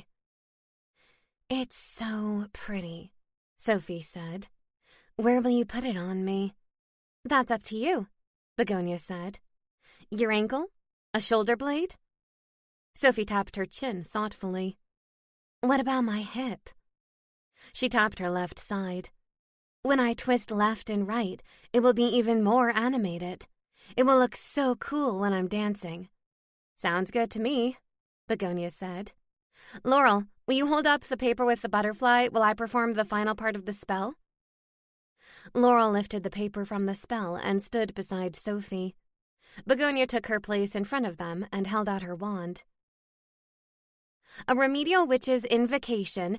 Give this butterfly animation. We watched in wonder as the butterfly lifted off the page and flew to Sophie's hip. It flattened itself against her skin and began to look like a normal tattoo. Then its wings fluttered, and Sophie shrieked with delight. It's amazing, Sophie said. It doesn't even feel like anything is there. The spell seemed to work perfectly. However, the moment was short-lived. Suddenly, the butterfly began to vibrate, its wings beating rapidly. The artwork began to multiply all over Sophie's body. Within seconds, her skin was covered in animated butterflies. Sophie began to swipe at her body, trying to get them off. Oh no! Begonia cried. Why are they multiplying? Make it stop, Sophie cried, as the butterflies continued to climb all over her. These were more than animated tattoos. They were nearly real. Begonia pointed her wand and tried to do a counterspell. Her nerves got the better of her, though, and she kept stumbling over her incantation. Millie shoved Begonia out of the way and focused her wand on Sophie. Like the flowers on my lawn, butterflies be gone. The butterflies didn't disappear, but they did drop to the ground and revert to paper form. Begonia knelt on the floor and touched her failed project. I don't know what I did wrong, she said sadly. I was so sure this was going to work. I patted Begonia on the back. It's no big deal, I said reassuringly. This is how we make progress. If we never did anything wrong, how would we learn anything at all? Begonia sighed. I guess that's true. Thank you, Millie, Sophie said, dusting off her arms as though she still felt the fluttering wings of the butterflies. "I'm sorry I froze up," Begonia said. "I was so startled. I wasn't expecting all of those butterflies." Laurel stared at the butterfly remnants on the floor. "You added something to the spell that caused it to multiply. If you can isolate that problem, then you can fix it. I'm happy to help you." Begonia smiled at her and wiped away a stray tear. "I'd really appreciate that." "This is why we practice," Sophie said. "Can you imagine what would have happened if you'd done this to Lady Weatherby instead of me?" Begonia shuddered. "I'd really rather not think about that." "To think I was going to suggest a snake tattoo," I said. Now it was my turn to shudder. It was scary enough working in close proximity to Althea and her head of snakes. The thought of animated snake tattoos coiled around my body was positively frightening. "It just goes to show you there is such a thing as too much of a good thing," Millie said. "Even pretty butterflies have a limit." "I'd better get to work. I need to perform my spell soon," I said. "I'm running out of time." Begonia stared at the motionless butterflies and sighed. "We all are." Chapter 16. I walked down a long, unfamiliar corridor, passing doors on either side of me. A red door, a brown door. At first, I thought I was in some kind of strange hotel with bare walls and nondescript carpet. Then I glimpsed a door on my right, and my heart began to pound. I recognized that door with a cast-iron latch. It was the door to my grandparents' old barn. It hadn't been a barn since they'd bought the property, but the building still retained its character. My grandparents had used it for storage, and I'd used it as a playhouse. I'd spent many afternoons as a pirate on the high seas, using wooden spoons for oars while sitting in an empty cardboard box. A lonely child like me found comfort in imaginative play. I stood in front of the barn door, contemplating my next move. Why was I here?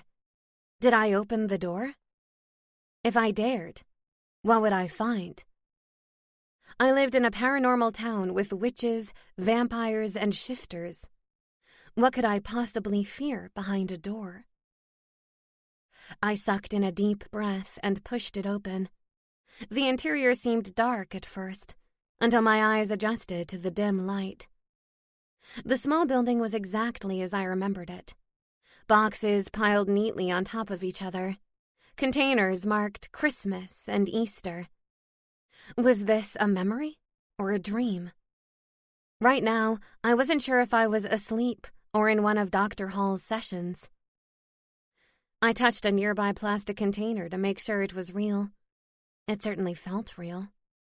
I opened the container marked with Baron, my father's name. My heart ached when I saw the contents. There were items I hadn't seen in years. Some I had never seen at all.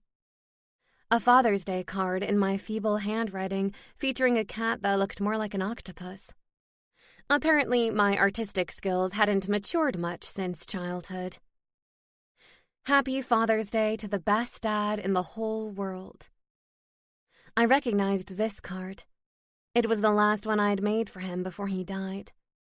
I never got the chance to make another one. Who had saved these mementos? Certainly not my stoic grandmother who never shed a tear. Not from my mother when she died, and not from my father. I remembered they'd seemed angry with him, probably because he'd stopped taking care of himself after my mother died. And he'd stopped looking after me, so I stepped in to take care of both of us. A role reversal where I acted as caregiver for my father. Although my parents didn't talk much about it, or about anything, for that matter, I knew the situation had upset them. I continued riffling through the container. There were cards to my mother from my father.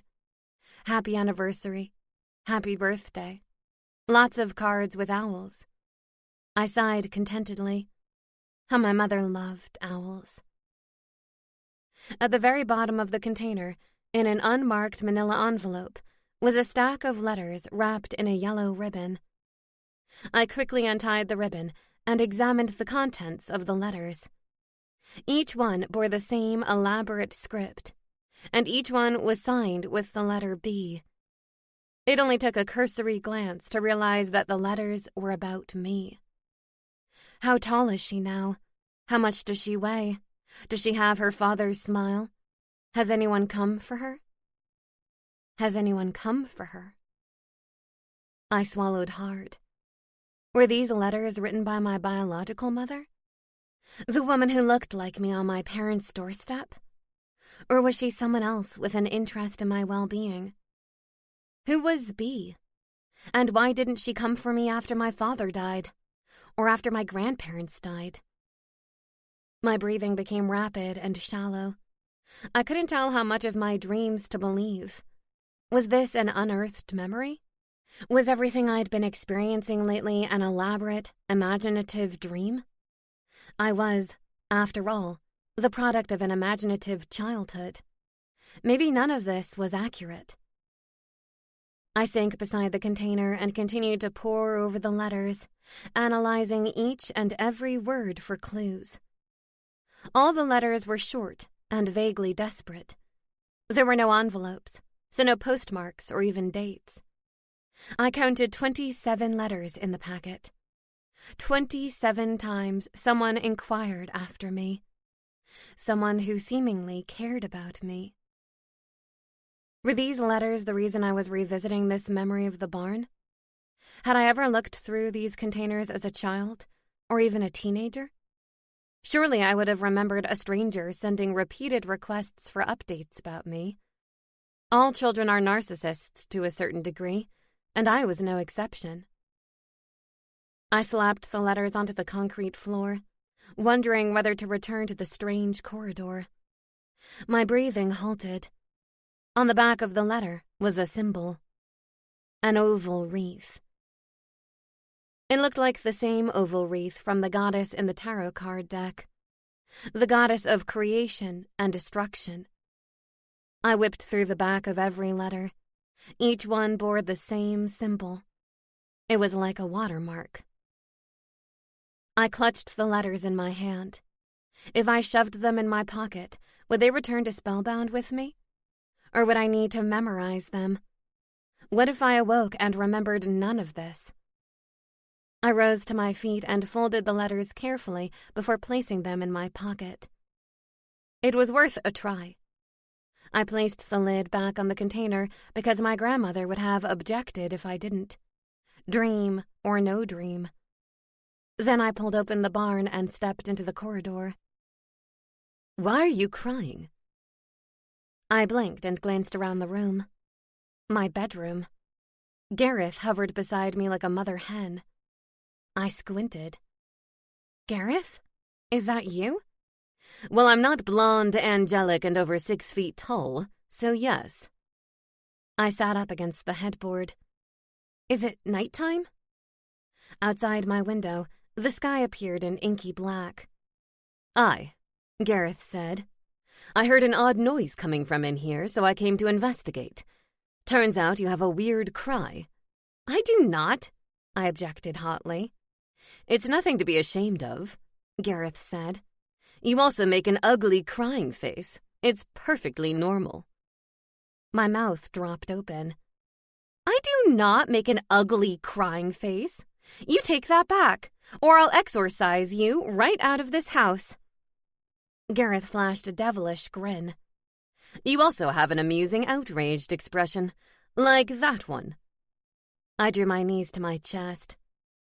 Gareth, you're in my room in the middle of the night because you heard me crying. Is the best way to handle the situation really to insult me? His shoulders sagged. Fine. I suppose you have a valid point. He floated to a seated position on the bed. Was it a nightmare about Elsa? Did you think Daniel was lost to you all over again? No, nothing like that. I was in the old barn in my grandparents' house. I suddenly remembered the letters and reached for my pocket. No such luck. My pajama bottoms didn't even have pockets. And you realized that you forgot your keys? Gareth attempted to finish for me. You're hilarious in the middle of the night, I said. You should really take your show on the road. If only I could, Gareth said with a regretful sigh. I'm working on it. When's your next training session with Lyra? I asked. 2 days, Gareth replied. When's your next training session with Lady Weatherby? Tomorrow. I quickly glanced out the window at the faintly glowing sky. Today. Best get a bit more rest, then, he said gently. You need to be on your game for the head of the coven. 2 heads of the coven, I corrected him. I think Agnes will be joining us again. That's good, though, isn't it? You like Agnes.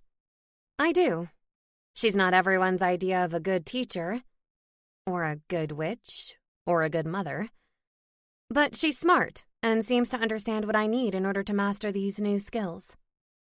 That's the best kind of teacher, I think, Gareth said. Yeah, me too. So don't get off topic, Gareth urged. What was the dream? I realized I wasn't ready to share the dreams or memories, whatever they were, until I knew for certain what I was dealing with. I was in my grandparents' old barn, I said. So you mentioned. That's it, I said. If that's it, then why were you crying? He asked. Because it makes me sad to think of my childhood. Aye, Gareth said softly. And me as well. Something a centuries-old Scottish vampire and I had in common. The next afternoon was a leisurely one, as I sat on the sofa with my legs across Daniel's lap. He read a book of poetry while I reviewed the Lumberland paperwork, specifically the contract between Milton Braun and Marcel Griffith. Anything good in there? Daniel asked. I scanned the 5th provision. Nothing yet. It seems fair and straightforward. Not too much of the legalese I sometimes saw in human world contracts. Those contracts were the worst. The average person would have no clue how to interpret the provisions. It was essential to understand any contract you signed. Would you like me to read you a little bit of poetry instead? Daniel asked, tickling the bottom of my feet. I snatched my feet away from him, tucking them under my butt. Stop it. You know that's my Achilles heel. He laughed. That's not your heel, silly. It's the bottom of your foot. Do I need to give you an anatomy lesson? Because I might enjoy it. I smiled. It's really your lame sense of humor that got your halo removed, isn't it? All this talk about womanizing and bad behavior is just a myth. You might be onto me, Hart. I probably should have asked up front. Are lame jokes a deal breaker? I hugged him tightly. Not for me, but they might be for Gareth. Good thing I'm not dating Gareth, then, Daniel said. At the mention of his name, Gareth floated into the room. Is he going to be here all day? Doesn't he have a home of his own to go to? I gave Gareth a reproachful look. Just because you're Scottish and miserable doesn't mean everyone else has to be. Daniel followed my gaze. Is Gareth complaining about me again? I patted Daniel's thigh. No, don't worry. He's only being sulky because he didn't manage to materialize in Marcos's office yet. He misses the Minotaur's butt. Daniel pretended to look hurt.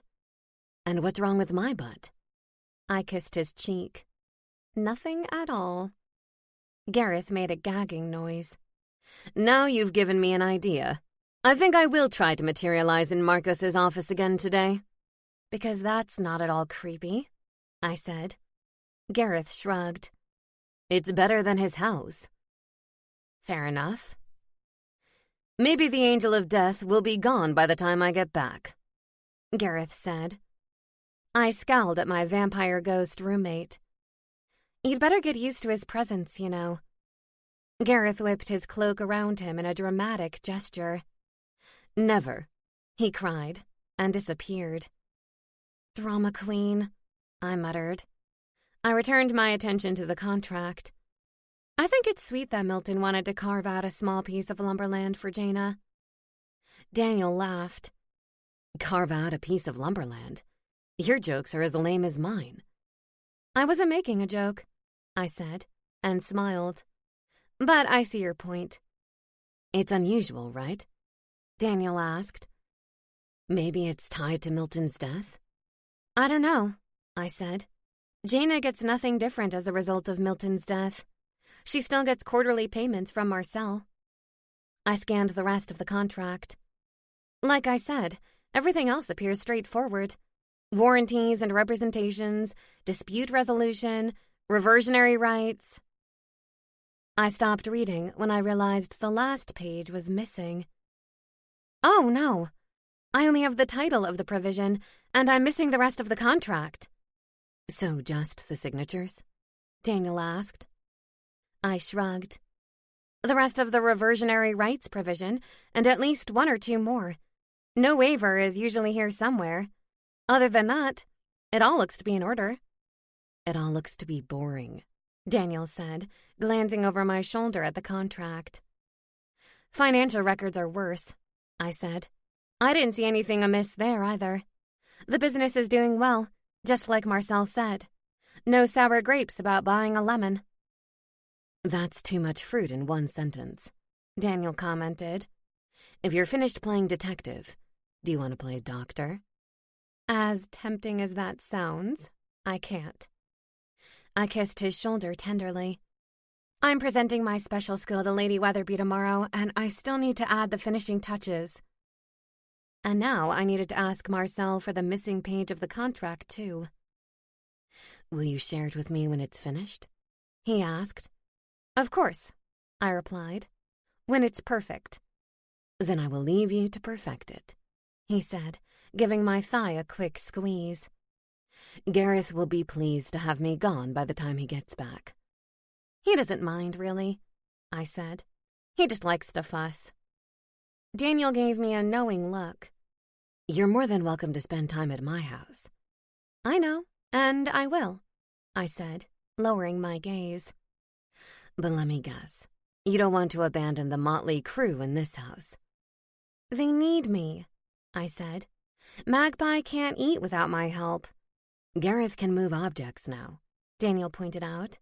He can feed his cat, and Cedric hunts his own food. They still need me, I insisted. Daniel held up his hands. I'm not arguing. It's not like I'm asking you to move out of here.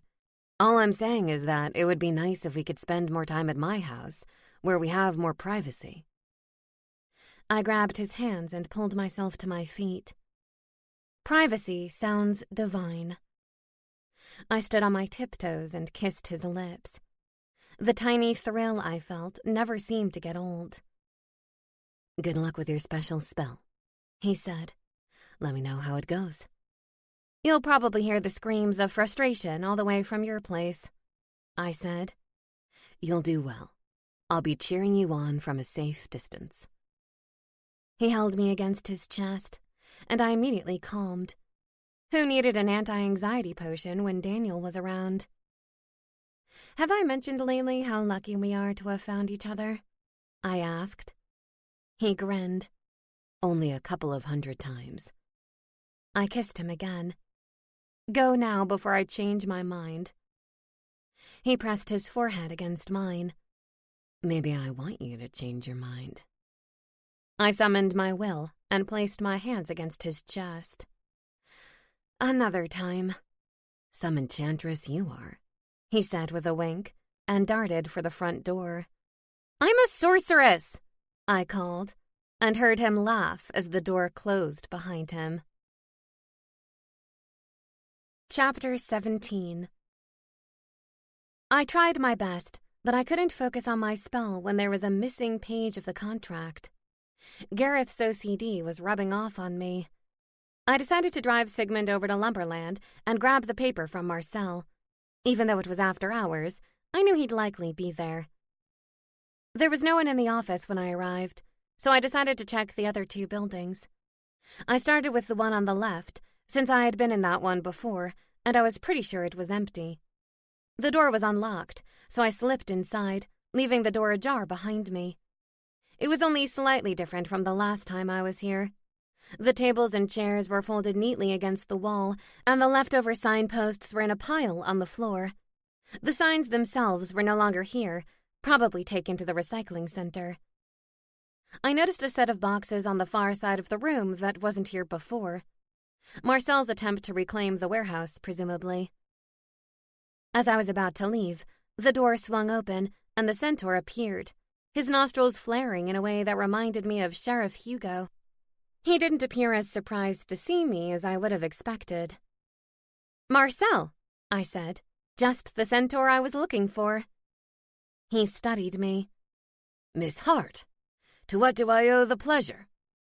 "I came to see if I could get the last page of the sale contract," I explained. "It was missing from the papers you gave us." "Was it?" he said. "How odd." "I know. I was just about to finish up, but the contract ended abruptly." I shrugged. "Well, it's only the final page," he said dismissively. "Signatures and such." "Still, I need to see it, if only to check the box to say I did." He eyed me carefully. "You're very thorough."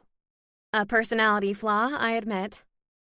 "I don't have the last page," Marcel said. "It's been missing for months." Something in his tone suggested that he was lying. "And you don't have a copy?" He shook his head. A piece of the puzzle clicked into place in my mind. There was a reason the last page was missing, and I was fairly certain I knew what it was. "It must have really bothered you when Milton realized he was going to lose the election," I said. Marcel sniffed. "Of course it upset me. I was one of his biggest supporters. I knew he'd make the necessary changes in Spellbound." "And the bonus was that he wouldn't want to buy lumberland back from you. Isn't that right? He couldn't exercise the reversion clause in the contract." He lifted a hairy brow. "You know about the reversion clause?" "Newsflash, Marcel. I was a lawyer in the human world. I looked at contracts on a regular basis." His hooves pounded on the warehouse floor as he paced the width of the room. It was clear that he was deciding how to play this with me. Not a quick thinker, this one.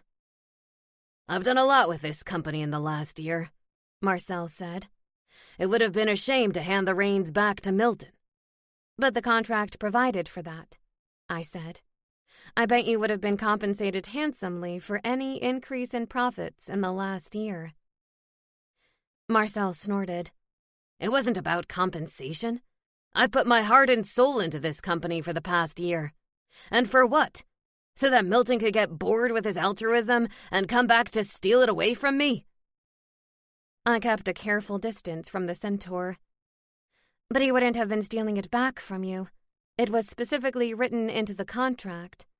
If you didn't like the possibility, then you didn't have to agree to it. You could have negotiated a different provision." The centaur threw up his hands. "Who reads the small print? It never occurred to me that Milton would actually want lumberland back. He seemed so set on spending his retired life in public service." "And when you realized that he was going to lose the election and want to reclaim lumberland, you snapped," I said. Marcel trotted closer to me, a menacing gleam in his eye. "I went to wish him good luck right before the speeches," he told me. "He looked calm and serene. I assumed it was because he felt confident in his speech, so I asked him." "And what did he say?" A low growl escaped his lips. "He said that he was sure he was going to lose. That Lucy and Hugo gave speeches that resonated with the citizens. That his would fall on deaf ears." "And that upset you?"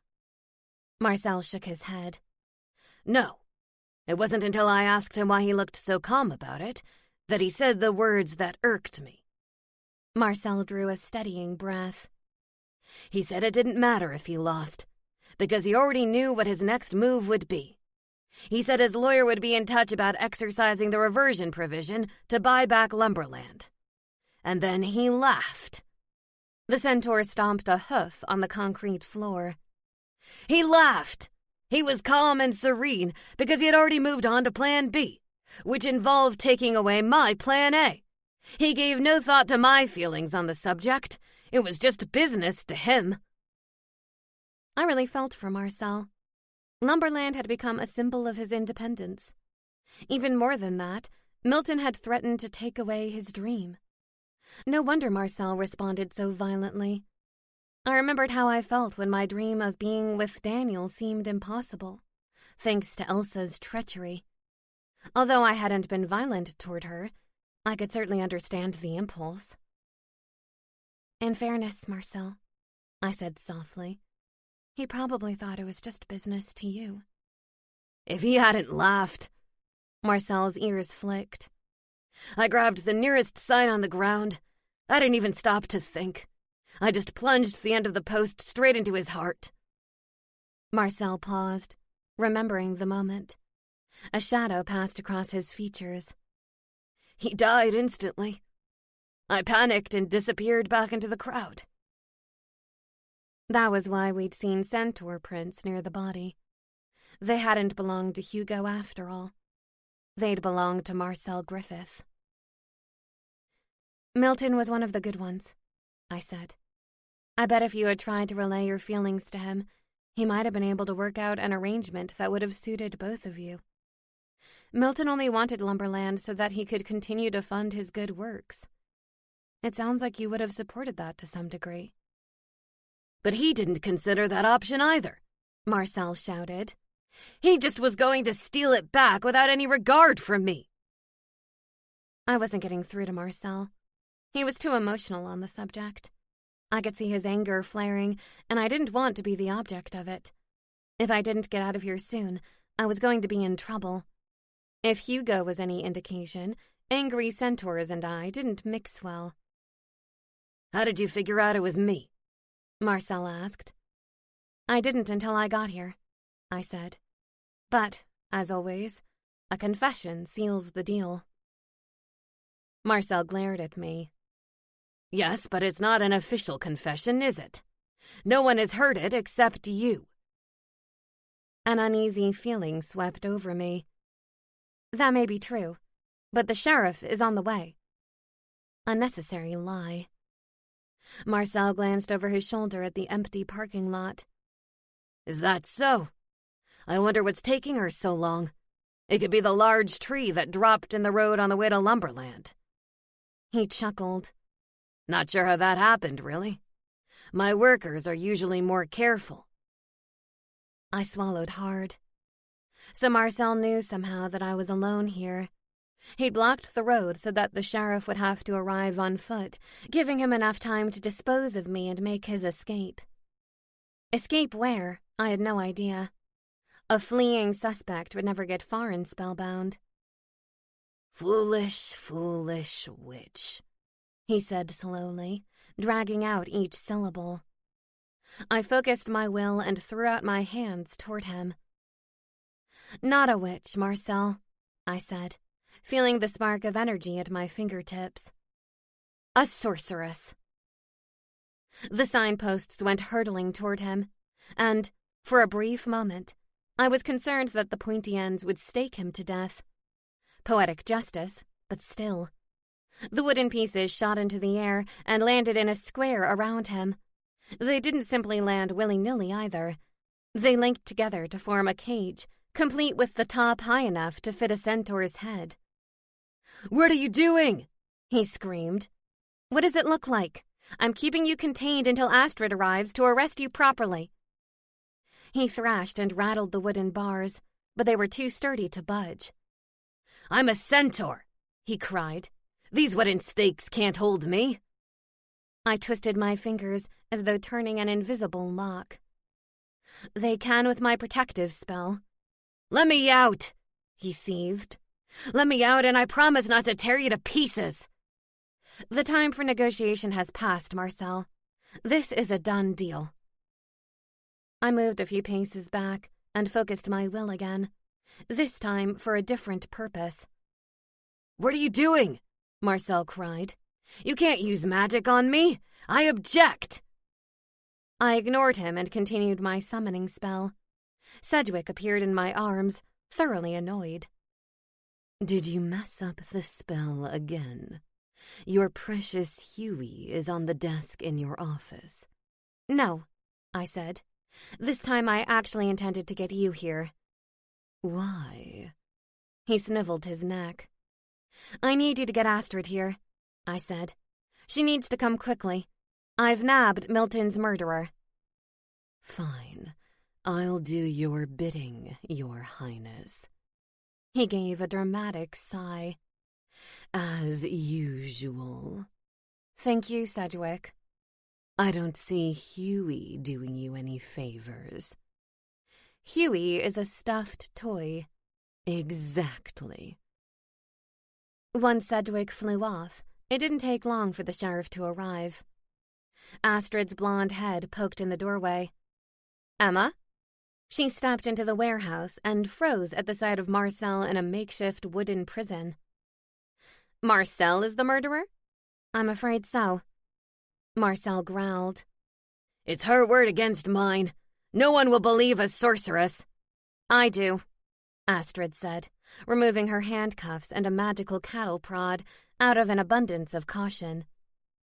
And that's the problem with this town, Marcel said, gripping the wooden bars. The wrong sort are running Spellbound into the ground. The wrong sort are going around free after killing an innocent pillar of the community, Astrid said. We're going to rectify that right now. Emma, will you help me escort Mr. Griffith to the jalopy? There is a tree blocking the road, so we'll need to walk. I can help too, another voice piped up. Britta appeared in the doorway. If you need me, that is. Astrid smiled. Of course we need you. You're my deputy, aren't you? Britta rushed toward us, eager to assist. I'll take this. She snatched the magical cattle prod from her sister's hand. You know I'm better at using these things. She winked at Marcel. I have violent tendencies. Don't we all? Marcel replied glumly. Chapter 18. Lady Weatherby strode into the classroom, her black cloak sweeping the floor behind her. Welcome to another day of learning, witches. As I'm sure you know, today is the day that you're scheduled to share your special project with me. I assume you've all been working diligently on your creative spells. We all murmured our assent. Very well, then. She gave us her version of a smile. Which one of you would like to present first?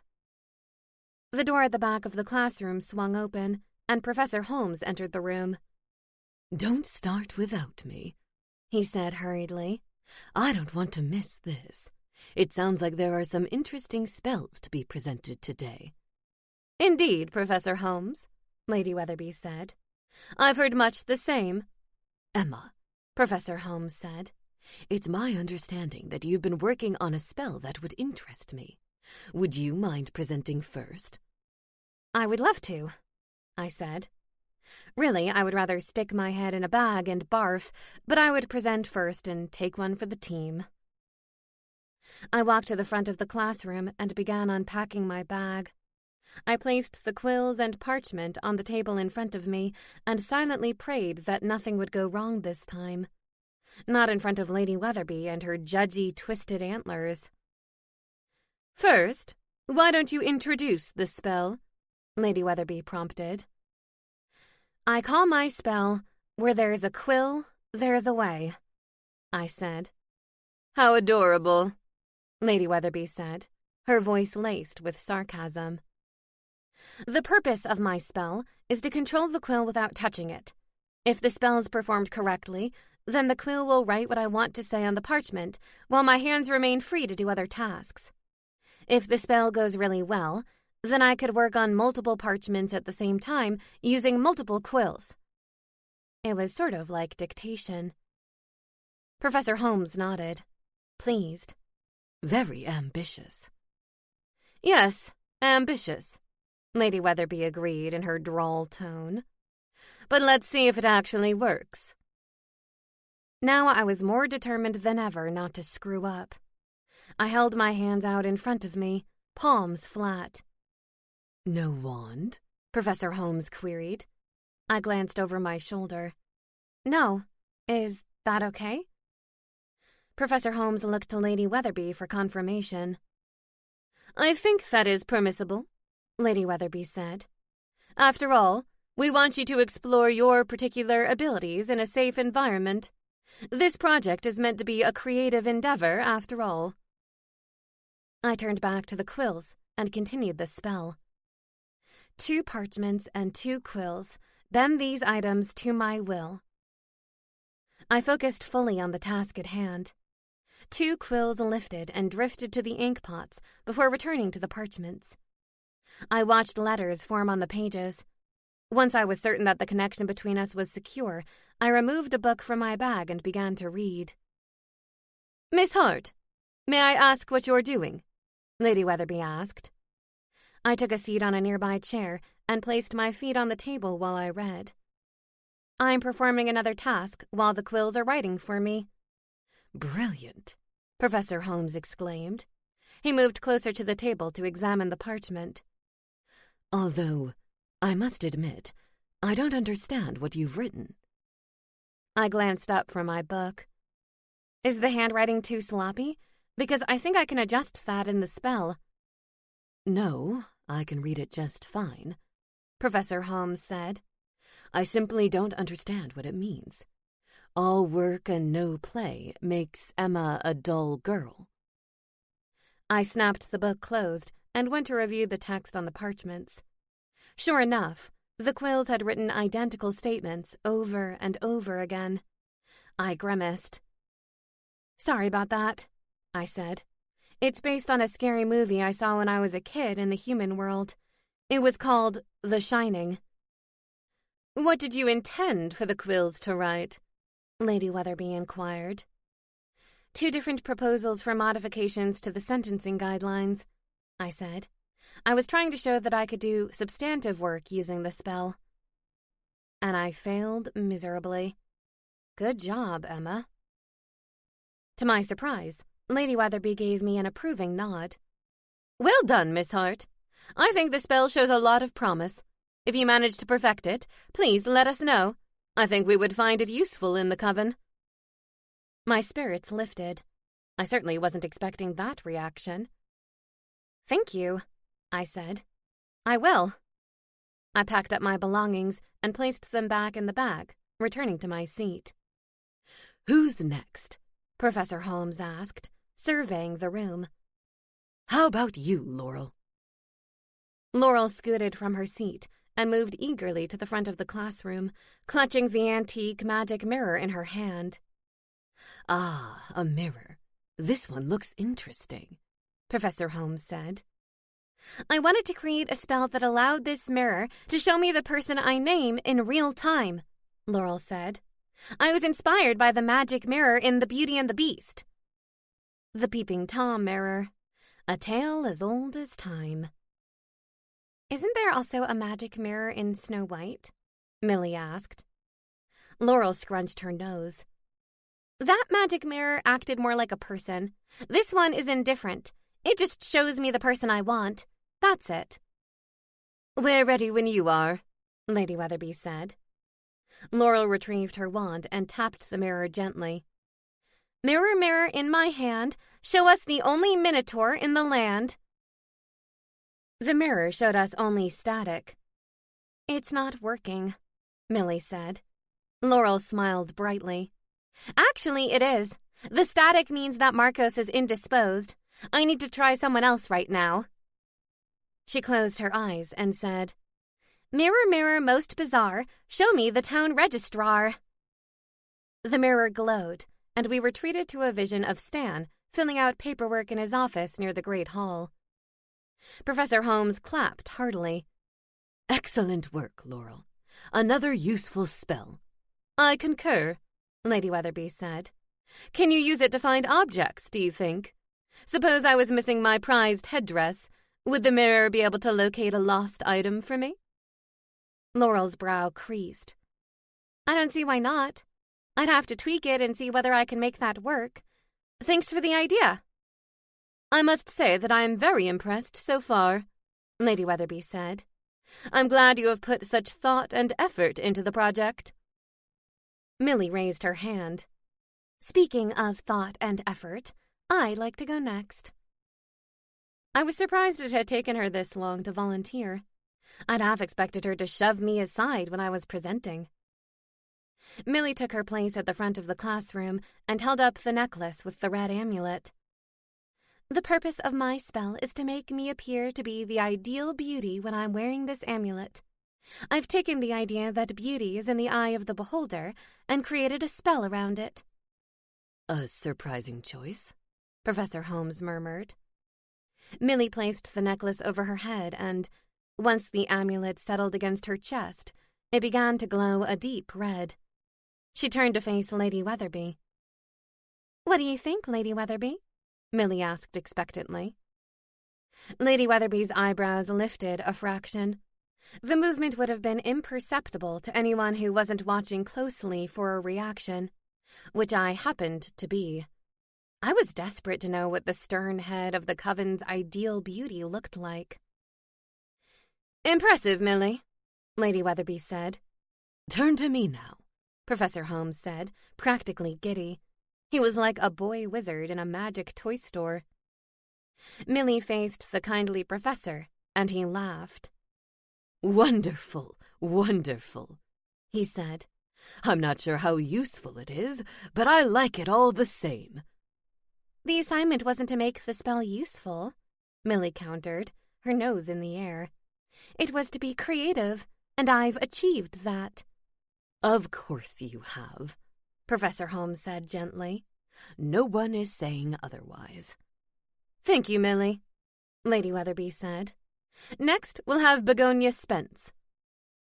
Begonia cleared her throat nervously and stepped up to the front of the classroom. "My spell creates a magical tattoo." Lady Weatherby pursed her lips. "Temporary, I presume?" Begonia nodded profusely. "Of course."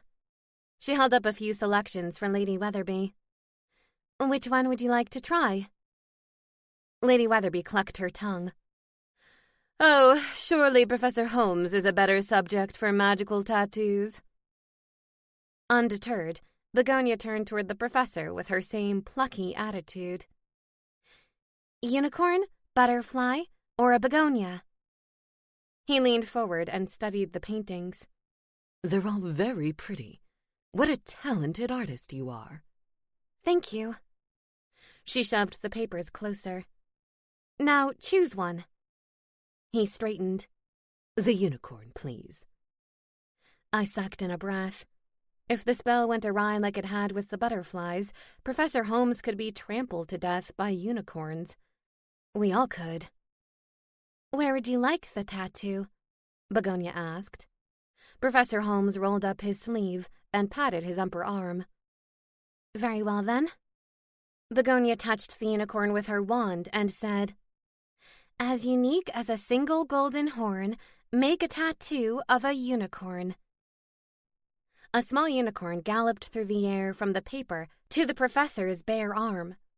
It settled there, rearing on its hind legs and looking as majestic as one would expect.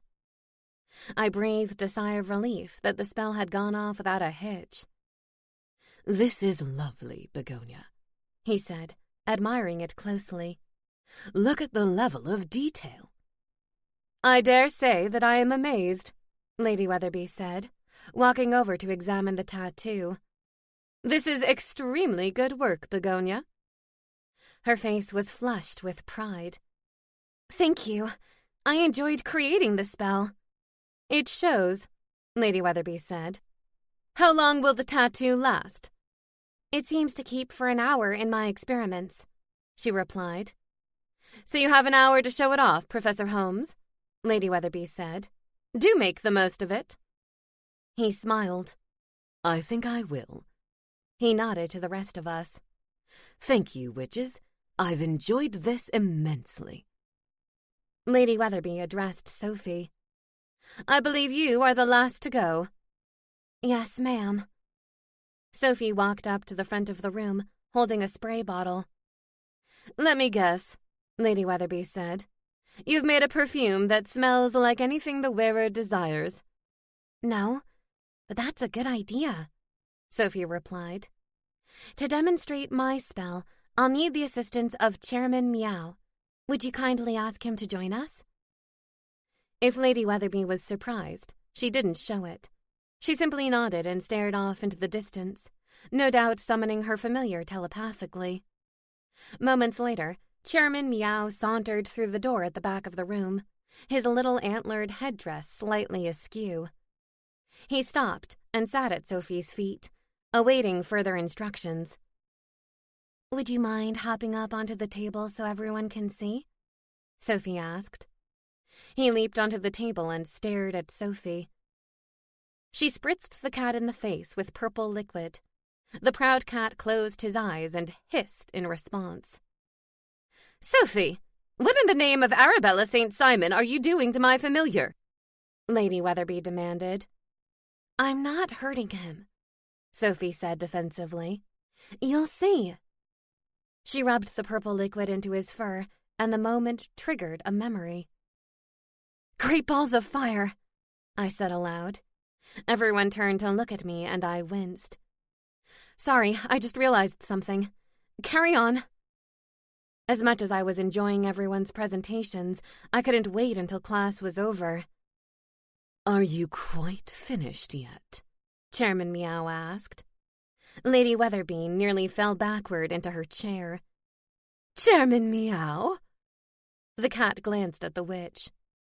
Surely you recognize my voice, mistress. And his tone. Egads, they had matching tones. For a brief moment, I worried that Sedgwick and I were more alike than I realized, but I quickly dismissed the notion. Sedgwick was his own owl, through and through. Lady Weatherby gaped at Sophie. You mixed this on your own? I did, ma'am, Sophie replied proudly. There's a mixologist in you yet, Lady Weatherby said. How long does the spell last? A few minutes, Sophie said. I tested it on a baby bird in a tree outside my window. Oh, wow, Laurel said. And it worked? You found out about the mom? Yes, thank the gods I was able to ask, Sophie said. The mom was coming back at night when I was asleep. If I'd tried to help the bird, she would have abandoned him. Chairman Meow licked his paw. Baby bird, did you say? And where might I find this nest? Nice try, Sophie said. He's getting stronger every day. I think he'll be ready to fly soon. Chairman Meow did the feline equivalent of snapping his fingers in dismay. The sudden movement caused his headdress to shift further, pushing down his ear. Honestly, can I please eliminate this staple from my wardrobe? It's absurd. Lady Weatherby frowned with concern. You dislike the headdress? I've always considered it to be an honor to wear. For you, maybe, he replied. You have a human head, whereas I am a cat, in case you haven't noticed. Not to mention, the monstrosity itches my fur. It's like a circlet of gnats. I stifled a giggle. Lady Weatherby's familiar was talking smack to her. A video recorder would have come in handy right now. By all means, let's remove it, shall we? Lady Weatherby stalked over to the cat and plucked the tiny headdress from his head. Happy now? Moderately, Chairman Meow replied. Anything else you'd like to share with the class before the spell wears off? She asked, a dangerous glint in her eye. If I were Chairman Meow, I'd call it quits now, or there might not be any tuna in his future. Meow, he said. Humph, Lady Weatherby replied. When she turned on her heel to place the headdress on her desk, Chairman Meow winked at Sophie. Clever cat. Then again, I'd expect nothing less from Lady Weatherby's familiar. Is class over? I asked, my bottom partially off the seat. Something urgent, Miss Hart? Lady Weatherby asked. As a matter of fact, there is, I replied, and swiped the spray bottle from the table in front of Sophie. Lady Weatherby flicked an elegant finger in my direction. Why should today be any different? Go on, then. Solve your crime, or whatever it is. Awesome, Laurel said. Somebody's wrath upon this world is so over. Chapter 19. As it happened, I was not ending anyone's wrath upon the world. Instead, I was about to gather the evidence to have my client acquitted. Good afternoon, Boyd, I said, stepping into the healer's office. I understand you have a cat here by the name of Esmeralda. Boyd smiled and nodded toward the door across the hall. She's right in there. She's awake and alert, and we've been monitoring her closely. How does she seem to you? It's a bit early to tell, Boyd said. But she did eat a little bit last night, and we're hopeful that she'll start purring again soon. How strong is she? I asked. Strong? Do you mean how many pounds can she lift? He chuckled. You're not planning to enter her in any competitions, are you? I'd like to do a little magic on her, actually, I replied, holding up the spray bottle. I'd like to know if you think she's strong enough to handle it. Boyd frowned. What kind of magic? Sophie has created a spell that allows animals to talk, I said. The spell only lasts for a few minutes, though. I'd like to use the potion on Esmeralda and see if I can get her to answer a few questions about Harriet. Boyd studied me. You don't think Harriet mistreated her, do you? I shook my head. Definitely not. I have a theory, but the best way to confirm it is by asking Esmeralda. Since we actually have that rare opportunity, I'd like to go ahead. I hesitated. It would be helpful if you acted as a witness. Boyd pushed his chair back and stood. Anything for you, Emma. I trust your judgment. The druid healer had no idea how much it meant to me to hear him say that. As much as I tried not to let residents like Mrs. White get to me, it was nice to have that reassurance. Boyd accompanied me into the room where Esmeralda was stretched out on a bed. Harriet was right.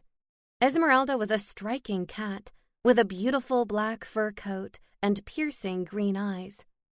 I could see why she would have grabbed Harriet's attention in paws and claws. Hey there, Esmeralda, I said. Aren't you a beauty? I placed my hand on her side and gave her a scratch behind the ears the way Harriet said she enjoyed. The cat opened her eyes and gave me a lazy look. A soft meow escaped her lips. My name is Emma, I said. I'm a friend of Harriet's. You know she's been to see you every day. She's very concerned about you. Esmeralda meowed again. Esmeralda, I would like to perform a little spell on you, if you don't object, I said. I promise I won't hurt you. I have a tonic in this bottle, a potion. All I'm going to do is spray a little on my hands and then rub under your chin with it. I don't need to apply it to your whole body. The potion should allow you to talk to me. The kicker is that it only lasts for a couple of minutes, so we need to talk quickly. I want to ask you some questions about Harriet. Do you understand? Esmeralda stared at me with her intelligent green eyes. Meow, she said. I nodded. Good. I'm glad we understand each other. Can I do anything to help? Boyd asked. I've got this. I spritzed a little of the purple potion onto my hand. It was like applying a thin moisturizer. I rubbed the mixture under Esmeralda's chin and waited. Feel any differently? I asked. Esmeralda blinked. I'm hungry, she said. They fed me cat food last night. Harriet feeds me proper fish. Fish is my favorite. I stroked Esmeralda's black coat.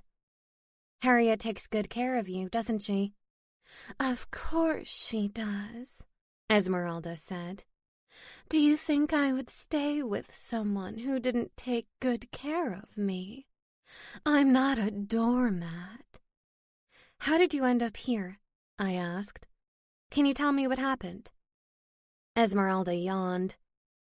"Harriet has been trying to do magic on me. She's convinced that I am her familiar and that we should be able to talk to each other.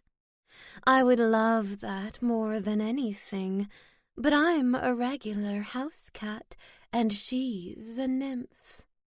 It's simply not going to happen." Just as I suspected. "So she's been trying different spells on you to see if you develop a psychic connection?" "Yes. Esmeralda loves the idea of being a witch. She wishes more than anything that she wasn't a nymph. She wants to be like you and your friends and have magic powers and that special connection to an animal." My heart went out to Harriet.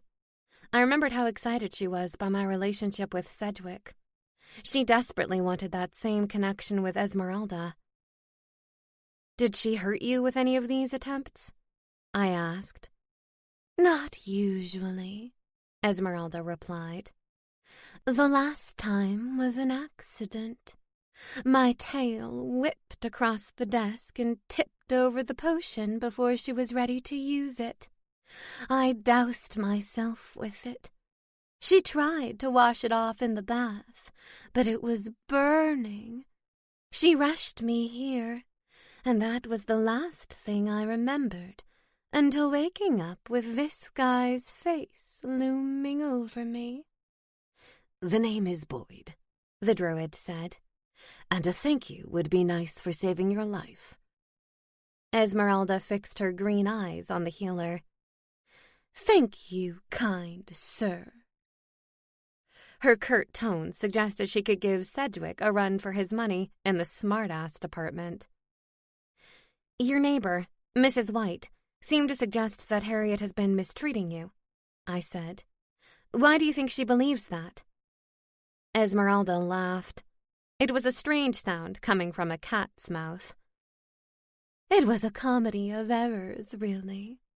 Every time Harriet messed up a spell, it seemed like the werelion was there to witness it.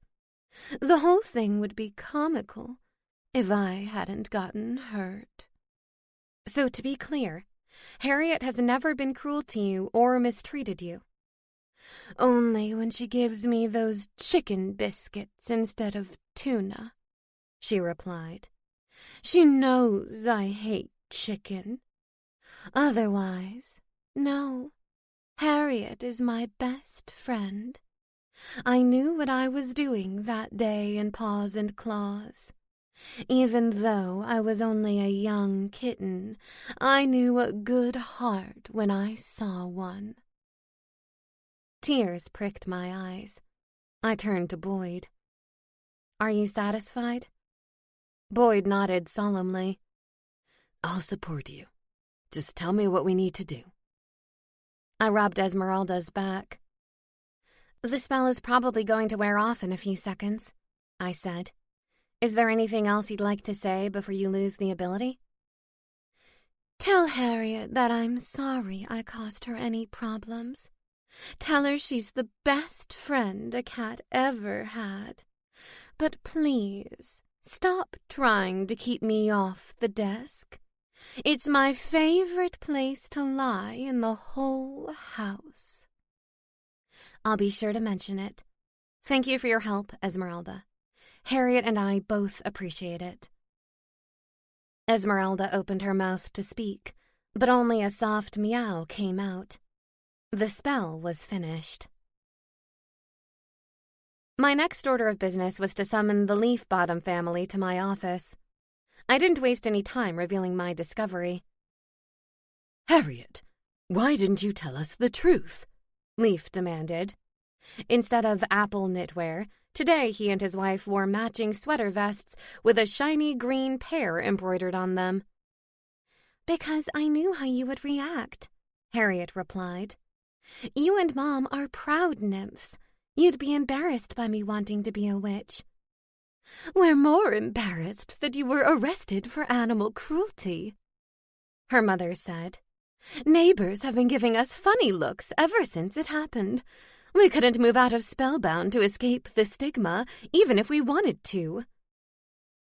The case will be dismissed, I assured them. Esmeralda's statement made sure of that. Is the judge really going to take the word of a cat? Leaf asked. They won't even make it in front of the judge, I said. The discussion was witnessed by Boyd. Trust me, it'll be fine. Harriet beamed. Tell me again about Esmeralda. Did she really say I was her best friend? I nodded. She's very grateful for you. She knows you would never intentionally hurt her. She was so silly, Harriet said, swishing her tail like that and knocking over the potion. And you were silly for making a potion in the first place, Leaf snapped. What does a nymph need spells for anyway? Or a psychic connection to a cat? We are one with nature. We don't need the tricks of the magical trade.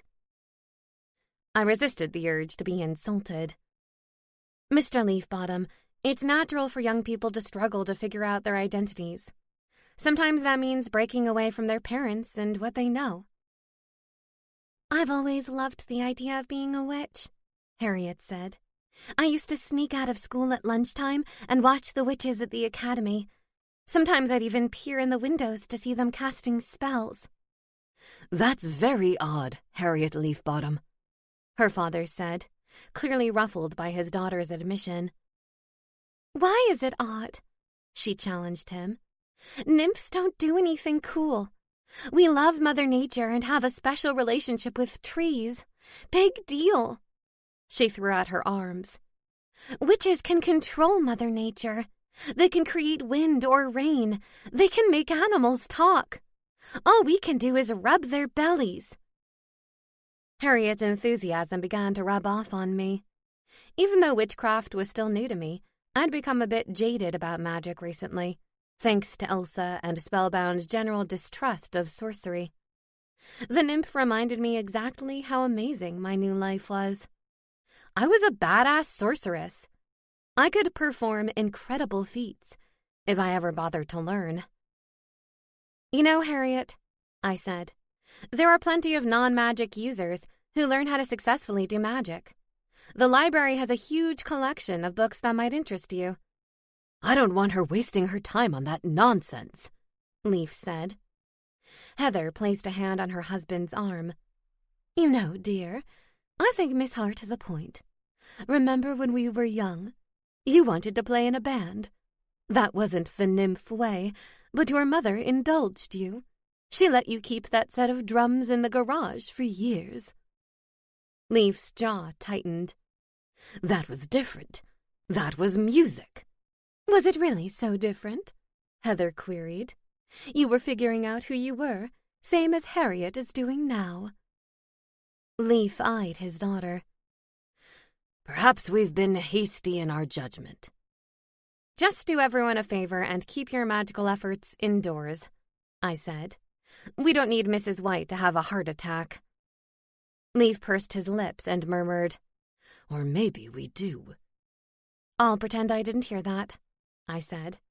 I don't want another Leafbottom in my office anytime soon. Or ever again, Harriet added. Can we go? Heather asked. We promised Hugo that we'd canvass our neighborhood this afternoon. Tomorrow's the big day. Ugh, they were Hugo voters? I forced a smile. Happy voting! Chapter 20. Election Day was finally here. Thanks to Milton's death and a wave of write-in ballots, it looked to be a nail-biter. Lucy supporters planned to rally in front of the schools during the voting hours and then converge on the Horned Owl to await the results. Hugo's team was, of course, gathering at the Spellbound Country Club, where Hugo was a frequent flyer. Gareth watched me as I applied lipstick in the bathroom mirror. Are you quite sure about that color? I could tell by his tone that he disapproved. What's wrong with this color? The color itself is fine, he said, just not on your face. I jerked my head toward him. What's wrong with my face? Never mind. Don't answer that. The color washes out your complexion, he elaborated. How does a young woman get to your age and not understand which colors complement her skin tone? I snapped the lid back on the lipstick tube. Forgive me for not having a mother to raise me and a grandmother who wore very little makeup. Gareth's gaze drifted to the floor. Apologies. I wasn't taking that into consideration. Okay then, Mr. Color Wheel. Which lipstick shade do you recommend for me today? He studied the contents of my cosmetics bag. Firstly, this arrangement is ridiculous. You should have them set out where you can see them, instead of mixed in a bag together where you have to rummage through like an old lady in a change purse. Why don't you handle that while I go and vote? I suggested. Gareth stared at the cosmetics bag. I suppose it's an acceptable compromise, given that my vote wouldn't count. Half an hour later, I walked into the Spellbound high school gymnasium and joined the line for the voting booth. It was remarkably similar to the process in the human world, except no one asked for identification, and when I stepped inside the little curtained area, I was greeted by a moving image of each candidate. There would be no hanging Chad situation in this election. I simply had to touch the image to register my vote. For a write-in vote, I needed to use the quill and ink attached to the makeshift wall and deposit it in the provided lockbox. I waved to Lucy's image before bonking her on the nose with my finger. Good luck, I said, and watched the images disappear. I left the voting booth and returned to the brilliant sunshine and the mob of citizens outside. There seemed to be an equal number of Hugo and Lucy supporters, each bearing more signs than there seemed to be available hands. Emma, over here, a voice called. I glanced at the sea of faces until my gaze alighted on Sophie and Begonia. They each held a sign for Lucy. Did you vote? I asked. They nodded in unison. We came here early to get it over with, Sophie said. It seems like everyone in town has come out to vote today. It's an important election, I said. It's important that everyone's voice be heard. What a surprise to find you in the eye of the storm, a chilly voice said. I whipped around to see ex-Mayor Knightsbridge walking behind me. Her wings were clipped behind her. I thought you were under house arrest, I said. She scowled at me. I am, but I'm permitted to vote. My darling chaperones are right behind me. I glanced over her shoulder to see two angry-looking trolls. Based on their severe expressions, she wouldn't be bossing them around. Well, I don't object to you voting because I'm sure you're voting for Lucy, I said. Although the mayor and Hugo were old friends, their relationship had become fractured in recent times. Lucy, on the other hand, had served the mayor well as her right hand. It's none of your concern how I place my vote, the former mayor snapped. In fact, I may vote against Lucy simply on the basis that she chooses to be friends with the likes of you. I didn't do anything to you, I said firmly. You and your daughter brought this upon yourselves. Choose to see it however you like, Knightsbridge said. Be sure to look over your shoulder now and again, because when the chance comes, I will get my revenge. A shiver ran up my spine as she sauntered past me, her chaperones trailing behind her. They gave me a grudging nod of respect as they passed by. Well, that was uncomfortable, Begonia said. Do you think she means it? About the revenge? I shrugged. I can't worry about that. Without her magic or her position of power, I'm not sure how much damage she can really do. Sophie managed a smile. We're not worried if you're not worried. Not another one, I moaned. Hugo stopped in front of me, a large sign in his hand. It read, "Vote for substance over beauty." While I agreed with the sentiment, it didn't really apply in this situation. I heard the first committee meeting was an unmitigated disaster, he said, not bothering to hide his delight. It didn't go as well as I would have liked, but we'll have more, I said. As many as it takes to get things right, because that's how I roll. Will Cassandra be a fixture at all these meetings? He asked. For Gareth's sake, of course. Why do you care? I stopped talking as the realization hit me. You did something to her, didn't you? I snapped my fingers. She said you gave her a voter biscuit on the way in. He snorted. A voter biscuit? Seems more like a mischief biscuit to me. He gave an exaggerated shrug. Then again, I'm not a magic user, am I? What would a centaur know about such things? My blood boiled. What a hypocrite you are. You're going all over town giving speeches about values and morality, and yet you would use magic to derail an important part of the democratic system. I've done nothing of the sort, he snapped. Now, if you'll excuse me, it's time to cast my vote. Unbelievable, I seethed as he trotted into the school. Sophie wrapped an arm around me. Let's head over to the Horned Owl for the party, she said. I bet Daniel is already there waiting for you. Begonia brightened. Do you think Demetrius will be there? I laughed. I think you would know better than anyone these days. Begonia blushed. We haven't talked much since our date. She hesitated. I think I was not the best company that night. I may have ruined it. I gave her a quick hug. You're always good company, Begonia. He'll learn that soon enough. The Horned Owl was bursting at the seams. In fact, I'd never seen it so crowded. Lucy had managed to get voters out in record numbers, and her supporters all seemed to arrive at the tavern at the same time. We'll never get a table, Sophie said. I heard a sharp intake of breath. Oh my, Ty is here. Of course he's here, Begonia said. He works here. Sophie sighed dreamily. I know, but I wasn't sure if he'd be working the election party. I peered across the room to where Ty was talking to two werewolves. Actually, he isn't working. Sophie, he's here as a patron. Now's your chance to really talk to him. Sophie backed away slightly. Wands and wings, I can't do that. I looked at her askance. What do you mean you can't do that? Just go over there and make small talk. Come with me, she implored. Begonia placed a hand on her hip. Sophie, you are a grown young woman, and you are more than capable of going over and speaking to a hot young satyr that you happen to have an enormous crush on. I groaned. You're not exactly alleviating the pressure, Begonia. Begonia punctuated her remarks by pushing Sophie forward into the crowd.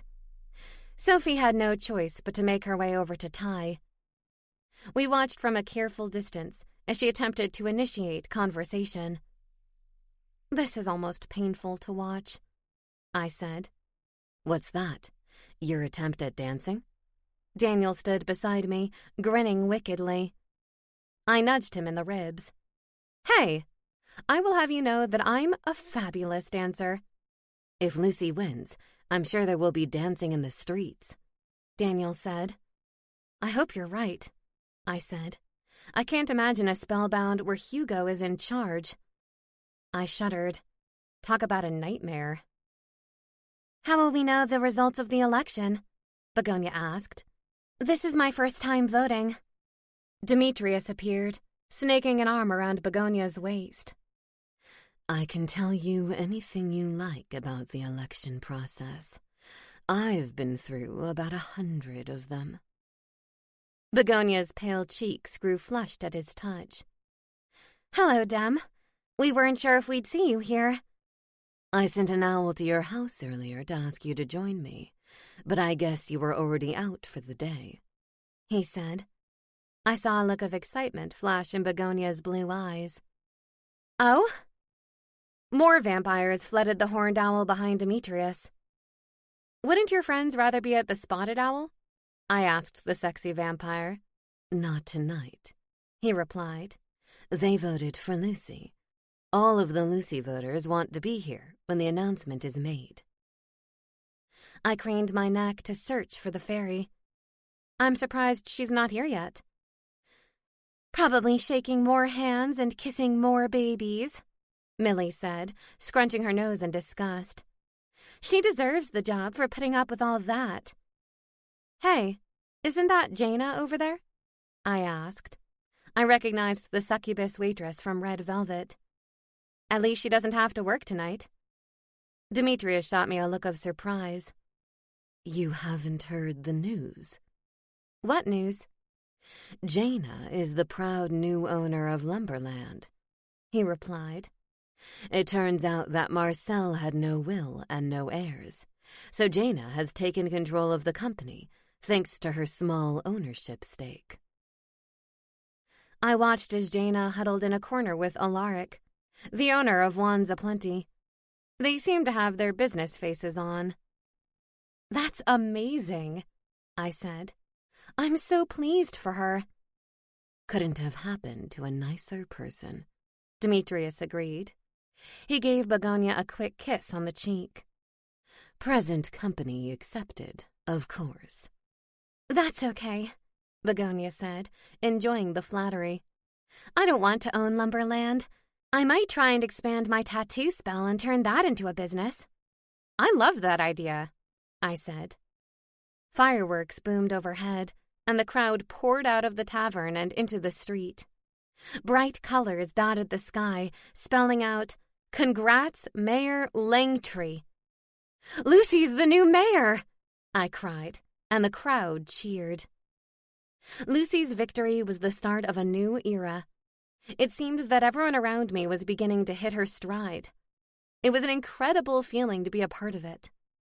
I gave silent thanks to the universe. No matter what the future brought with my heritage, I knew that I could face it, because I had the strength of my friends and loved ones behind me. I heard a whisper inside me, too soft to recognize. My mother? I wasn't sure, but I took comfort in the message all the same. When you are loved, you can and will endure. This concludes A Touch of Magic by Annabel Chase. Narrated by Emily Lawrence. Copyright 2017 by Red Palm Press, LLC. This unabridged audiobook is published by arrangement with Annabel Chase, care of Hirschman Rights Management, LLC, and was produced in the year 2020 by Tantor Media Incorporated, a division of Recorded Books, which holds the copyright thereto. Please visit tantor.com for more information on our growing library of unabridged audiobooks.